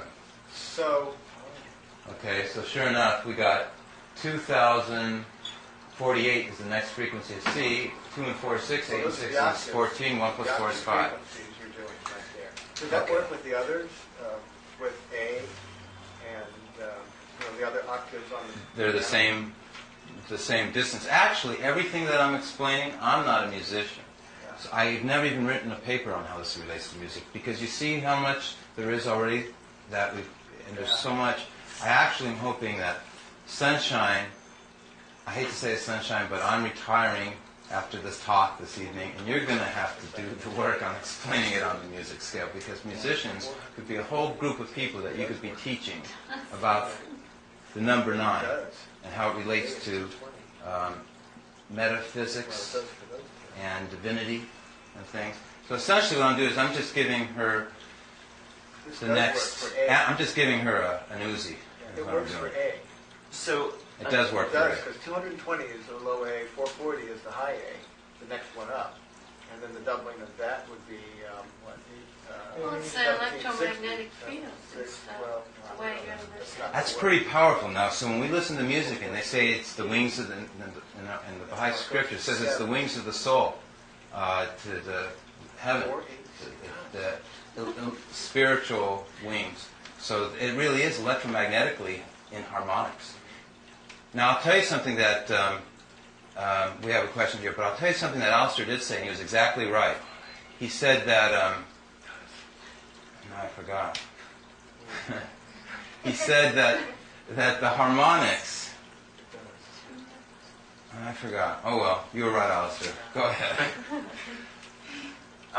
So it kind of sounds like what you're giving us is like the theory that can be applied to every part of our culture, whether it's science, math, music, religion. It's basically, it's It's the thing everybody's looking for I'm giving you your attaché case. in every field of science. Just watch out for the gun that shoots backwards. Astro. Yeah, it's like the reason, giving us the reason. That's right. That's right. That's really correct. Thanks. The meaning of life, to answer the questions. Why do we live? What is our purpose? What is our goal? Where are we going to? What do we come from? How about this for an idea? You're talking about the 9, the 6, and the 3. And when the 9 is positive and the 6 and 3 are both negative, some friends of ours that came from Los Angeles spoke. They were Baha'is, and they were explaining how two people that are in love, if they are focusing on God, they're like little mirrors, and they're reflecting the light towards God. And yet, if they're focusing on themselves or each other too much, then they're not reflecting the light, and they're not getting anything either from God. So if you're dwelling on yourself too much, you can't be absorbing any of this good energy, which is also like this, because when you think about it, these two things that are negative, they're actually receiving. That's right. And also, if they were positive, they're actually X's, which means X's is like negative. In a way, positives are negative, you know what I mean? I don't know what you mean, but I know you're completely right. I don't know what you mean by X's, but you're exactly right. They are receiving. It's like an X. A positive sign, like a cross, is like an X, right? So it means you're wrong when you're actually thinking that you're so good not to be receiving. Like you should be receiving from the higher energy. You know what I mean? You've got to always be tapping and receiving. You've got to hold on to it completely, even in your sleep. That's right. You've always got to, it's called your invisible cord that connects you. You always want to be able to be focused and at your epicenter, focal centers. Be it an athlete when you're moving and you're exercising, or when you're praying or worshiping. And the highest form is to know the name of God and intonate it and touch into that vibration. What you just said is really right. Another example is like when we look out on the ocean and the moon's on it, we see the sea of 70,000 lights. They look like little lanterns, but we know in reality they're all reflecting from just that one moon. Okay, and the only time we see that little reflection is when those facets are at the right angle. It's like a Swarovski Austrian leaded crystal prism. Okay, the crystal glows and has a fire on it because the facets are all focused. They all have the epicenter. They're all prismatic. They're a mirror. These numbers, everything I've really come here is about to turn into a prism. Behind this sheet is a prism with immense facets. And Charlie's seen that prism, so he knows what's going on. And you're about to see it too. Before we go to that prism, there's one more thing then that we should cover. I just want to say that I cracked the code to the Enneagram, but we won't try and do it. You were going to talk about the Turing in computers, but I honestly think that the best application of my work is to computer sciences. That's why I'm going to be speaking at the Maui Computer Center. And maybe if you have the time, you'll come. I'm a little frightened that most of them won't understand what I'm going to say. If you don't come, it's fine. Only thing is that there is no board here other than me showing a few fractals which you were interested in, artificial intelligence. I don't address the computers. I do address it. I don't do it is the difference. I didn't make these coils. There has to be computer inventors and programmers and softwares that are going to have to do this.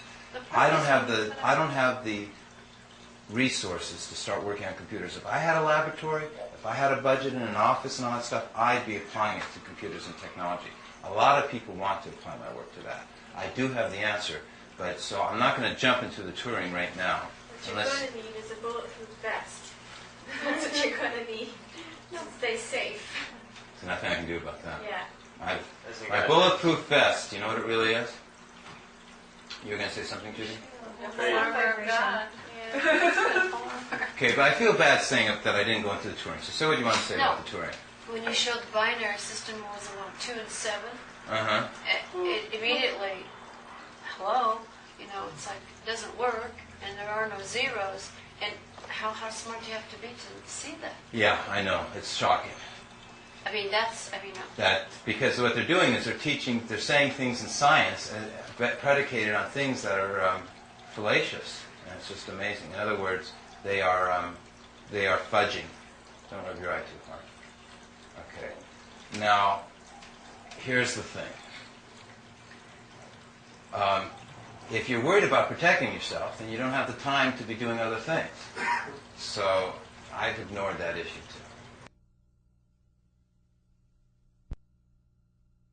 Quantized from relativistic to quantum. He actually said that, he had a funny saying, he says, they're actually going to be very frightened of me, which they are, because he said that it took somebody out of the right field that came in through the side door from another approach because they haven't been able to solve it. That makes sense. It's somebody that was off the wall would figure it out.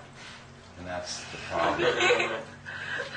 So I've never had a threat from any government or agency, ever. I have had a few scientists get drunk, and when they're sober, say my work's the best and most wonderful they've ever seen and stuff like that, and how could they have not have read my book 6 months sooner and this and that. And then, when they got drunk, they called me, you this, you that. I can't remember all the things they say, but about the 20th word was a scandalous Scotsman, and my best friend who was with me really burst into laughter on that. Called me everything in the book. So, and I like that. I don't know. So, okay. So we did cover this chart, which I normally forget. We couldn't even touch this unless we had the toroid. Maybe we'll come back to it. I'll leave it up here. Maybe not. We'll see. Because it is interesting how it relates this to the toroid. Okay. We are now then going to pull it down. And we're about to get complicated. Okay. Everybody ready? I'll wait 1 second. It's interesting the two teachers are the ones talking about it. Right. Very good point. Okay, you guys over there, just a sec. You ready? We're about to present. We need your help. Yeah. We need your help on this. Okay. I'm going to want you guys to chart the way. This is Judy and Charlie. I'm going to want you to chart the way how this toroid, how this semblem right here is going to be a three-dimensional system. We're going to try and take everybody into dimension now. Okay? Because all this has ever been is a flat, straight line cross-section of a circle. Okay? We're going to now take them into dimension. And Charlie knows how a little bit. Yeah, I remember from yesterday a little bit about that. Okay. My students probably remember better. And he has great students. They're focused, they're concentrated. I'll ask them what they remember. And, yeah. Okay. They probably, Willow, I'm sure, remembers. Because she was the one that was, and then Renee, which was, Okay. to ask her a little bit. we have right here, so I'm telling you the answer before we go. With Charlie's we're all going to try and help you understand. This right here, the reason these 2 points are different than these 2 points is this is telling you simply, nothing fancy, this is a coordinate system. On a simple coordinate system, you have an x, y, z axis. Okay? Okay, this is your x, this is your y, and this is your z. Everyone follow that? Z comes out at you essentially? Z comes out at you, like that. It's the dandelion puff principle. It's really coming out this way, but it's in a phasing of thirds.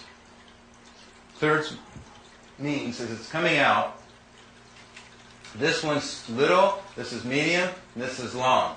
And the next one coming out to it, if this is representing a tile or a space, there's going to be 1, 2, 3 before that space is ever activated again. It's always in thirds. So they're just not shooting out randomly. It's really, I'm so privileged to be understanding, to be able to mentally think of this. Because when I was just a little kid, I saw the books they wrote at this, the most advanced professor in the world, Eddington. And he was a wonderful guy. But it was the same as your children telling you a story at night before you go. It was like Alvin and Clive's, and what is it? Some Dewey Hamster. He always gets his head chewed off at the end. It was a hamster story. Everything's a hamster story. So I really feel blessed to be able to get out of the hamster story and learn about how this energy sprays out. It's like a fountain. It's the fountain of life. Okay? So the x-axis, now it turns out what I'm doing is I'm doing an x coordinate system, and it's going to be all your family number groups of 1, and it's going to be all your family number groups of 4 on the y. I better circle my number because it's becoming messy. And this one right here is going to be my family number groups of 7. See the same sloppy 7? 4 is part of the 1 group, though, isn't it? Nah, because they occupy different points. It's the same. They're the same family number group, Right. but we're not talking about family number groups right now. I'm showing you how the spatial orientation, how this point is so significant from this. These are all the planes of architecture. 1.7. So 1 and 8, you're going to say are equivalent now in this system? Or what? Oh, we're getting there. Okay. It's pretty But tricky. I might say that the most brilliant seismic engineer and architect in Mexico looked at this, and he just knew what it was immediately. I wish I was as smart as him. It took me years. He said it was all the planes of spatial orientation. Okay, and you're doing it fast because you've already jumped to the 8. Where's the 1 and 8? Here, I superimpose a double coordinate system. This is your 8. This is now your 5. Remember, 4 and 5 are opposites? And this is, actually, it's not going, it's going the reverse. This is your 2. Okay? And everything about them is opposite and reverses. This one, okay, Is that right? you're about to see how it works. Yeah, it's right. What about 8? Did you... what was There's your 8 and 1. 1, 7, and what? Here's your 4 and 5. I know it's getting a little difficult, everybody. It'll be easier in a minute. Oh, okay, they're complements. Okay, the complements are opposite. And I put 2 coordinate systems together to make a stereograph. See how we have red and blue here? So I'm about, now remember, if you have stereo, you got dimension and feel and displacement and surround sound. And, okay?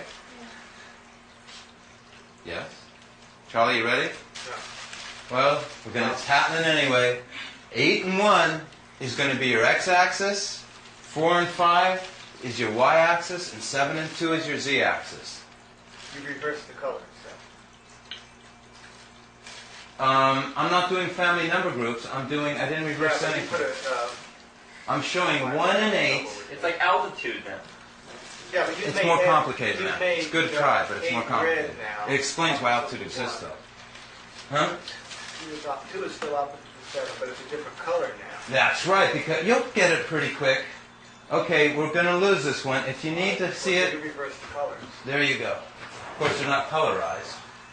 But are you Oh, well. thinking that the colors of the graph that he's now writing is supposed to be the same colors as what he's written up there? That's what I'm... Oh, see. Are you doing that on purpose, or does that just happen to be the colors that you picked to You do the reversed graph all the with? colors, right? That's what's confusing him. You've got You've got complements. blue with 1. See what you've done, and 7 is blue, and 4 8 plus 1 is or 9, Y 7 is blue. plus 2 is 9, See? 4 plus 5 is 9. So I See can how see the X that. and Y are written in blue?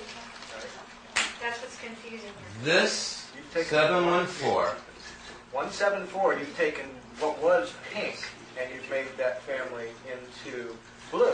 What matters right now It's the number. is that I just Okay, used the so same you just did that color. arbitrarily. Okay, you didn't care about matching that. There's nothing arbitrary in the universe, but yes, you are correct. Okay. So I follow you now. And I've never erased in a class before until now. But here we go. Thank you. That's Okay. I appreciate meticulousness. So this is a 1. This is a... 7. No, it's 4. Where's that? Thanks. Oh, 4 is there? The moon is void of course, Well, so you have a good actually, astrological here, excuse. I did it wrong again. 1, 7, 4. Because it should be all red. Make them happy. 174, and that should be... Okay. Oh, And I'll put 285 in the blue so it matches the chart. that's supposed to go to sunshine. And I hope, and I will probably never let this happen again, this mistake. Okay, 8, what is it, 2, and 5. But he's right. You got it? 174, yeah. This stuff's a poison. You gotta be And careful. those axes correspond to the different vertical levels on the... Not vertical levels. The Well- horizontally lining up, the disketting is because there's an energy. We'll come back to that. I'm saying that this is showing X, Y, Z. This is totally different now. Right. But you've taken that from the fact that they're complements of each other. And That they're different. on the corresponding corners mirrored, though. Yes. We're comfortable with that? Okay. So Judy, I need your help, please, to remove this one. And this one will not be too easy to take down, because we put it on a little bit stronger. What I'm about to show you, I'll tell you real quick, is we're going to show you this coordinate system, stereographic, everything overlapping. We're going to show you the skin of the toroid. We're going to show you how this all works now. And it's not going to be too easy. But it looks like it's moving. Oh my god. Oh, I didn't want you to raise Thank you. You can just hold it up with him. It doesn't hurt right now.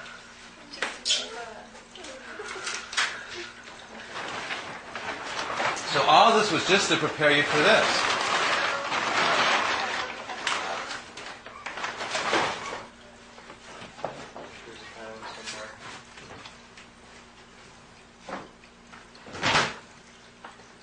Okay. Oops. But I had promised you to go into vortexes, which are more fun. Yay! Our hero. The White Knight vortex. All right. So, are we missing one person? Oh yeah. Kind of shy. Okay, so here we go. We have the vortex. We ready? Okay. A vortex is compressing and it's decompressing. Okay? This is it going in at the top, coming out at the bottom. Remember the gold, the emanations. This is what everyone else lost and forget. Every physicist, every scientist, every mathematician didn't remember that right there. Okay? There's something driving this thing, and it's coming out of the center. It's a higher dimensional energy. The universe can be quantified in whole numbers. The number 9 is the spindle around which everything revolves diagonally in logarithmic spirals. So there's the number 9 shooting out in multiples of 7. A tornado is more powerful than a nuclear bomb. What devastated Kauai but a tornado? Okay, which is a vortex. Now the reason I did this is that a tornado is based on the word toroid. Okay, and our body is called a torso. And that's what we're modeling as a toroid. This is called a toroid coil. Okay, and this is called toroidal pinch, where it gets very small in the center is a toroid. Now the universe, they say a black hole disappears into nothing, but a black hole turns into a white hole. It decompresses out. Okay? Here's the Earth's magnetosphere in a toroid. Okay? These are all based on a vortex. Okay? Now, this is called a funnel. Are you having fun? And there's the dandelion puff principle. How the universe reprocesses itself, because I'm saying it's an ecological system. It comes out the nozzle, the jet, which is right through here. Nature's hourglass. And decompresses, okay, and these are toroidal field coils, and decompresses and purifies, and it comes out again, all over again, to continue the process. Okay? Time ratchets is forward. These are just other things I put. Okay, so let's look at a toroid. I'm going to ask you to be our new assistant. Yes. Would you please spin that and make that into a vortex? Do you have to stand up here? Spin it? No. I'm going to ask you to be our new assistant. Yes.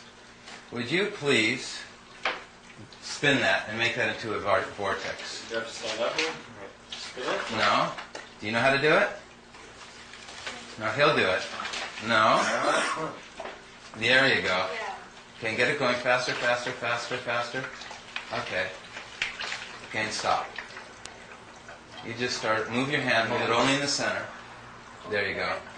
There is your tornado, there is your vortex. It's compressing, going through the singularity where the energy shoots out from, and going out the white hole, and it'll come back and go again in a closed loop cycle that's ecological. And that's how the coil is made. But it's not made like this. It's made almost straight lines around the invisible 9 that it's spinning around the vortex. Yeah, I'll show you how to do it real fast. You should just throw water before you drink it. Yeah, no, a lot of people sell machines that do that. So there's... They do that. In fact, they make a machine that costs $40,000. They say it puts back the life energy into the water. You just gotta shake it up. Hmm? You just gotta shake it up, though. My friend Ray spins every morning. He does those Fountain of Youth exercises, and the first one is spinning more than 21 times. Yeah, a lot of mystics, like dervishes, that go into, what would be the state? Mystical states? By the spinning and stuff like that, they go into ecstatic states. Yeah. They go into ecstatic states by doing that stuff. It's just to align the chakras, apparently. Each exercise aligns one chakra. That's interesting.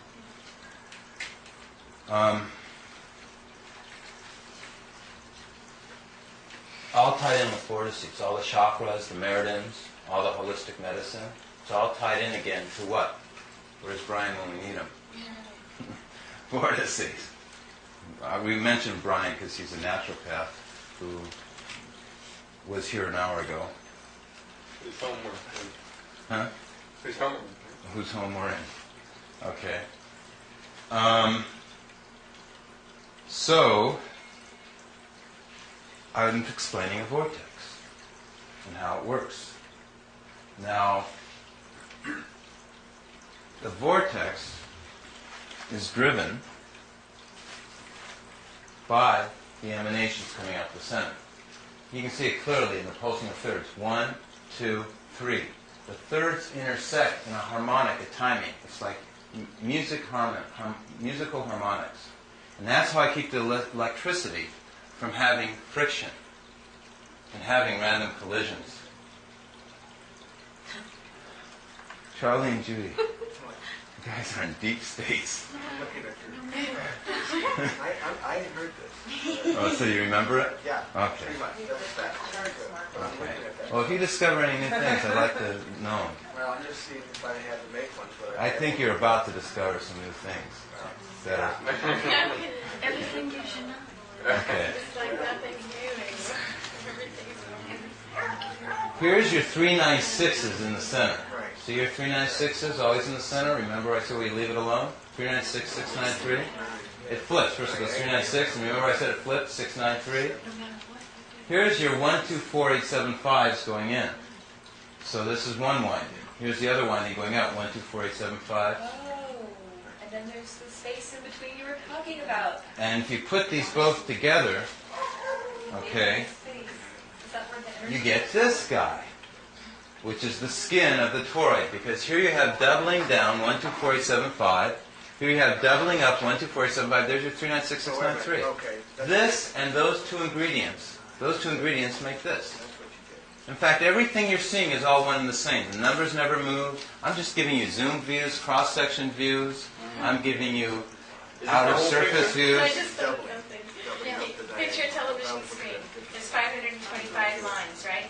What's that? 5 to 5. That adds to 12. That makes 3, right? 525 lines go down, and then it zooms up in a blank diagonal line, and then it comes back down again to fill in the other ones that it did. There's a blank line in there. Why is that a blank line in there? Well, that's a good There's point. a blank line. Every time you're seeing, every second, there's a blank line in there.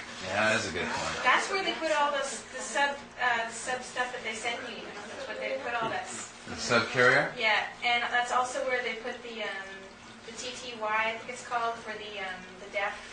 It reads that. That's Right. where it is. And it has to be somewhere, right? For the visual characters, the Right, typeset. visual typeset for the. That's right. It comes to 3. It adds up to 3. It's real interesting. Yeah. Well, it's real interesting, too, that you broke it down in the interlacing. Because really what I'm doing here is an interlacing. What I'm doing is I'm creating a...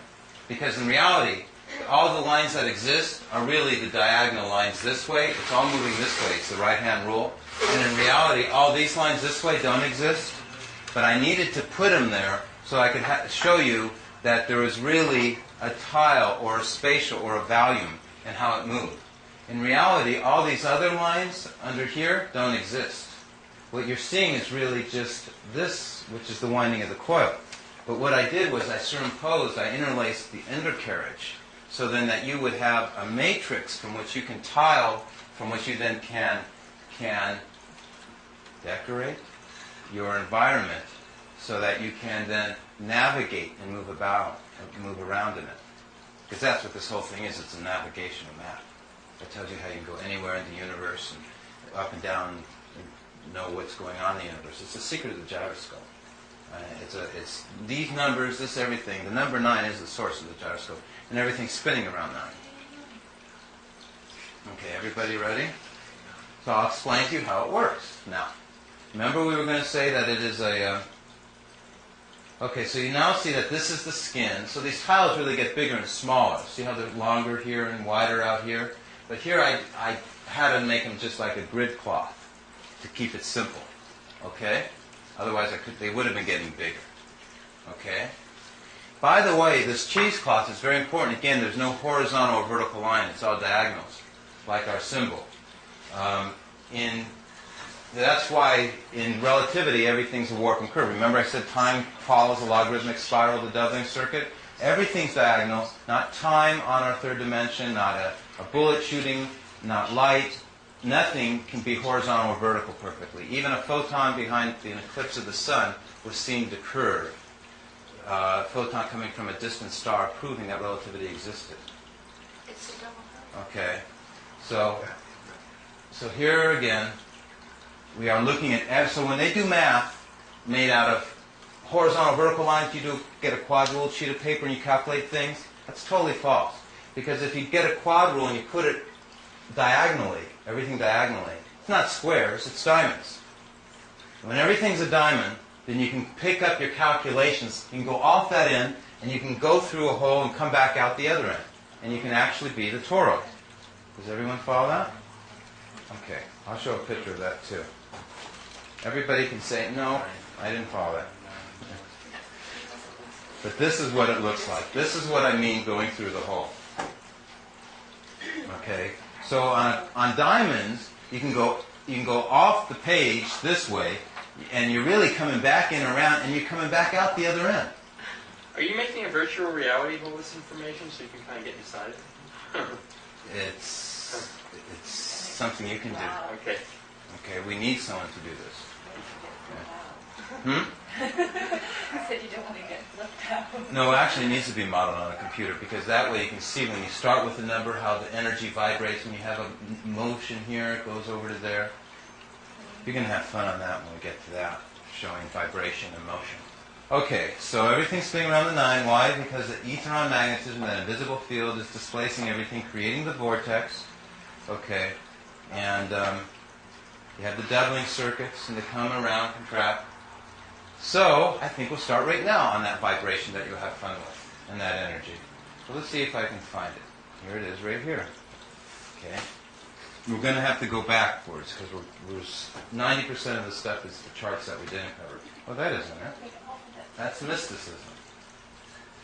Well, you would have liked that anyway. That's dealing with the letters in the name of God in harmonics. And they all have numbers. Okay? So far.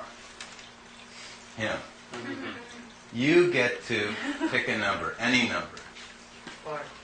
5. Okay? Which 5 would you like? Second row at the top. Sure. Where? Right here? No, the one above that. Blue 5. Way up there? No, the red one. The big On one. the left hand side, yeah. How come you guys know? Yeah. Right here? Yeah. Very obscure number. How come you guys know that that was the one he wanted? And why would he pick this one? It's so hard. Okay. You can't reach there. I'm drawing. I actually shouldn't be using blue, should I? Oh, I don't have blue. Okay. So we have 5 in the center. Okay. So we're going to add up all the numbers and stop at 6. 1 and 1 is 2. 2 and 2 is 4. 4 and 4 is 8. 8 and 7 is 15 is 6. 9 and 8. 9 and 6 is 6. 6 and 6 is 12 is 3. 6 and 3 is 9. 9 and 5 is 14. 1 plus 4 is 5. That's what you get for making me pick a hard one. I did it quick. Okay. Do it again. Who? Again. Okay. And you do it with 7? Okay, we'll do it with 7 next. 1 plus 1 equals 2. 2 plus 2 equals 4. 4 plus 4 equals 8. 8 plus 7 is 15, which is 6. 6 and 6 is 12 is 3. 6 and 3 is 9. No, you didn't do that right. I did it right. Wrong. 1 and 1 is 2. 2 and 2 is 4. 4 and 4 is 8. I need a caller. 8 and 7 is 15. Do you want to be the is caller? 6. Oh, Charlie will be the caller. Well, until I make a mistake. Okay, Charlie, go ahead. 1 and 1. Is 2. 4. 4 and 4 is 8. 8 and 7 is 15, which is 6. 6 and 9 is 15. It's just 6. 6 and 6, 12. 6 and 6 is 12, which is 3. 3 and 6 is 9. 9 and 5 is 14, which is 5. So it's still equaling that little drop that's shooting out. It's still being generated by that little drop. So we had to add all the numbers in That- that, right? That's why it's called point energy creation physics, because there's a point coming out from the inside of this toroid skin, making that happen. Does it relate to? In other words, there's an emanation shooting out that's making all these numbers ripple. Does it relate to 0 point energy? This is 0 point energy. That Right. is what your skin looks like, too. What? Like the crisscross. Our what looks like? Our skin? Yeah. Yeah, it is. Our skin actually does have that. Everything has it. Even our bones, when they do x-rays, it's imprinted everywhere. There's some charts on that. That's exactly right. Literally. We can always take this literally, what we're working on. So he asked, does it relate to 0 point energy? Okay. Is everyone satisfied it makes a wave of 9? Okay. That's right. And what's coming out of the 0? The 9. All the numbers. Okay, are created by this energy. One of your points is that if you take a number and you add around it, you end up with 9 always. Always the other 9. fact, though, is that if you add 9 to any number, you get that number back. Exactly. Right? And So you 0 end up point with energy, 9. over unity, free energy, alternate energy, this is what we've discovered. Because of the 9. Even though we can't see You it. mean, Right. if you add the 9 to the center number? If you you get add the 9 center. to any number, you get the number In the back. center. Yeah, but you'll get the number. You get the drop. Yeah, but if you added 9 to 7, you'd get 7. Okay. When you add 9 to 8, you get 8. Okay, so you get 9 on the outside whenever you go, and then when you finally add it to the middle number, you'll get that little number again. That's why it's that, yeah. Let's pick Two 7. different ways of looking. You picked 7, correct? Over there? Oh, essential aroma oil? What? You picked 7? Yeah. Give me a 7. The one right in the middle is easy to reach. Right. Which one? Which one you want? Okay. We have 7. Okay, because she made one easy for me. I'm going to make waves around it, even farther out. Okay? You can even go this far out. God help us. That'll be not too easy. Be here all night. So I can go in. Okay. You see what we're doing? They Okay. all make 7? Hmm? They all make They'll 7? all make 7. So here's 7. Okay. Who's going to be the caller who's really quick? Who's really fast enough to this now? You can do it? Here he goes. Here we go. Okay. Yeah, we just 2, 2, Perfect. 8, 4, 6, 1, 9. Perfect. A wave of 9. Let's do another one. So it goes to 9 and then comes back to the center. Well, we already did the center with 7, so we really don't have to even think about it.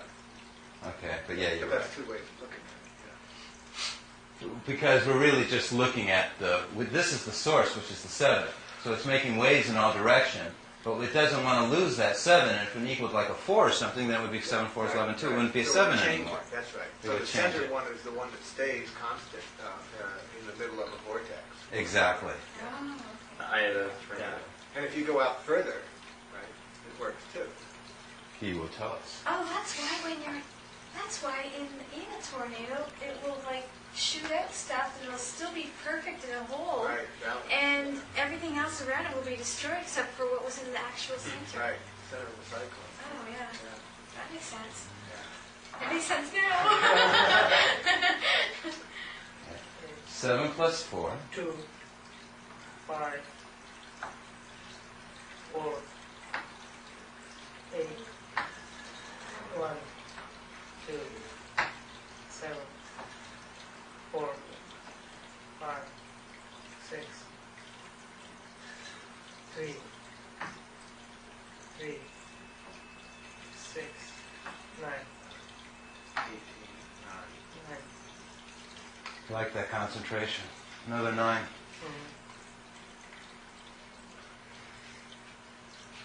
Okay. But you can only, but you're adding, yeah, never mind. What's your numerology? What's my numerology? What do you mean? What number your name or birthday I don't do it is? based on the sequence of numerology. I don't use man-made numerology. I use scriptural numerology, which we'll go into. That was actually the board I pulled up. Oh, Based on the Arabic language or the Persian or the Sanskrit or the scriptural, Why not? not man-made. What do you mean lucky name is man-made? Together, you still get 9. Lucky name? He asked me what number my name added up to. And I said, my name does have a value, but I said I don't use the numerology based on English, where we arbitrarily say A is 1, B is 2, C is 3. I say I use a different kind of numerology, not based on superstition or witchcraft or voodoo. The kind of numerology I use is what I call quantum numerology, and where I learned that was studying on the name of God out of the different religions, out of the different scriptures, because the name of God was always sacred and so holy, and all the major religions recorded all their knowledges not with math, but with their alphabet, with their letters. Okay, I'll show you an example of that. Here's the Arabic alphabet. Here is the mathematical correspondent. For T is 9. For Z is 900. For, God, I can't even, AIM, oh, that's the key letter right there, is represented by that symbol there. We don't even have it in English. Is 7. Smaller than an AIM is the Hamza. And that's actually the word of God. And that's actually the sound that the glottal stop. And that's actually the word that they're talking about, that created creation, stuff like that. But that's religious mysticism. And we're not ready for that yet. But that's the numerical system that I use, that I found this toroid skin. Okay? So we'll come back to this stuff dealing with math. Okay? Math and letters and harmonics and sounds. Eventually we'll take it to the brain in our intelligence and brain waves and the cephalograms and meditation and worship and mantra and how to tap into the remaining potential of the brain and tap into 90% potential unused part of the brain, and essentially how to become geniuses and psychic states and be able to do miracles and all that other stuff that is inherently latent potential within us that we should already be doing that we've never fully realized yet. Yeah. Are you going to go into how you constructed, I mean, if you were going to construct one of these, how the numbers are related, that this magic is happening? I think so. Okay. I think you should know that. In other words, you want to know how these numbers make the coil. Well, I see that 1, 2, 4, 8, 7, 5, if you started a blue 1, just any one. Start a blue one. Blue 1, 1, 2, 4, 8, 7, 5. 1, 2, 4, 8, 7, 5. That's a sequence. If you Yep. go next door to it, no, the other way, no, right next to it, the red one right under, yeah, there we go. If you go backwards, you're going in a negative direction. But that's not the one. That matches That's the that polar one. opposite. This is the pair. See, they're in a pair. See the dark black line? Because there has to be a space for the 6, 9, 3. Exactly. Exactly. Oh, okay. Okay. These are your pair in here. This is your binary So triplet. if you go like this, But also, the one next to I'm looking at it that, when the you- red one is just moving in an opposite direction. I mean, if you were just to construct this without any theoretical considerations, if you just said, I need to remember how to construct this, it seems, couldn't you just take that, say that blue one, you start with that blue one, no, the one that you started with before. Where is it at? No, Yeah, yeah, blue one. I had that red one. one. And if you, 1, 2, 4, 8, 7, 5, going up, right? Okay. 4, 8, 7, 5, right? Uh-huh. And if you started with the red one diagonally to the right, no, there, and you went 1, 2, 4, 8, 7, you get the same numbers, right? The pattern? You go 1, 2, 4, 8, 7, 5, only backwards, right? Okay, Charlie. You asked for it. And your point is? I'm just asking you, I was asking you, if you did not intend to construct it that way, and I don't know if it works out throughout the chart that way, but that's what I'm seeing right now. In other words, they're moving in opposite directions, but it's the same numbers, except separated by the mirrors 6, 9, 3, 3, 9, 6, 6, 9, 3, 3, 9, 6. Over and over again, always. Right. The same Which pattern. would be that middle No matter what. span. That's right. Here's what we're looking at, right? This is our lattice, our matrix. Yeah. Okay. Show you when, yes, you can make it if you just know. In fact, if you just know 3 numbers, you know everything. Okay.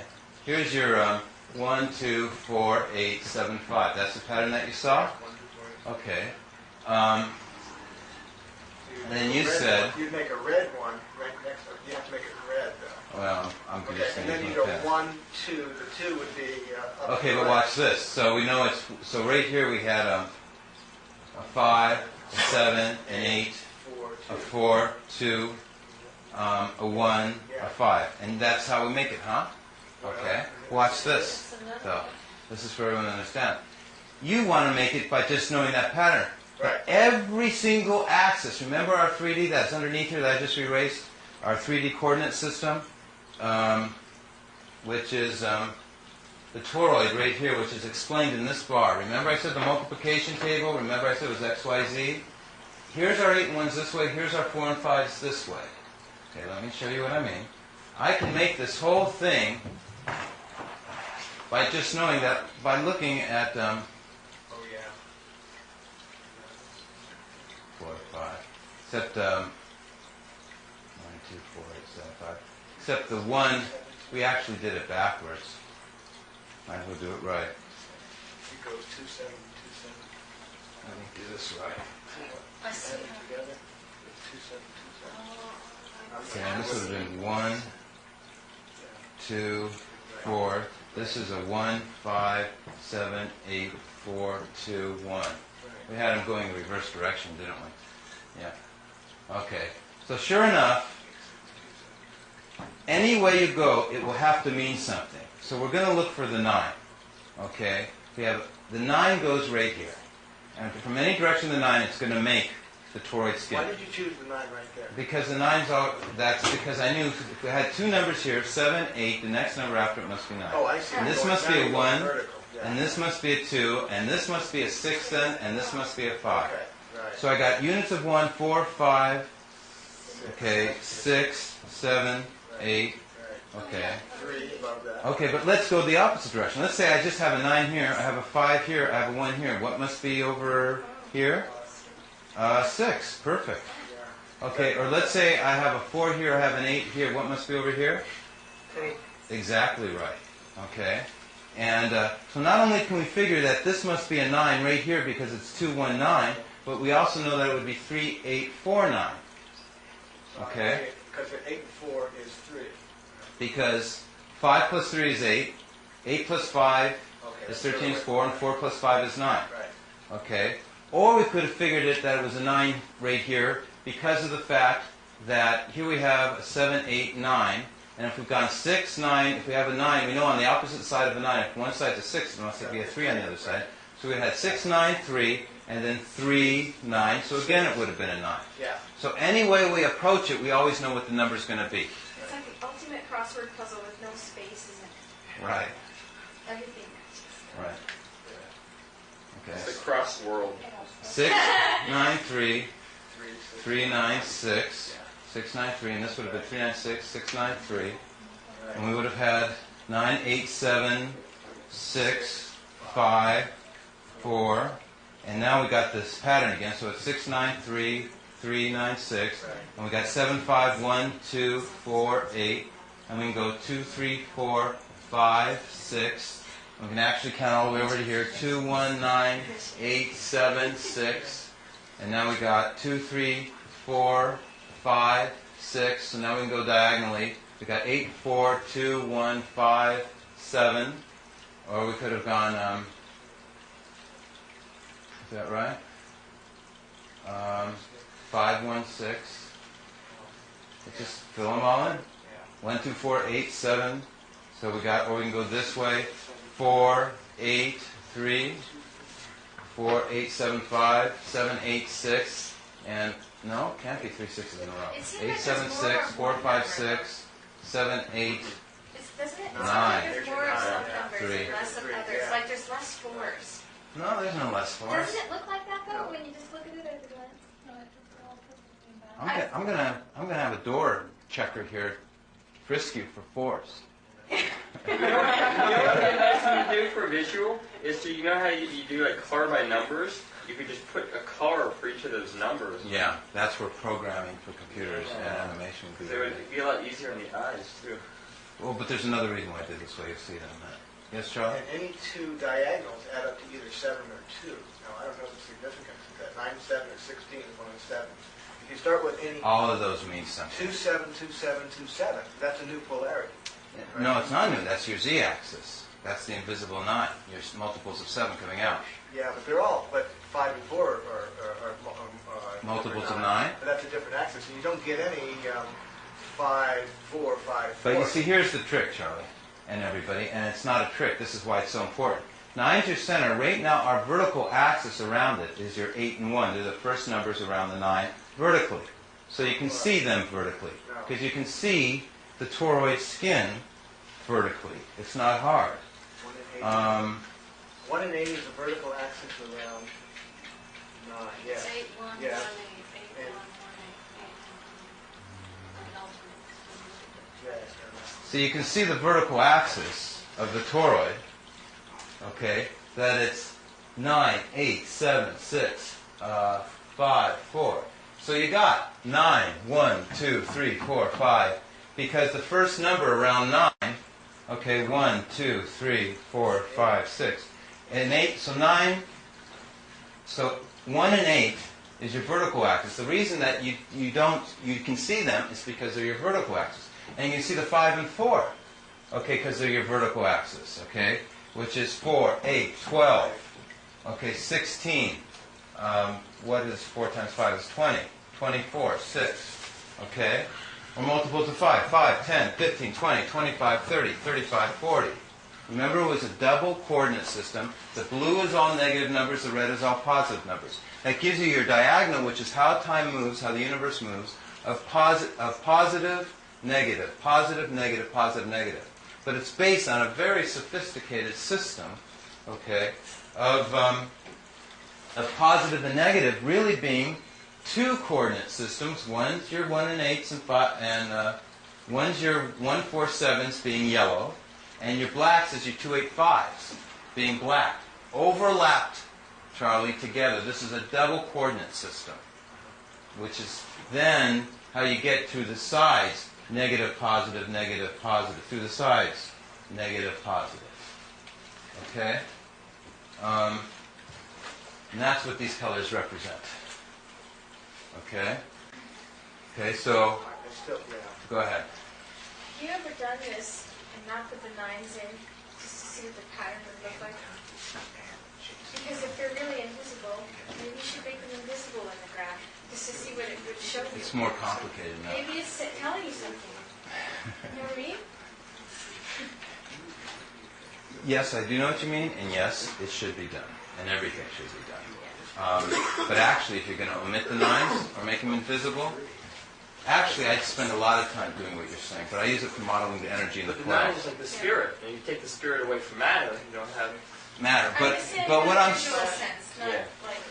but I do it in another sense. I leave in the red 9s, I take out the blue 9s, which are negative, and I show the negative draft counter space. So all this really is valid. All these approaches, all these directions, doing all this stuff is connected. Modeling. Okay, so what did I just do here? This is the coil. Okay. Now, the first strand, as it comes around and comes around back again, this tile right here, let's look at this tile. I'm going to circle the 1, 2, 4, this one right here. See it? Okay. This tile does not occur again on the same axis. Gee, it's not easy. Okay, I want to just follow this line. Where is it? It's this one over here. Looks it. So all the way over here, which should be 3 over. 3 of the binary triplets. So sure enough, 1, 2, 3. Do you see that? Okay. What that means is that I can't just keep on winding this wire like this. That means it has to go around in the star shape, in spires, before it comes around here, and other windings have to fill in between. That means there has to be a space in between this one and this one. And that's why this coil is wound in this shape. Remember I had in between 1 and 2? Look at all the numbers I got in between them. See, 1, 2, 3, 4. Okay, 4 went around from here, 1 to 4, which is the next time around. Remember this time around, the next time around, it's all the way over to here. And to get from 1 to 4 to have these 2 in between it, how many do I have in between it? 1, 2.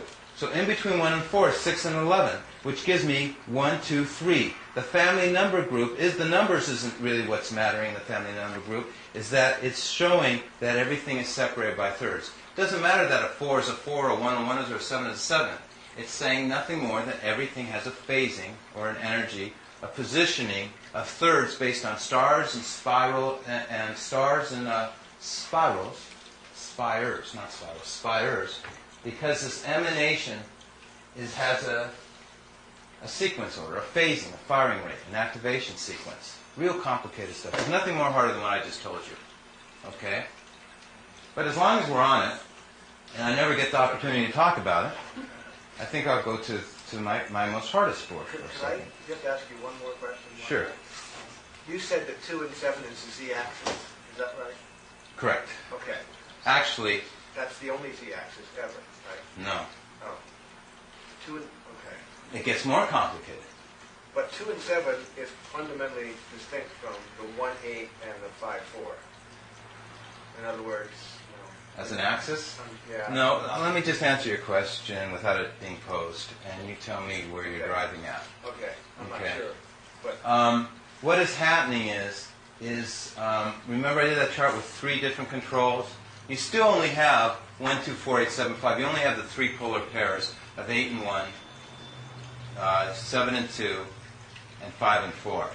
But in this system, you also have, because everything's in 3s, you also can do a what we call a activation, moment of activation. It's called a stage, activation stage. And each one of those polar pairs can rotate to another axis I understand what you're saying. Okay. What counts is it can only be those polar pairs. They're only separated by third, and you're changing from one axis to another. And they actually have a sequence order of how they change. And I believe that happens on, if I ever did computer modeling, I would show it, as you have more layers. Each layer would be a different family number, would be another polar pair. Do you follow what I'm saying? I think I do, yeah. Okay. In other words, it's a lot more complicated than even we've begun to discuss, but your mind's contemplating all that stuff already. We've all contemplated real complicated stuff. You were very complicated. You're very complicated. Everyone's been real complicated, okay?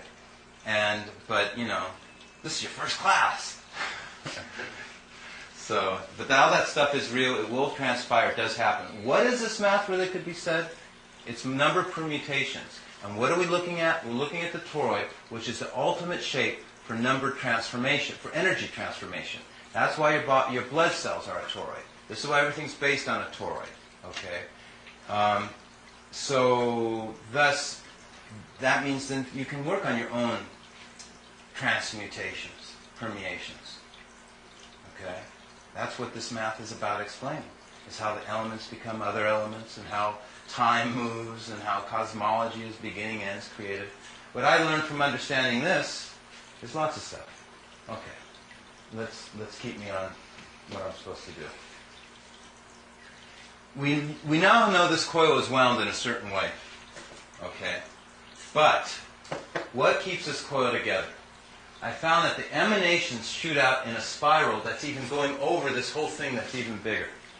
There's spirals over spirals. Here's the doubling circuits we were used to. Okay. But here we have, it's really a beautiful chart. First of all, we see it's going 1, 9, 1, 2 going in. Here it's going 8, 9, 1. In the reverse direction, it's going out. Let's see, 2, 3, 4, 5. The pink ones are swirling outwards, so they're decompressing, as the yellow ones swirl inwards, compress. These are nested vortices over the surface of the toroid, like dimples on a golf ball. By their existence, they get rid of crash. It cannot even tilt.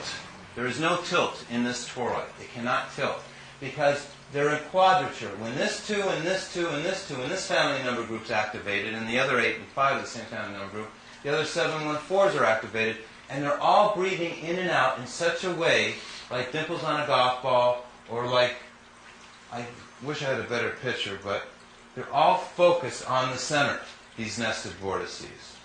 In fact, I do have a good picture of it. Nested vortices focused on the center look just like this. Okay? There are vortices focused in the center. Some spiral in and some spiral out. The ones that go in are called a negative vortex or a black hole. The ones that spiral out are called a white hole or positive vortex. Okay? And I figured out how the timing is, how to harness these vortices, these nested vortices. They're very important in superconductivity, and that's why I spoke for Airspace America. That's why I have the most advanced flying machine in the world. Okay? That's why I can get rid of petroleum. Because I know the secret. I don't even need an airplane with wings. Okay? Staggered calling nested vortices have the strongest gripping intrinsic strength. And this is just the opposite of DNA. So when I go to DNA, you'll see just the reverse of this. It's real interesting how this and DNA are connected. Because DNA uses the nested vortices and mitosis to do the sister strand unraveling. See, why don't I show you DNA? See if I can find it. No, it's somewhere.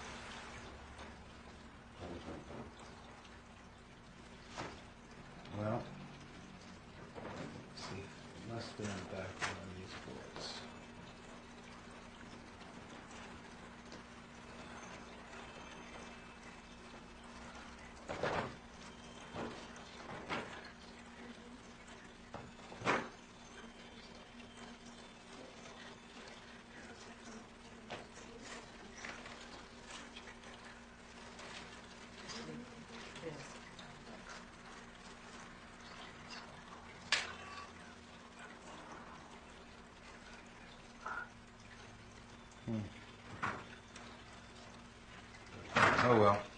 I'm going to give up looking for it for the minute.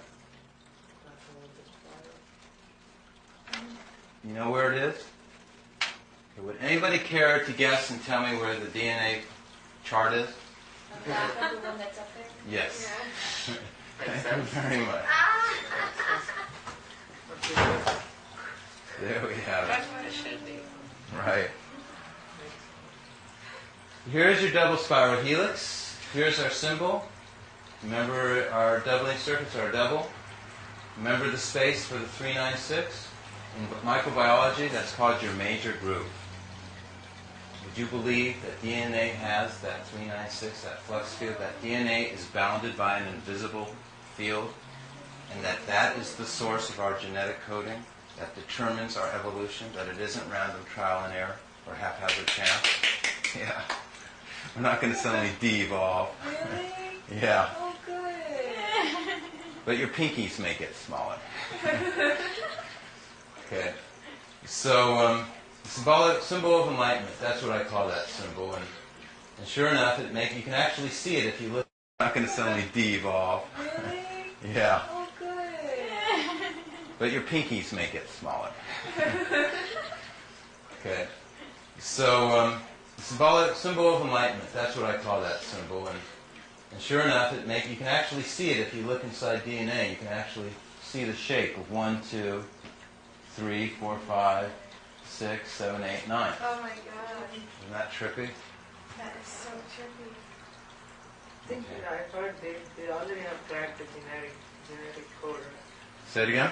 Loud. They have cracked the genetic code, right? I mean, No one's cracked the genetic code. They are showing the connections of the amino acids, the phosphates, their sequence order. They know nothing of the code. If they knew of the code, then they would be able, or they cannot manipulate the code. All they're doing right now is like when we mapped the moon 20 years ago. All they're doing is locating where the craters are, where the mountains are, things like that. They don't know how to crack the code. But aren't they trying to make cyber people with like all the artificial like forms? Like there's a thing that the president vetoed against artificial was it gene splicing? I forget what it is. Well, working on humans, Yeah. embryos, but that's typically accepted to be inhumane, Yeah. unethical, and immoral. Yeah. Uh, but they're working. But then, if you're not a member of this nation, just go to your own Mad Doctor's Island, right? Yeah. And but actually, they've already done it. They did it with the tomato. Haven't you ever heard the tomato? Yeah. That's a fish. Oh. Yeah. Yeah, it's frightening what you're doing, I think. Tomatoes is a fish? Yeah, That you use one. the DNA of the fish and put it into the DNA of the tomatoes and makes the tomato last longer, apparently. Oh, well, yeah, I heard about This that. way. Is it that they use the DNA of the fish to make that happen? They do it with soybeans. They do it they have the control of their own soybean crops and they're doing the same thing with soybeans. I don't know what they're doing before. My brother has one of those tomatoes. He's kept it. It's still there. It has Tomatoes. disintegrated. It's Really? actually gotten when you pick it up, it feels heavier, he says, than when it really was a tomato. And now it still looks like a tomato, but it hasn't gone rotten. I He's think. had it for over 2 months or something. Really? We should keep it in an aquarium where it belongs. Not He's you. all vegetarian. It must Yeah. You're a total vegetarian? No, but if you were to tell the vegetarian that there was really a fish inside of these tomatoes, then Well, it already happened, though. The state of New York, all the gourmet chefs and everything, they signed a agreement amongst themselves that they would never in any of their expensive gourmet restaurants ever serve a genetically engineered with a tomato. But all our food is already It's engineered. already, it's out of control. Yeah, I mean, if you look at anything that's not organic, is engineered with petroleum. With petroleum. Well, actually, I'm fighting a case. I'm about to sue a supermarket here, Star Market. I actually was responsible for the law becoming recognized because I don't eat commercial produce as much as I can avoid it. I like organic, and I don't like those coatings on cucumbers. They make me sick and stuff. It turns out that a lot of that stuff is, dangerous because the waxes are a fundamental part of the wax. The wax is just the carrier. The fundamental ingredient of the wax is the fungicides, which are chemicals that are used to actually kill mold and things like that. And a lot of these chemicals are called economic poisons. It's been determined that they'll kill 5 people per every million that eat them, which is considered an allowable, acceptable amount of deaths because of the financial benefit of it. And they say it's an legal economic poison because it would cause economic hardship to the industry, and therefore those 5 people are simply put expendable. Okay. And so, but the problem is we should have the option, the right, especially for what we call value and safety information comparisons, to make a decision on what we consume. So when you go in the supermarket, you can have a sign, you may be one of the 5 people as a victim of the Right, right. And I've read the autopsy surgeons' reports on people who did die. It's pretty horrific how they die. Usually it's anaphylactic shock. They And suffocate. how often does this happen? Happens day in and day out. Or, Oh yeah. Oh, Yeah. really? Some of Just them. cucumber wax? Then the rest of the people just Hmm? get sick from it. They don't die. Yeah, but They they just don't get shot with know. parasites. He's asking, is it just from cucumber wax? Or is it from other stuff? I don't want to scare you. You should be eating fruits and vegetables, and you should be consuming all these things. Fruits and I'm a fruitarian. I don't eat beef, chicken, fish, no milk, no eggs, no dairy, nothing but just living things, sprouted things, stuff Yeah, like me that. too. Myself. Well, it's just what you should do is go into the cooler room and read the boxes, and everything in the freezer section at the produce room, it'll say all those ingredients. And I was responsible for getting all those laws enforced properly, and now I'm responsible for the law that requires that there be a huge prominently displayed counter card next to the fruit bins saying the wax, its function, and its origin. And unfortunately, a lot of these waxes are made from animal products or insect products. Shellac is a result of a lucifer shellac, something type bug. Fatty acid esters, which is the wax on apples and tomatoes and cantaloupes, comes from beef tallow. That's an animal product. Religious people, it's non-kosher. Islamic people, Jewish people, they don't want to eat this stuff. And this is commercial produce. This is sold in supermarkets. Unfortunately, the supermarkets don't care because nobody ever has taken them to court on this stuff, and that's why I'm going to do it. It's very hard to prove, too, right? True legal proof. There's a law that requires on the boxes that the supermarkets receive that it mentions these chemicals because these chemicals are incompatible with one another. You mix 2 of the wrong chemicals together, and you die. That happened with the alar on, what was it? Remember we had poison watermelons a couple of years ago? You just can't mix all these different things together. It becomes a poison cocktail.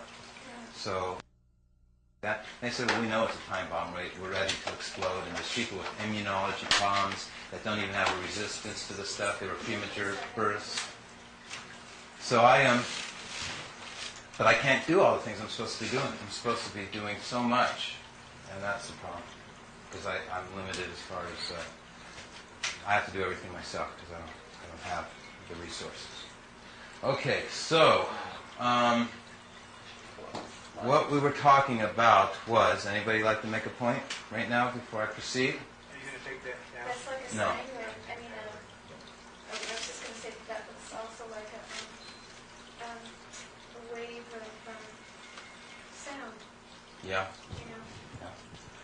What you have is that you have the DNA backbone helixes being displaced, just like you said. There's something pushing them apart, spreading them apart. There is an invisible flux field, that's responsible for the helical shape. The conical helical shape is a result of a higher field. Now the vortices on DNA, when I added the numbers to it though, they all lined up. And DNA, are you familiar with how you have sister strand where they duplicate the information and they're a perfect mirror? That's what our DNA is supposed to be doing. And I found that these nested vortices do that. Now the nested vortices are right here, which is, let's look at 2 nested vortices. Remember the nested vortices, this one and this one? It's 1, 2, 4, 8, 7, 5 going in, and this one, 1, 2, 4, 8, 7, 5 is going out. See how this one's a negative 1? This is 1, 2, 4 on the bottom, this is a 1, 2, 4 on the top. There are 2 different types of nested vortices, and this shows it right here. Boy, these charts really do belong together, because that was the goal. See how these are staggered? This toroid is rigid, it holds together. And what does DNA double spiral helix do? it comes apart based on these two different kinds of nested vortices. How do these nested vortices work and function? Okay, by how they line up based upon the shears, the world boundary conditions, which you've been studying, like in the yin and yang and the symbol. Where is the boundary condition on the toroid? It's always equaling 1. Remember how we did that? 1 and 1 is 1. 2 and 5 is 10 is 1. 4 and 7 is 1. 8 and 8 is 1. See, it's always the same in between. 1 and 1 is 1. 2 and 5 is 10. It always equals 1, which is what you said was the yin and yang. Okay? And it really is making 1. What it does is it allows you to have wires that go side by side and naturally insulate because their harmonics, their resonance is so perfect that they don't short circuit out. Okay? Everyone follow that? Okay, Charlie doesn't. Does it have to be at a specific angle? Everything has to be at a specific angle. The whole secret of this whole thing is angle and ratio. Okay? That's what numbers are. They have geometric functions that are spatial and temporal, which is in your worksheet. Let's see. Can I have that worksheet right there? 7, 7, 3, 7. Can I have that worksheet right there? 7, 7, 3, 7.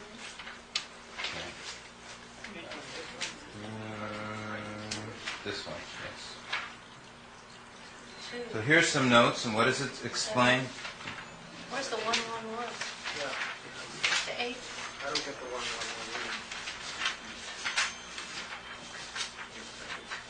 1, 1 Here it says it very clearly. Numbers are relatives. Each number exists only in relationship to all other numbers. The relationship is spatial and temporal, which is angle and ratio. There's many other things that this explains. Thank you. What angle for you is time, isn't it?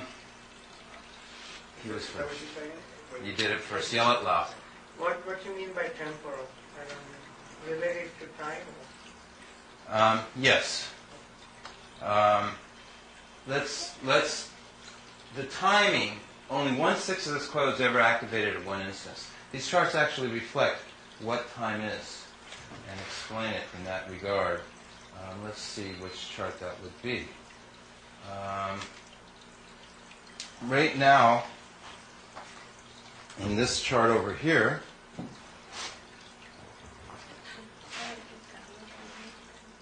okay, only our 396s are activated. Okay? See how just our 396s are activated? Okay, well, I'm actually showing the 9s, but 9s are always activated when the 396. I'm showing how everything spins around. Let me find the family number group 147, which is a little bit easier. Oh, here we go. I accidentally put it on upside down. Here we're showing 147 on the outside of the toroid. See how it's just one winding, and it would be this 147 and that 147. Do you follow what I'm saying? Remember that family group is on? Yeah. Okay. And it's always separated by thirds in every direction. See? 1, then 1, 2, 3. Okay? Diagonally, it would be 147. They would all be on at the same time. So diagonally, we're thinking that everything's on this wire. 147. They're all on. When this one's activated. Okay? Now, let's see what it looks like from the top of the toroid. You can see all the windings, 147, are on. It's a little upside down, but near that wire, it's just one wire is on right now. And what it's doing is it's showing motion, how things move, because when it goes off, and the next family number group moves, things move through the space. It's like the rest cycle. They don't have to be energized all the time. You know, we turn on our rockets, they blast it. We only turn on our jet packs for like 3 seconds, and we keep them shooting through space.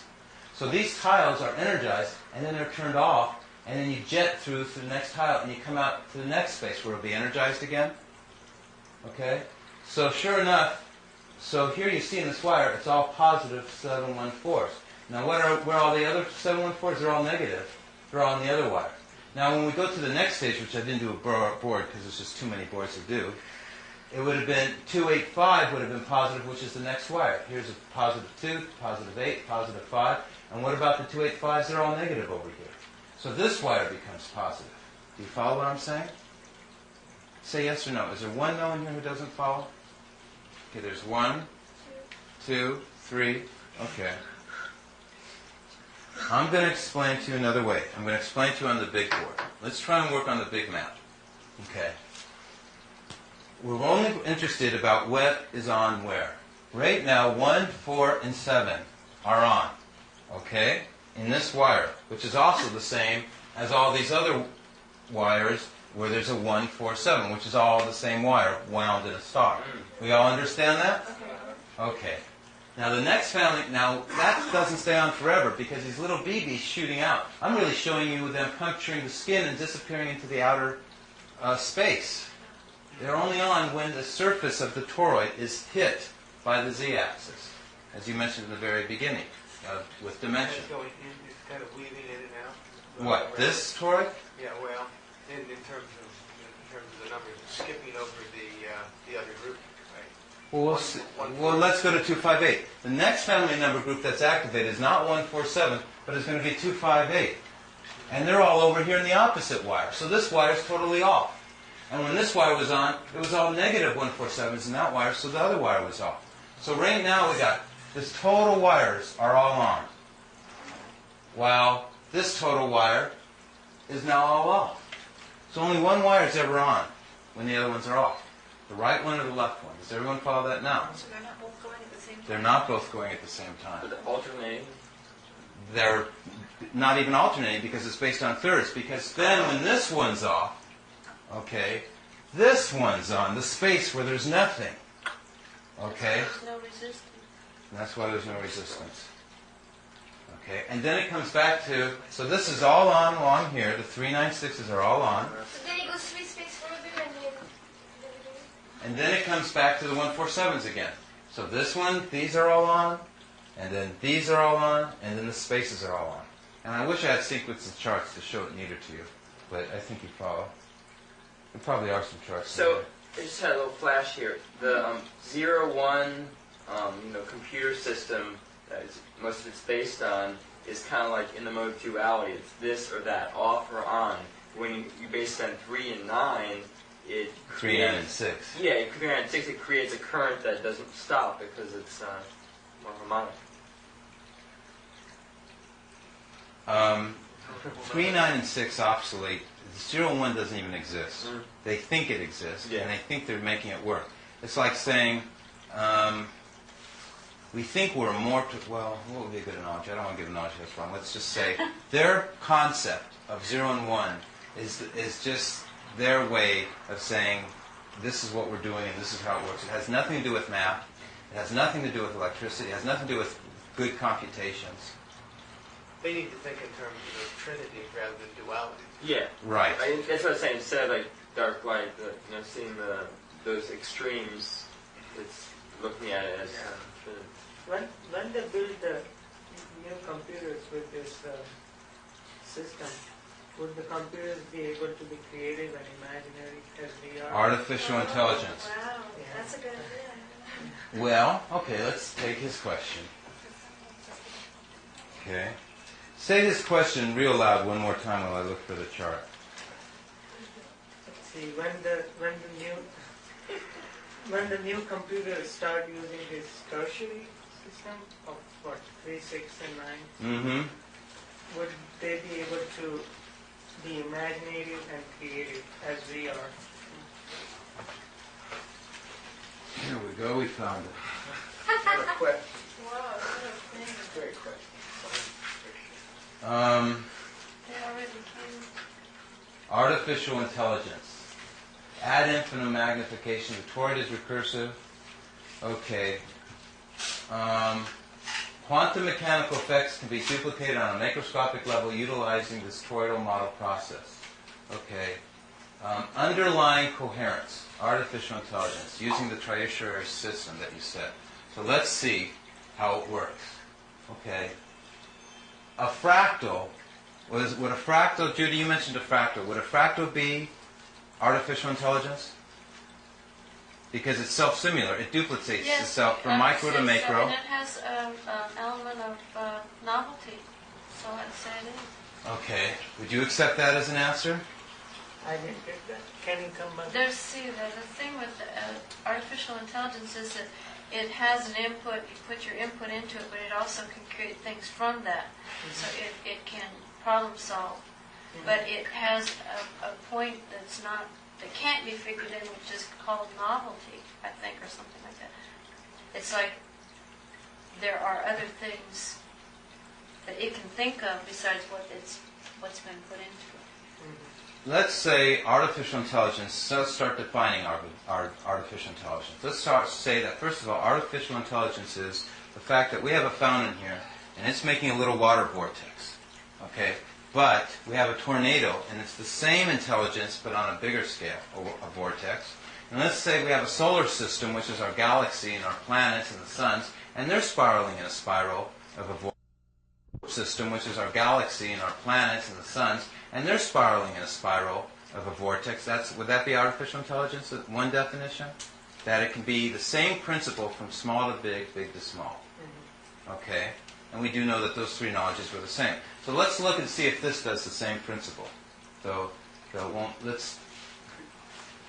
won't be too easy, but here are 7 times 7, 49 tiles. It's the same tiles. 1, 2, I think I better show it here. Can you erase what you have? Yeah, this is I hate to say it, I can't. It takes a special spray and it takes a lot of elbow effort. That's the problem. I'll try and work right over here. How's this? That's good. Well, why don't I change colors? Well, I don't know how well it'll come off. Should I go to black? Let's see what happens It with it. doesn't come off. But isn't our... No, I mean it comes off. I mean, It can go off on this one. It's just true and false. It either is or it isn't. I don't know. Here we go. But well, that's the... It's not on and off. Got to start way up there. That's the novelty. That's the unknown. Okay. Yeah, I don't know. Remember the pattern that really made this? We did the multiplication series and everything, but really the most important thing, I think, is these doubling circuits and the 396, 39, and okay, everyone follow me? So we have two things, the doubling circuits and the 396, 693. Really three things, but I'm just... Well, it'll come off. Should I go to black? Let's see what happens It with it. doesn't come off. But isn't our... No, I mean it comes off. I mean, It can go off on this one. It's just true and false. It either is or it isn't. I don't know. Here we go. But well, that's the... That's not on and off. Got to start way up there. That's the novelty. That's the unknown. Okay. Yeah, I don't know. Remember the pattern that really made this? We did the multiplication series and everything, but really the most important thing, I think, is these doubling circuits and the 396, 39, and the... Okay, everyone follow me? So we have two things, the doubling circuits and the 396, 693. Really three things, but I'm just lumping the doubling circuits together. Okay. So and remember it's going 1, 2, 4, 8, 7, 5, and it's making this pattern over and over again. Okay, I think this will be kind of fun. Okay. So I'm going to draw. It's kind of hard for me to do. How many have I done there? Okay.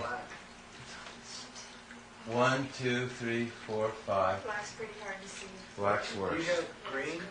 No, I should. I wish I did have green. I think I better buy a green. Okay, let's do red. Okay. I mean What was your blue. original 1, first? 2, 3, 4, 5. Okay, 1, 2, 3, 4, 5. Is someone laughing? What was that? You said you need some fruit. All right. Thanks. Bananas. I accept. What Yeah, kind? there's a banana. You can do the banana trick. Okay, banana trick time. Okay, watch this. Some potato. We were all going to go to dinner tonight after I was going to invite everybody to what restaurant, Bob? Raw experience. The Raw Experience. Hungry now. Okay, is this banana? Does it look round? It's too late. It looks very good. Whenever. You're going to want it after my little pedlies go all over my finger? I could get about 20 of them. Where? You can eat that many? No, but for everyone. You know, it's How can you do that? Now look, you see I'm squishing it? Is everyone watching this? I'm making it malleable. Is that malleolating it? And watch how it breaks. Oh, I do this all the time. You play with your food all the time? No, but I do this. I don't know why. The banana split. The funny thing is, all the stuff that you show me, it's so innate. It's so like, what do you call it? Intrinsic or something. It's just, you know it. When you say and you explain this stuff, It's like you go, oh, of course, that's when I was like 3 years old, staring at the floor, and I saw all these patterns within the tile on the floor, and you go, you know what I mean? It's Well, 3 parts. you make I me know crazy. exactly what you mean. You remember when you were 3-year-old staring at the floor? Staring at the thing and going, oh, there's something really there, but I don't know what it is. It's a pretty good Even memory. if that's sort of been happening to me, it's just reading the floor, it's like you're just like diving down. Right. My threes. So we agree, we're back to thirds again? Okay, so much for the banana experiment. I think It will actually make me tired. I don't eat till I'm done presenting. Oh well, So what was your original question here? How does this relate to I'm not going to eat it. artificial intelligence? Yeah, well I just, But you just outlined the circuit there, so you might as well, I mean, you outlined the 5 by 5 grid. right, which is the artificial intelligence. Wow. We're coming to that. Okay. Let's see. I don't really think that a computer could do that, though, because the element that it would be missing is what you said at the very beginning, was love. And a computer that's trying to think for itself, that doesn't have the element of love, is going to end up being something negative. Except I learned a long time ago that the second you say no or it's not possible, you're usually wrong. Yeah. But I agree with you. Something that is strictly three-dimensional, which, does not have the capacity of the entire dimension on my fourth.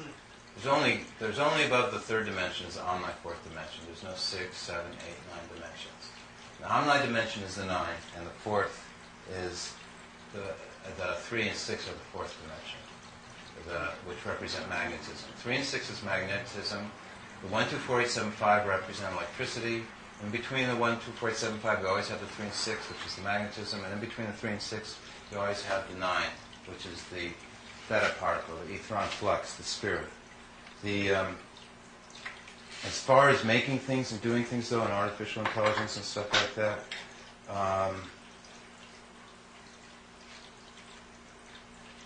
I really cannot comprehend anything that cannot be done using this.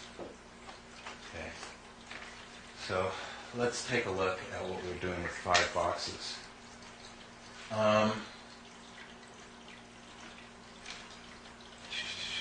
This was the number 5, was right in the middle. We had 5 like that, correct? 5 was in the inside. Okay. So we come down 5 now. We're going in odd amounts. 1, 2, 3, 4, 5. So we come down 5. Okay. And where's 1, 2, 3, 4, 5? So this was it right here? Yeah. Okay. And what's the number in the center? 7. Well, that's exactly what belongs. Because and what's going to be if there's a 5 there and a 7 there? There's going to be, there's got to be an 8. Because 8 doubled is 7, 7 doubled is 14, which is 5. So sure enough, we count down 5. Okay, is that 5? 2, hope so. Okay. And what's the number in the center? Okay. And what's the number between 4 and 8? A 4? Well, did I do it right? 7, 1, 2, 3, 4, 5, 8. 8, 7, 5. So there's got to be a 4. All right, that red 4 down there. Yeah, right. So there's 4 down there. Okay, is that 5? 2, hope so. Okay. And what's the number in the center? Okay. And what's the number between 4 and 8? A 4? Well, did I do it right? 7, 1, 2, 3, 4, 5, 8. 8, 7, 5. So there's got to be a 4. All right, that red 4 down there. Yeah, right. So there's 4 down there. Okay, but it should be 5 away. Why don't I... It is. Well, because it's the 1. Oh, it One is. the 1, 2, lower. 3, 4, 5. Yeah. Oh, yeah. Hey, that's pretty heavy duty. I like it when he's surprised. Yeah, it's like his invention. And So the center numbers are moving Uh-huh. by that. That's right. The centers are moving. It's still alive. Yes. And if you just What are you saying, Charlie? Say it real loud. the center numbers are moving according to our circuit, aren't they? Well, if you do the one right over next, the not only the center numbers, the circuit, which are the doubling circuits, what about the 396, 693? They'll actually have the pattern, which is this it here? 5, 7. So we'll do right here, 1, 2, 3, 4, 5, 1, 2, 3, 4, 5, and then the center one. So I took it off by 2. I staggered them. 1, 2, 3, 4, 5. So it's kind of confusing. So right now we've got another doubling circuit going in the reverse direction. And if we go over here, we'll have the 396, 693, which will be, okay, kind of hard to do. Oh, here it is. Right? Okay, so here we have a 6, right? And it goes like this. Oh yeah, that's called phyllotaxis in plants. It's the same pattern. And here's a 9. 1, 2, 3, 4, 5. It's making the whole thing with the spaces and everything. That's the self-similarity appearing, isn't it? Exactly. And you could do that with 6. You could do that with grids of 6, couldn't you? No. You couldn't. So you chose groups of 5 on the Because side, right? we've already covered groups of 3, Right. and we haven't covered groups of 2, but every one that we choose has another wisdom. 1 will always equal the number in the center. 1, what do you mean? One box always equals the number in the center. It's, in other words, right. I'm going to go 1, then I'm going to go 2, then I'm going to go 3. 2, which is a square. Again, we're just doing squares. Oh, I got you. Yeah. Okay, which is 2 by 2. okay equals 9. 4 plus 3 is 7. 7 plus 3 is 10 is 1. 8 and 1 is 9. I can take any 4, 3 and 8 and 4 and 3, which is a square. Again, we're just doing squares. Oh, I got you. Yeah. Okay, which is 2 by 2. okay equals 9. 4 plus 3 is 7. 7 plus 3 is 10 is 1. 8 and 1 is 9. I can take any 4, 3 and 8 and 4 and 3 equals, what's it equal? 18 9. equals 9. Right. So even numbers will always equal a 9. What do you mean? Even squares. Even, so 2 by 2s, 4 by 4s. Right. 6 by 6 by 6. But 1 by 1 is an odd, and what is a 3 by 3? A 3 by 3 was making this whole pattern of the 9 at the center, and But it did come to 9. But of course I hadn't taken the 3 by 3 and put it off to the side and seen what it would have done. Going. What is a 4 by 4 do? 4 by 4 would have been a 9. Let's do a 4 by 4. Yeah. Okay. These 4 groups would have equaled 9. Okay, what's a 5 by 5 do? We just did it. Equals the doubling circuits and the equal potential major group. 5 by 5 is a doubling circuit. Right. And the 7 by 7s. Here's 7 by 7s, doubling circuits. Here's 7 by 7s. Here's 5 by 5, and they make the same pattern. How about these 9 by 9s? What happens there?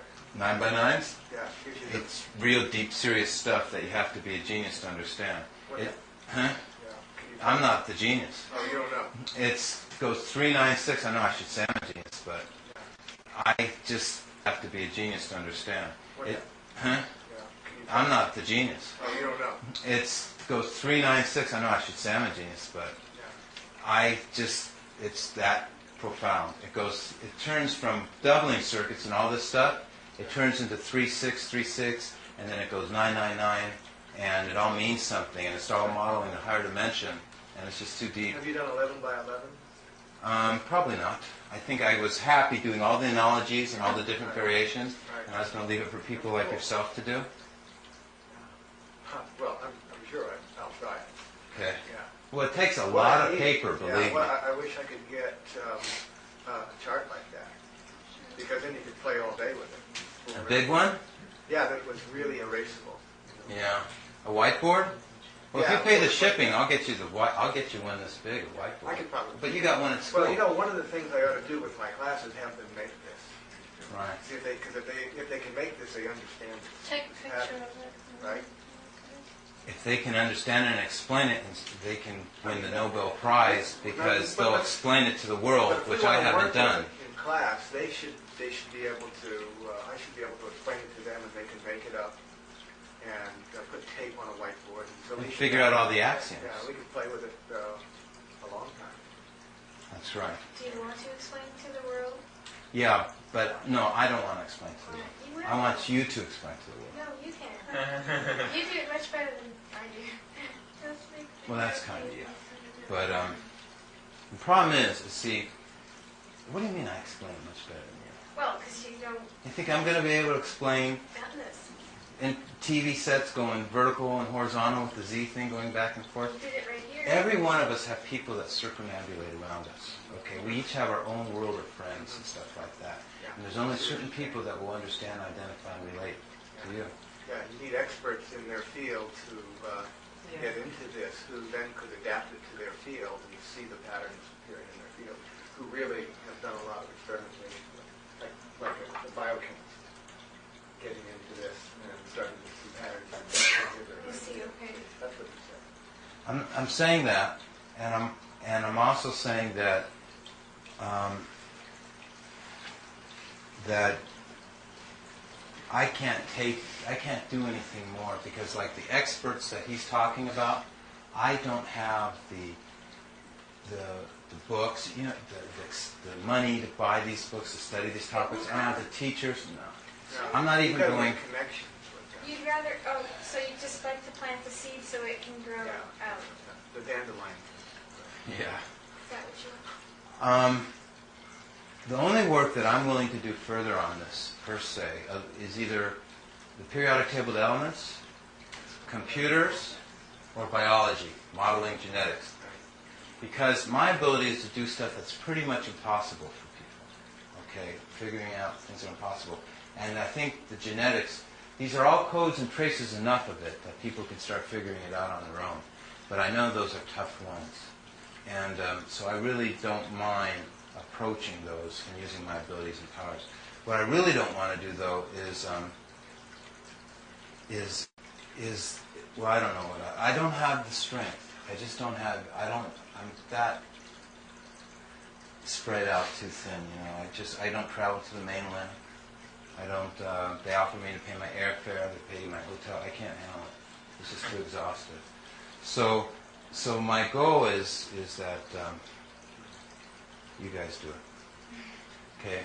We've got about 15 minutes to take. Okay.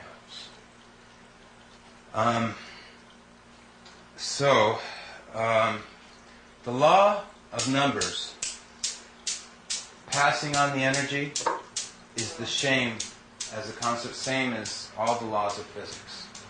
It's all connected. It's seeing the harmonics and the vibration. You ever seen that before? Oh, you've never seen one of those? That was one of my favorite toys. Wow. What is it called? I don't know what it's called. It's an office. It isn't an office. Okay.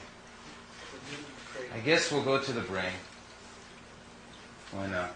I told you I'd come back to it. We're down to our last 10 minutes. There's the alphabet, there's the numbers. It's a system used by billions of people. I'm not going to go into that deep. I think we'll go into something that I can teach you that no one else will say. This is neuron migration. I call this life-giving biophysical harmonics. I think I'll go into... There's a lot of facts, a lot of bases that I could explain that by. But I'll just tell you how I know it. Okay. The brain, okay, you don't teach children. Mary Works, Marlene's good friend, works at, what's the name of the school? Horizons? New Horizons. Okay. Which is a school for disabled children, handicapped learning, things like that. They teach them each letter at a time. M, B, T, how to say them, how to do them. What I discovered is there are focal centers. And if you learn the 9, if you learn the letters of the name of God, the sounds, meditation, however you want to refer to this, mantras, whatever, you actually can learn all those other letters. I could take those children, teach them a specific sound.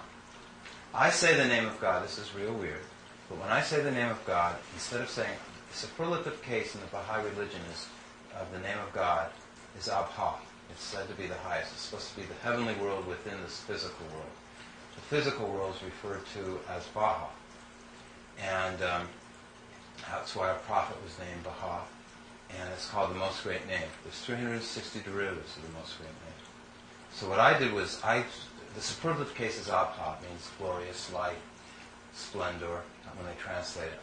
So to say that name, I don't go Abha, because I saw the B and H are in conjunction, the 2 and 5. It's Abha is 1, 2, 5, 1.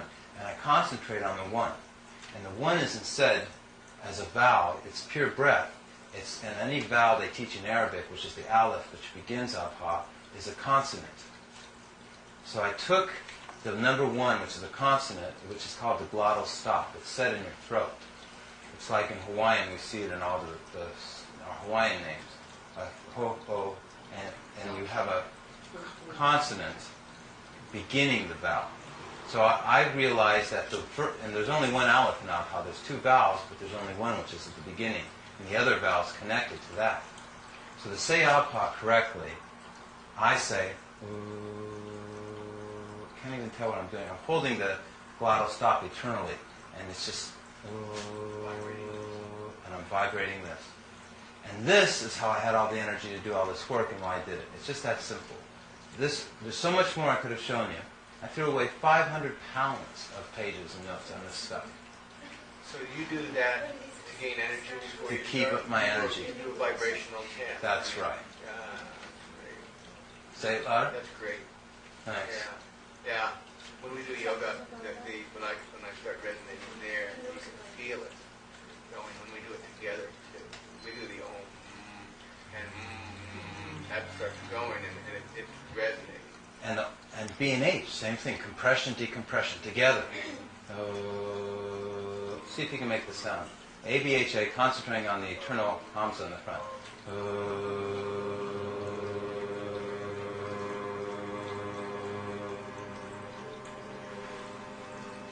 Wow, you guys are good. Yeah, you have to stay low. You Wow. Say that again. You gotta stay low or else you catch it. Oh, that's right. How you doesn't. Interestingly, the letter B you all make it sound it real great. You say the name of God perfectly.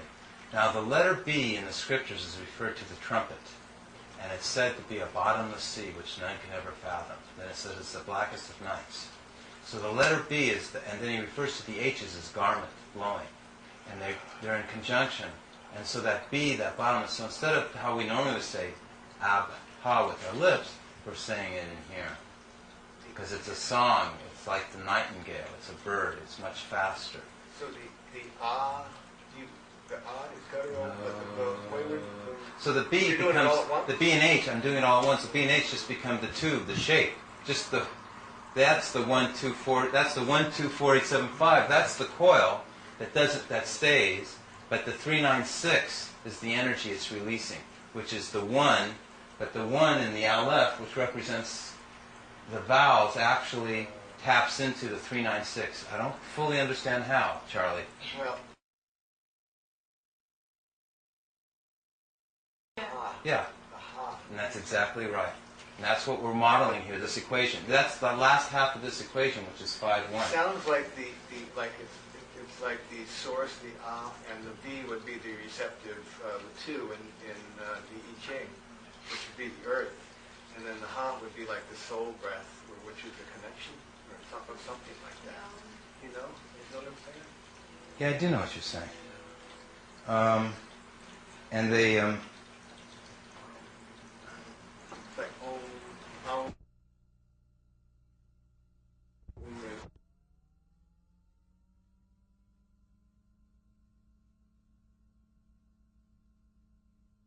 Well, which is a square. Again, we're just doing squares. Oh, I got you. Yeah. Okay, which is 2 by 2. okay equals 9. 4 plus 3 is 7. 7 plus 3 is 10 is 1. 8 and 1 is 9. I can take any 4. 3 and 8 and 4 and 3 equals what's it equal? 18 9. equals 9. Right. So even numbers will always equal a 9. What do you mean? Even squares. So 2 by 2s, 4 by 4s. Right. 6 by 6 by 6. But 1 by 1 is an odd, and what is a 3 by 3? A 3 by 3 was making this whole pattern of the 9 at the center, and But it did come to 9. of course I hadn't taken the 3 by 3 and put it off to the side and seen what it would have done. Going, What is a 4 by 4? 4 by 4 would have been a 9. Let's do a 4 by 4. Yeah. Okay, These four groups would have equaled 9. Okay, what's the 5 by 5 do? We just did it. Equals the doubling circuits and the equal potential major Well, group. 5 by 5 is a doubling circuit. Right. And the- 7 by 7s. Here's 7 by 7s, doubling circuits. Here's 7 by 7s. Here's 5 by 5. And they make the same pattern. How about these 9 by 9? What happens there? 9 by 9s? Yeah, gives you the, It's real deep, serious stuff that you have to be a genius to understand. what, Huh? yeah. Can you, I'm not the genius. oh, you don't know. It goes 3, 9, 6. I know I should say I'm a genius, but I just ha with our lips for saying it in here. Because it's a song. It's like the nightingale. It's a bird. It's much faster. So the is guttural, but the quaver, So the B You're doing it all becomes at once? the B and H. I'm doing it all at once. The B and H just become the tube, the shape. Just the that's the 1, 2, 4. That's the 1, 2, 4, 8, 7, 5. That's the coil that doesn't that stays. But the 3, 9, 6 is the energy it's releasing, which is the 1. But the 1 in the Aleph, which represents the vowels, actually taps into the 3, 9, 6. I don't fully understand how, Charlie. well, the H in Hawaiian is a symbol of the breath and the soul. Yeah. Aha. Yeah. Aha. And that's exactly right. And that's what we're modeling here, this equation. That's the last half of this equation, which is 5, 1. Sounds like it's like the source, the and the B would be the receptive, the 2 in the I Ching, which would be the earth, and then the Ha would be like the soul breath, which is a connection or something like that. You know what I'm saying? Yeah, I do know what you're saying. And they, It's like Om is like alpha, here's the 1, 2, creation, preservation. 5, 1 for Abha, and it was 2, 1, 5, 1 Baha, which was 3, 6, which equaled 9. It was always the 1 connecting back, the 2 and 5 connecting back to the 1, which was the whole equation. So the whole equation of this whole toroid coil, everything we've seen this evening, is 2, 1, 5, 1. And that's an anagram, too. It's Oh, I didn't show you the anagram. Remember I said I was going to show you the anagram? But that's an anagram, isn't it? You're just reversing something. Well, look at this, the thing that's most famous for the anagram. Anagram. You familiar with it, everybody? You seen it? Okay, watch this. Look at the doubling circuits. Remember we did, well, here's 1, 2, 3, 4, 5, 6, 7, 8, 9, and 1, 4, 2, 8, 5, 7, 1 is any number 1 through 9 divided by 7 equals the anagram, that number series. We familiar with that? Yes, we are. Let's see. Any number divided by 7 is on chart. There's the thumbprint on it. See if I can find it. I know right where that chart is. Or I know which chart it is.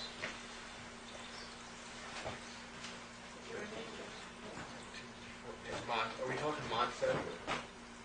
Hmm? Are we talking mod 7 We're- now? Are we talking what? Modular 7? Like No. Take 1 Yeah. and divide it by 7. Oh, you get... Here it is. 4, 2, 8. I like a guy who does it in his head and gives you the answer. Okay, there it is, right here. 1, 4, 2, 8, 5, 7. Yeah. 1, 4, 2, 8, Okay. 5, 7. That's right. But the problem is any number divided by that, like 2, Yeah, because it's doubled. is the same pattern. 2, 8, 5, 7, 1, 4. 4, 8, 2, 5, 7. Jeez. Okay, now watch. You ready for this one, Charlie? Would you believe that that's our torus? Look I at would believe it now. Okay, okay. That's amazing. Oh, but wait, it gets more That's amazing. the repetition of that's the repeating decimal of 7. It gets more amazing. That's amazing. Okay, hold on. I want you to absorb a lot more things are about to happen. This is going to be hard stuff. That's easy. Okay, hold on. I want you to absorb a lot more things are about to happen. This is going to be hard stuff. That's easy. Charlie, hold on. I need you to concentrate on this stuff. Okay? We know that that series is dividing by 7, a number by 7. Now, that pattern was 9, 1, 2, 3, 4, 5, 6, 7, 8, 9. You see how I did the circle? That was our control. 9, 1, 2, 3, 4, 5, the circle. But you've got one. I'm going to make a new circle, a new control. Right. Remember our coil always winds this way? But I said to myself, what would it mean if I took the number series that would counter the toroid? What is there any relevance to them? So I took from the 9, I took 9, 7, 4, 3, 8 right here, and 9, 2, 5, 6, 1 right here. Okay, so I put 9, 4, 7, 3, 8 that way, and 9, 2, 5, 6, 1 that way. See? So you reoriented according to your system. On my toroid here. And then I connected the 1 to the 2, the doubling circuits, the 2 to the 4, the 4 to 8, 8 to the 7, the 7 to 5, and the 5 to 1. I made the doubling circuits. And what did it give me? The integram. Except it told me that the integram was not connected at the base the way they standardly do it. The 3, which I said to myself was too obvious of a mistake they made. Yeah, but Everybody would have made a triangle. It's connected at the 9. but they're in different locations now. The numbers are all totally different locations. Because I took, I used the toroid for where the numbers go. So are you saying the enneagram is incorrect? No, well, yeah, I'm saying when they connected the enneagram at the base of the 3, 9, and 6, that's incorrect. Besides that, though. No, I'm saying the enneagram really was real. But what you've done is you've inverted it, haven't you? No, it's the same shape, the pattern. Remember, we're only looking at the geometry. Right. Oh, I see. Okay. I see. Okay, and they took a circle of 1 through 9 and said that that circle is a result of dividing by 7. Okay, I'll give everyone an example again of dividing by 7. Take 2, divide it by 7, you get 0.285714, okay? So it's 0.28, what was it? 0.28571. It makes that shape. Okay. So I then took, instead of doing a circle of 1 through 9, I made my circle based on the toroid skin backwards, which I call the antithesis of the toroid. And I then connected the numbers of my doubling circuits like I knew to do, right? Which is 1, 2, 4, 8, 7, 5, which makes the enneagram. I found that this is a real popular shape. I just wanted to show you that it was connected. This is on the pharmacies throughout the world, in front of buildings. It's a hidden mystic occultist type symbol. But 1 and 2 are connected in yours, and 1 and 4 are connected in No, I'm not trying to make dividing by 7 in mine. Right, I know. But I'm trying to show that that doubling yours are mod circuit. 9, The and shape yours is are mod exactly 7. the same. Yours are mod No, 9. they're mod 9 too. They're all mod 9 dividing Yeah, by they 7. are. Yeah. But we started with mod. We started doing 7. No, we didn't. We just divided 1 front by 7. Okay, all I did was take 1 and divide it by 7. And I got that pattern. I'll go further. What does that pattern mean? We have multiples now. Okay, now that pattern, no one's ever been able to say. They say it's an infinite pattern. They don't, okay, I found that it can, huh? That's a repeating decimal, though. It's a repeating, and I found that repeating decimals can be given a discrete number value of such as the repeating decimal of 0.142857 equals a 4. Want to see how I figured it out? So Okay. all those times when your teacher said, "Oh, that's a repeating decimal," yeah, but it really means this number.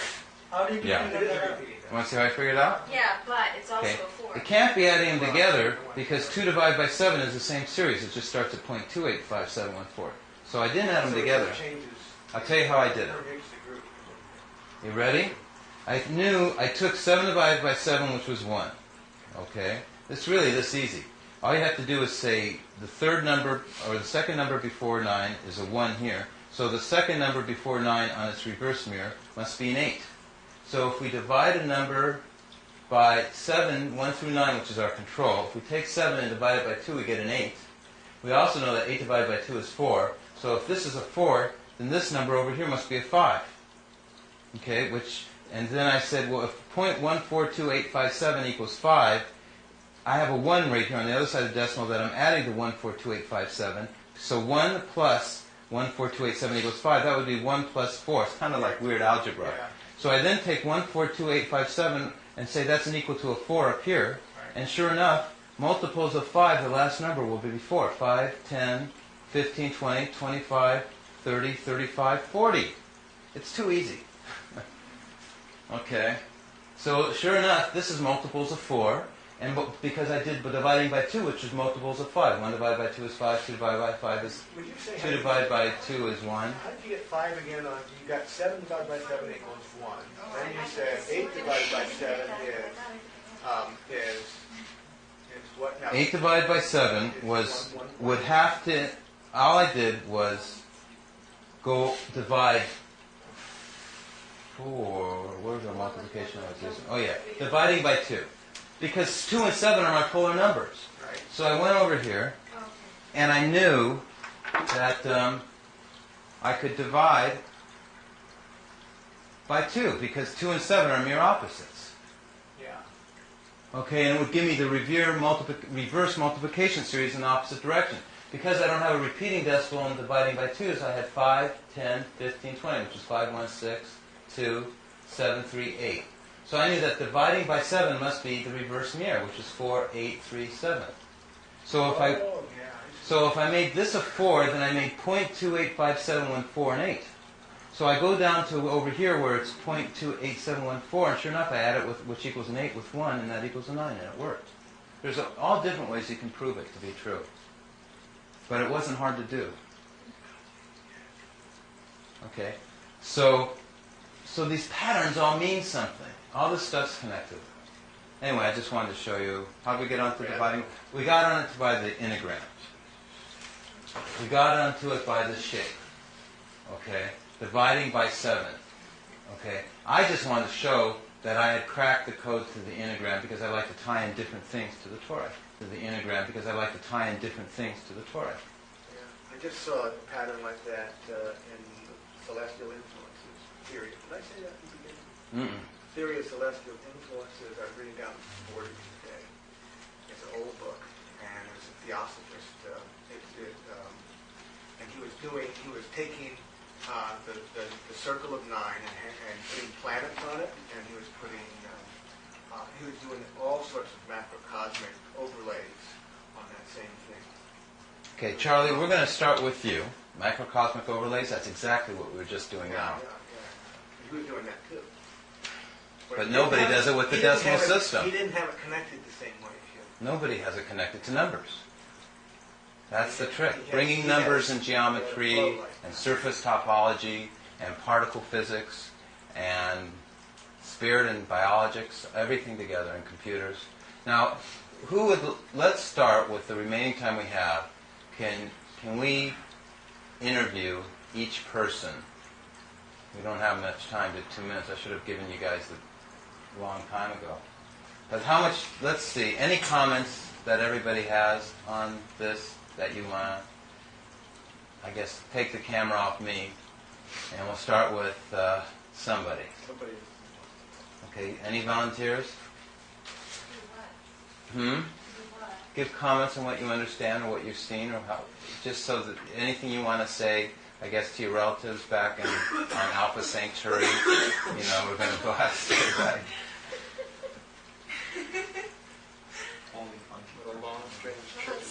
Surely you have something to say. That's supposed to mean. Charlie said what? Get what Charlie said. What a long, strange trip it's been. Yeah, what a long, strange trip it's been. It's going to take a while for me to assimilate everything, but surely really intriguing. Very Yeah. exciting. Very mindful. Yeah. This has so much richness to it. Really profound. Okay, yell your comments, because they're not to me, they're to the people who are going to be in I'll say something. the acetate world of the film. I'll say something about the kids I teach every day have to be subjected to the technology of math, which is so boring that I have to teach it. And I can try to make it interesting, and to some it's interesting. But the real interesting math that I've taught this year has been in dynamical systems, fractals, chaos, because it's so philosophically relevant to them, and that's what they want. And this has that same kind of richness that they don't get in mathematics in the high schools, because we have a mathematics that's driven by science and technology that is an established magic, so to speak, from the 16th to the 20th century. And this sort of stuff is usually taught to college mathematics majors. Stuff like this would be taught to college math majors, but they would have to do it in a way that even makes that boring.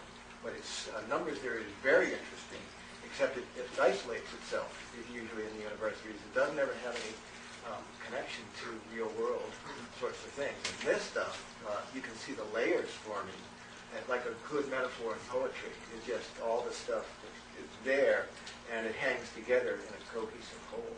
It's phenomenal. And you can do it at different levels with different things. That's why it's rich. That's what I wanted, was to hear a response. I guess, so, are you going to continue with this? Are you going to do it? Yeah. Yeah, because I mean, this can make someone that's even just having a bad day feel great. You know? That's kind of it. It is, because when you think about it, it's like everything that you've explained to us gives meaning for our lives, for us as individuals, for everything that we see, everything that we do. It all comes back to the cycle, the flow, and just makes it so real, you know? It's like, I'm just happy that I was here. I mean, I was supposed to have a huge party today, and it got all rained out, and then, you know what I mean? So it's like, thank God I was here. I told you it was a blessing. It was. Your birthday? Yeah. Oh, happy birthday. Thursday. Happy birthday. So, I just think it's great to break down. You can't explain it to people, you know. The concept of the flowing that you were showing us, you know, at the very basic beginning. And to me, that was the most important thing, just because it just showed how everything is connected, and it proves it. You know what I mean? Just proves it. Yeah, there's no point in warring when you're all connected, is there? You know, when you say this, I feel somehow innately at home, even though I don't even pretend to understand the math and the hard part of it. But innately, I own it as soon as I see it, and I see the pattern that it just like starts to fit in all the right places, and I believe that we're all born with that goal, that drive to go home to whatever this knowledge is, to truly know God, the name of God, the love of God, and to relate that to everything we do, and that it's out of that gift from God to us, we have everything. Nothing's been limited. Nothing's been kept from us in any way. That the whole universe is out there as a gift in every aspect that a human could conceive. I give everybody as a free present these books. They're mystical. You can't tell I got the math from it, but they're a present. Do other Baha'i people come to this? Yes. Yeah, we're all geniuses. Okay. I know lots of them. I think that the nice thing about And what? I'm going to tell them all about you. You're going to keep a lot of my friends from going crazy trying to figure this out. And thank you for figuring this out without going crazy. Yeah, it's not in my blood to go crazy. That's my good side. Is that I don't burn out. I can't have a nervous breakdown. I can't run out of. That's just my thing. Is that I make that sound, as me and Charlie were talking about. We're all been doing it. I just So I wasn't my fear. I didn't have any fear of that. You know what's so strange is that you're telling us about all this and how this is going to finally work when the energy in this way gets invented the way it's supposed to happen and eliminates petroleum stuff and all that. And you're wondering how you're going to get the money for a whiteboard or whatever. And it's just like, that just blows my mind. That's like, you don't have to worry about that because it's all just going to come. Because you can't contain this now. Like you've told too many people. It doesn't work that way. Yeah, it does. It does. I told It does. people when I was a little kid. Yeah, but it takes time. It takes 25 years to become an overnight success. Oh, yeah. And It's all moving at the right speed. Eventually, it doesn't matter. It says over and over again in the writings that it's just the will of God that these things shall come to pass, and that we don't really have a choice. That the kingdom of God is going to be created whether we want it or not, individually. And this will be used because it's in harmony with the vibration of the Lord. So, thank you. In this Don't point, worry, your work won't be wasted at all. This is the foundation for, building the whole new society. And He gave us the key, which is 9. It's vanished. If you think about all the billions of people that live by an oil lantern, how many whales were boiled to light people's rooms, it can easily vanish again. It really takes an incredible amount of effort to keep it alive. Don't you think this kind of stuff has been done before, or as you talk about the concept of circle, don't you think that Simba did it in The Lion King. somebody in the past must have done something similar to this nature, and it got Not even similar, they did it. Yeah, it got vanished, and then I'm just picking up the clues at the scene of the crime. That's all I'm doing. But at least, the great thing about your work is at least you're seeing until now, the mysticism was like totally detached, from ordinary masses, Yeah. But now you are combining those two things together, Right. and making it known to people, which is, really grounding. Like I whispered to you early on, I said, You're making us feel like we're smart.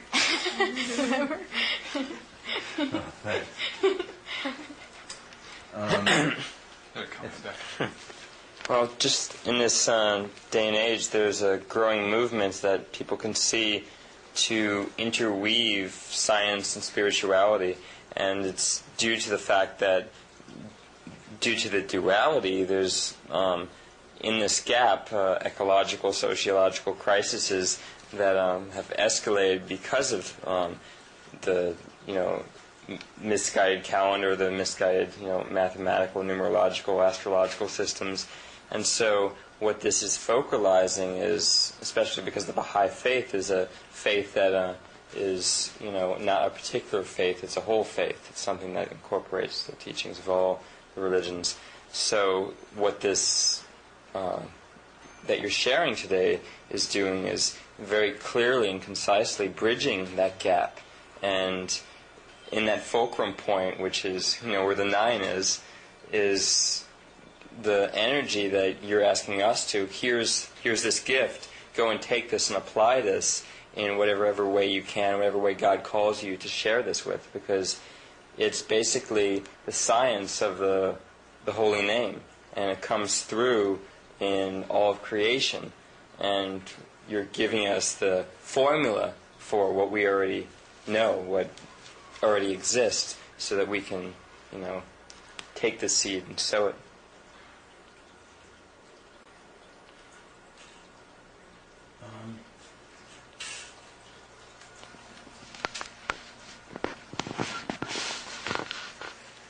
The real objective is so that when we get to the next kingdom, the highest of the outcomes of the spiritual in the world, that you will be able to function. You understand how powerful and important the holy name of God is. You've said that yourself. And you've invoked it many times. And the thing is, in this world, we use our feet to get around. Okay? But in the next world, we're going to be crippled unless we know how to breathe and intonate that holy name of God. Okay? Because in the next world, that will totally give us the wings to our soul and give us free flight. Okay? Even in this world as well, too. All our psychic states, paranormal states, we should never ever sell ourselves short for one altered state. We should always know that we should be totally integrated. If we should have psychicness or telepathy or levitation or anything we should ever have, they must all be integrated. in balance and in harmony.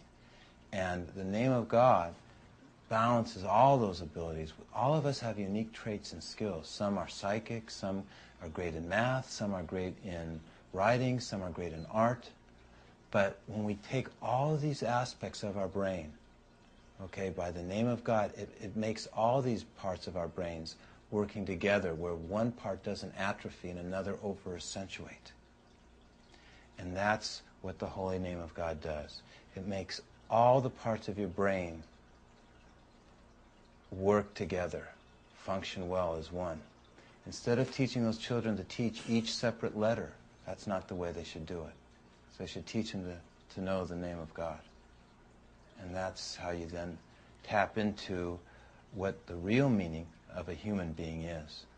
A human being that is a hologram, is a paradigm of God. We actually reveal God's bounty, His grace, through how we release that spirit in us. We are actually the revelation of God. We are to creation to the rest of the world. If it wasn't for us, all the most beautiful and comely names, all the attributes and qualities of God would not be revealed. And God's own image would be not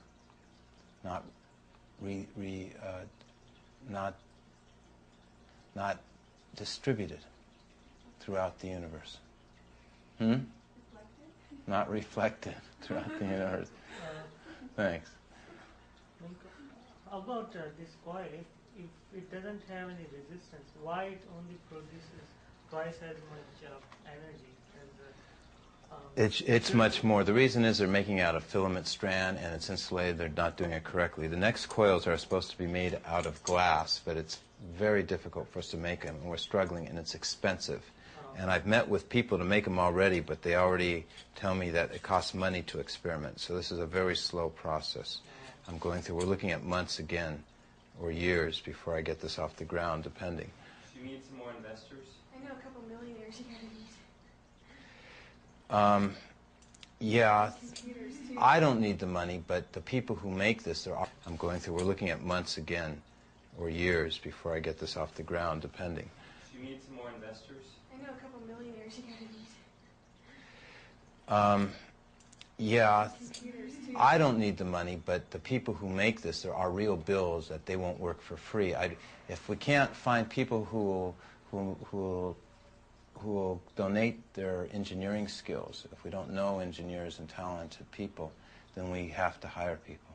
But my first goal was for everybody just to contribute what their skill is. I've done it so far based on the no strings attached, free gift, participation type situation. If there's any investors that want to, I don't beg, I don't solicit for money at these talks, and I always continue to teach for free. But as long as they're not into it from the fact of return, let me put it this way. To keep them from being greedy about it, I won't promise them any money in return for whatever they invest. I won't make any, I won't try and lure them or entice them. If they want to make it without me, they can get my book. It cost me $40 to print this book. And they can make it on their own, and they can even omit me, okay, if that's their desire. But if they want to see it made with my resources and my skill, then this is what the book looks like. It's a big thing. Then yeah, I would definitely know where the money is most appropriately used, because all the people that I work with are very talented, very skilled. I also would compensate certain writers, certain artists. I would actually compensate Charlie and Judy because they're teachers. And I would actually offer them a publishing agreement, because I have a publisher, but he just wants the draft, the final product. I have a CD-ROM company, and I would actually ask them to produce teaching materials for schools. So you guys are the guys I'd use the money for. I'd pay you guys to do the work. So, me, I can live on without money. I'm okay, because I bought a new tent. And all you eat is fruit, so. I need its fruit, yeah. But I'm going to go to Kmart and get another one, too. So I have two. That way I'm expanding. Living room, bedroom. Okay.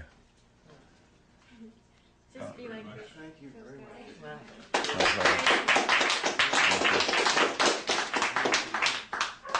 Mahalo. You guys are a lot of fun. Couldn't have more fun.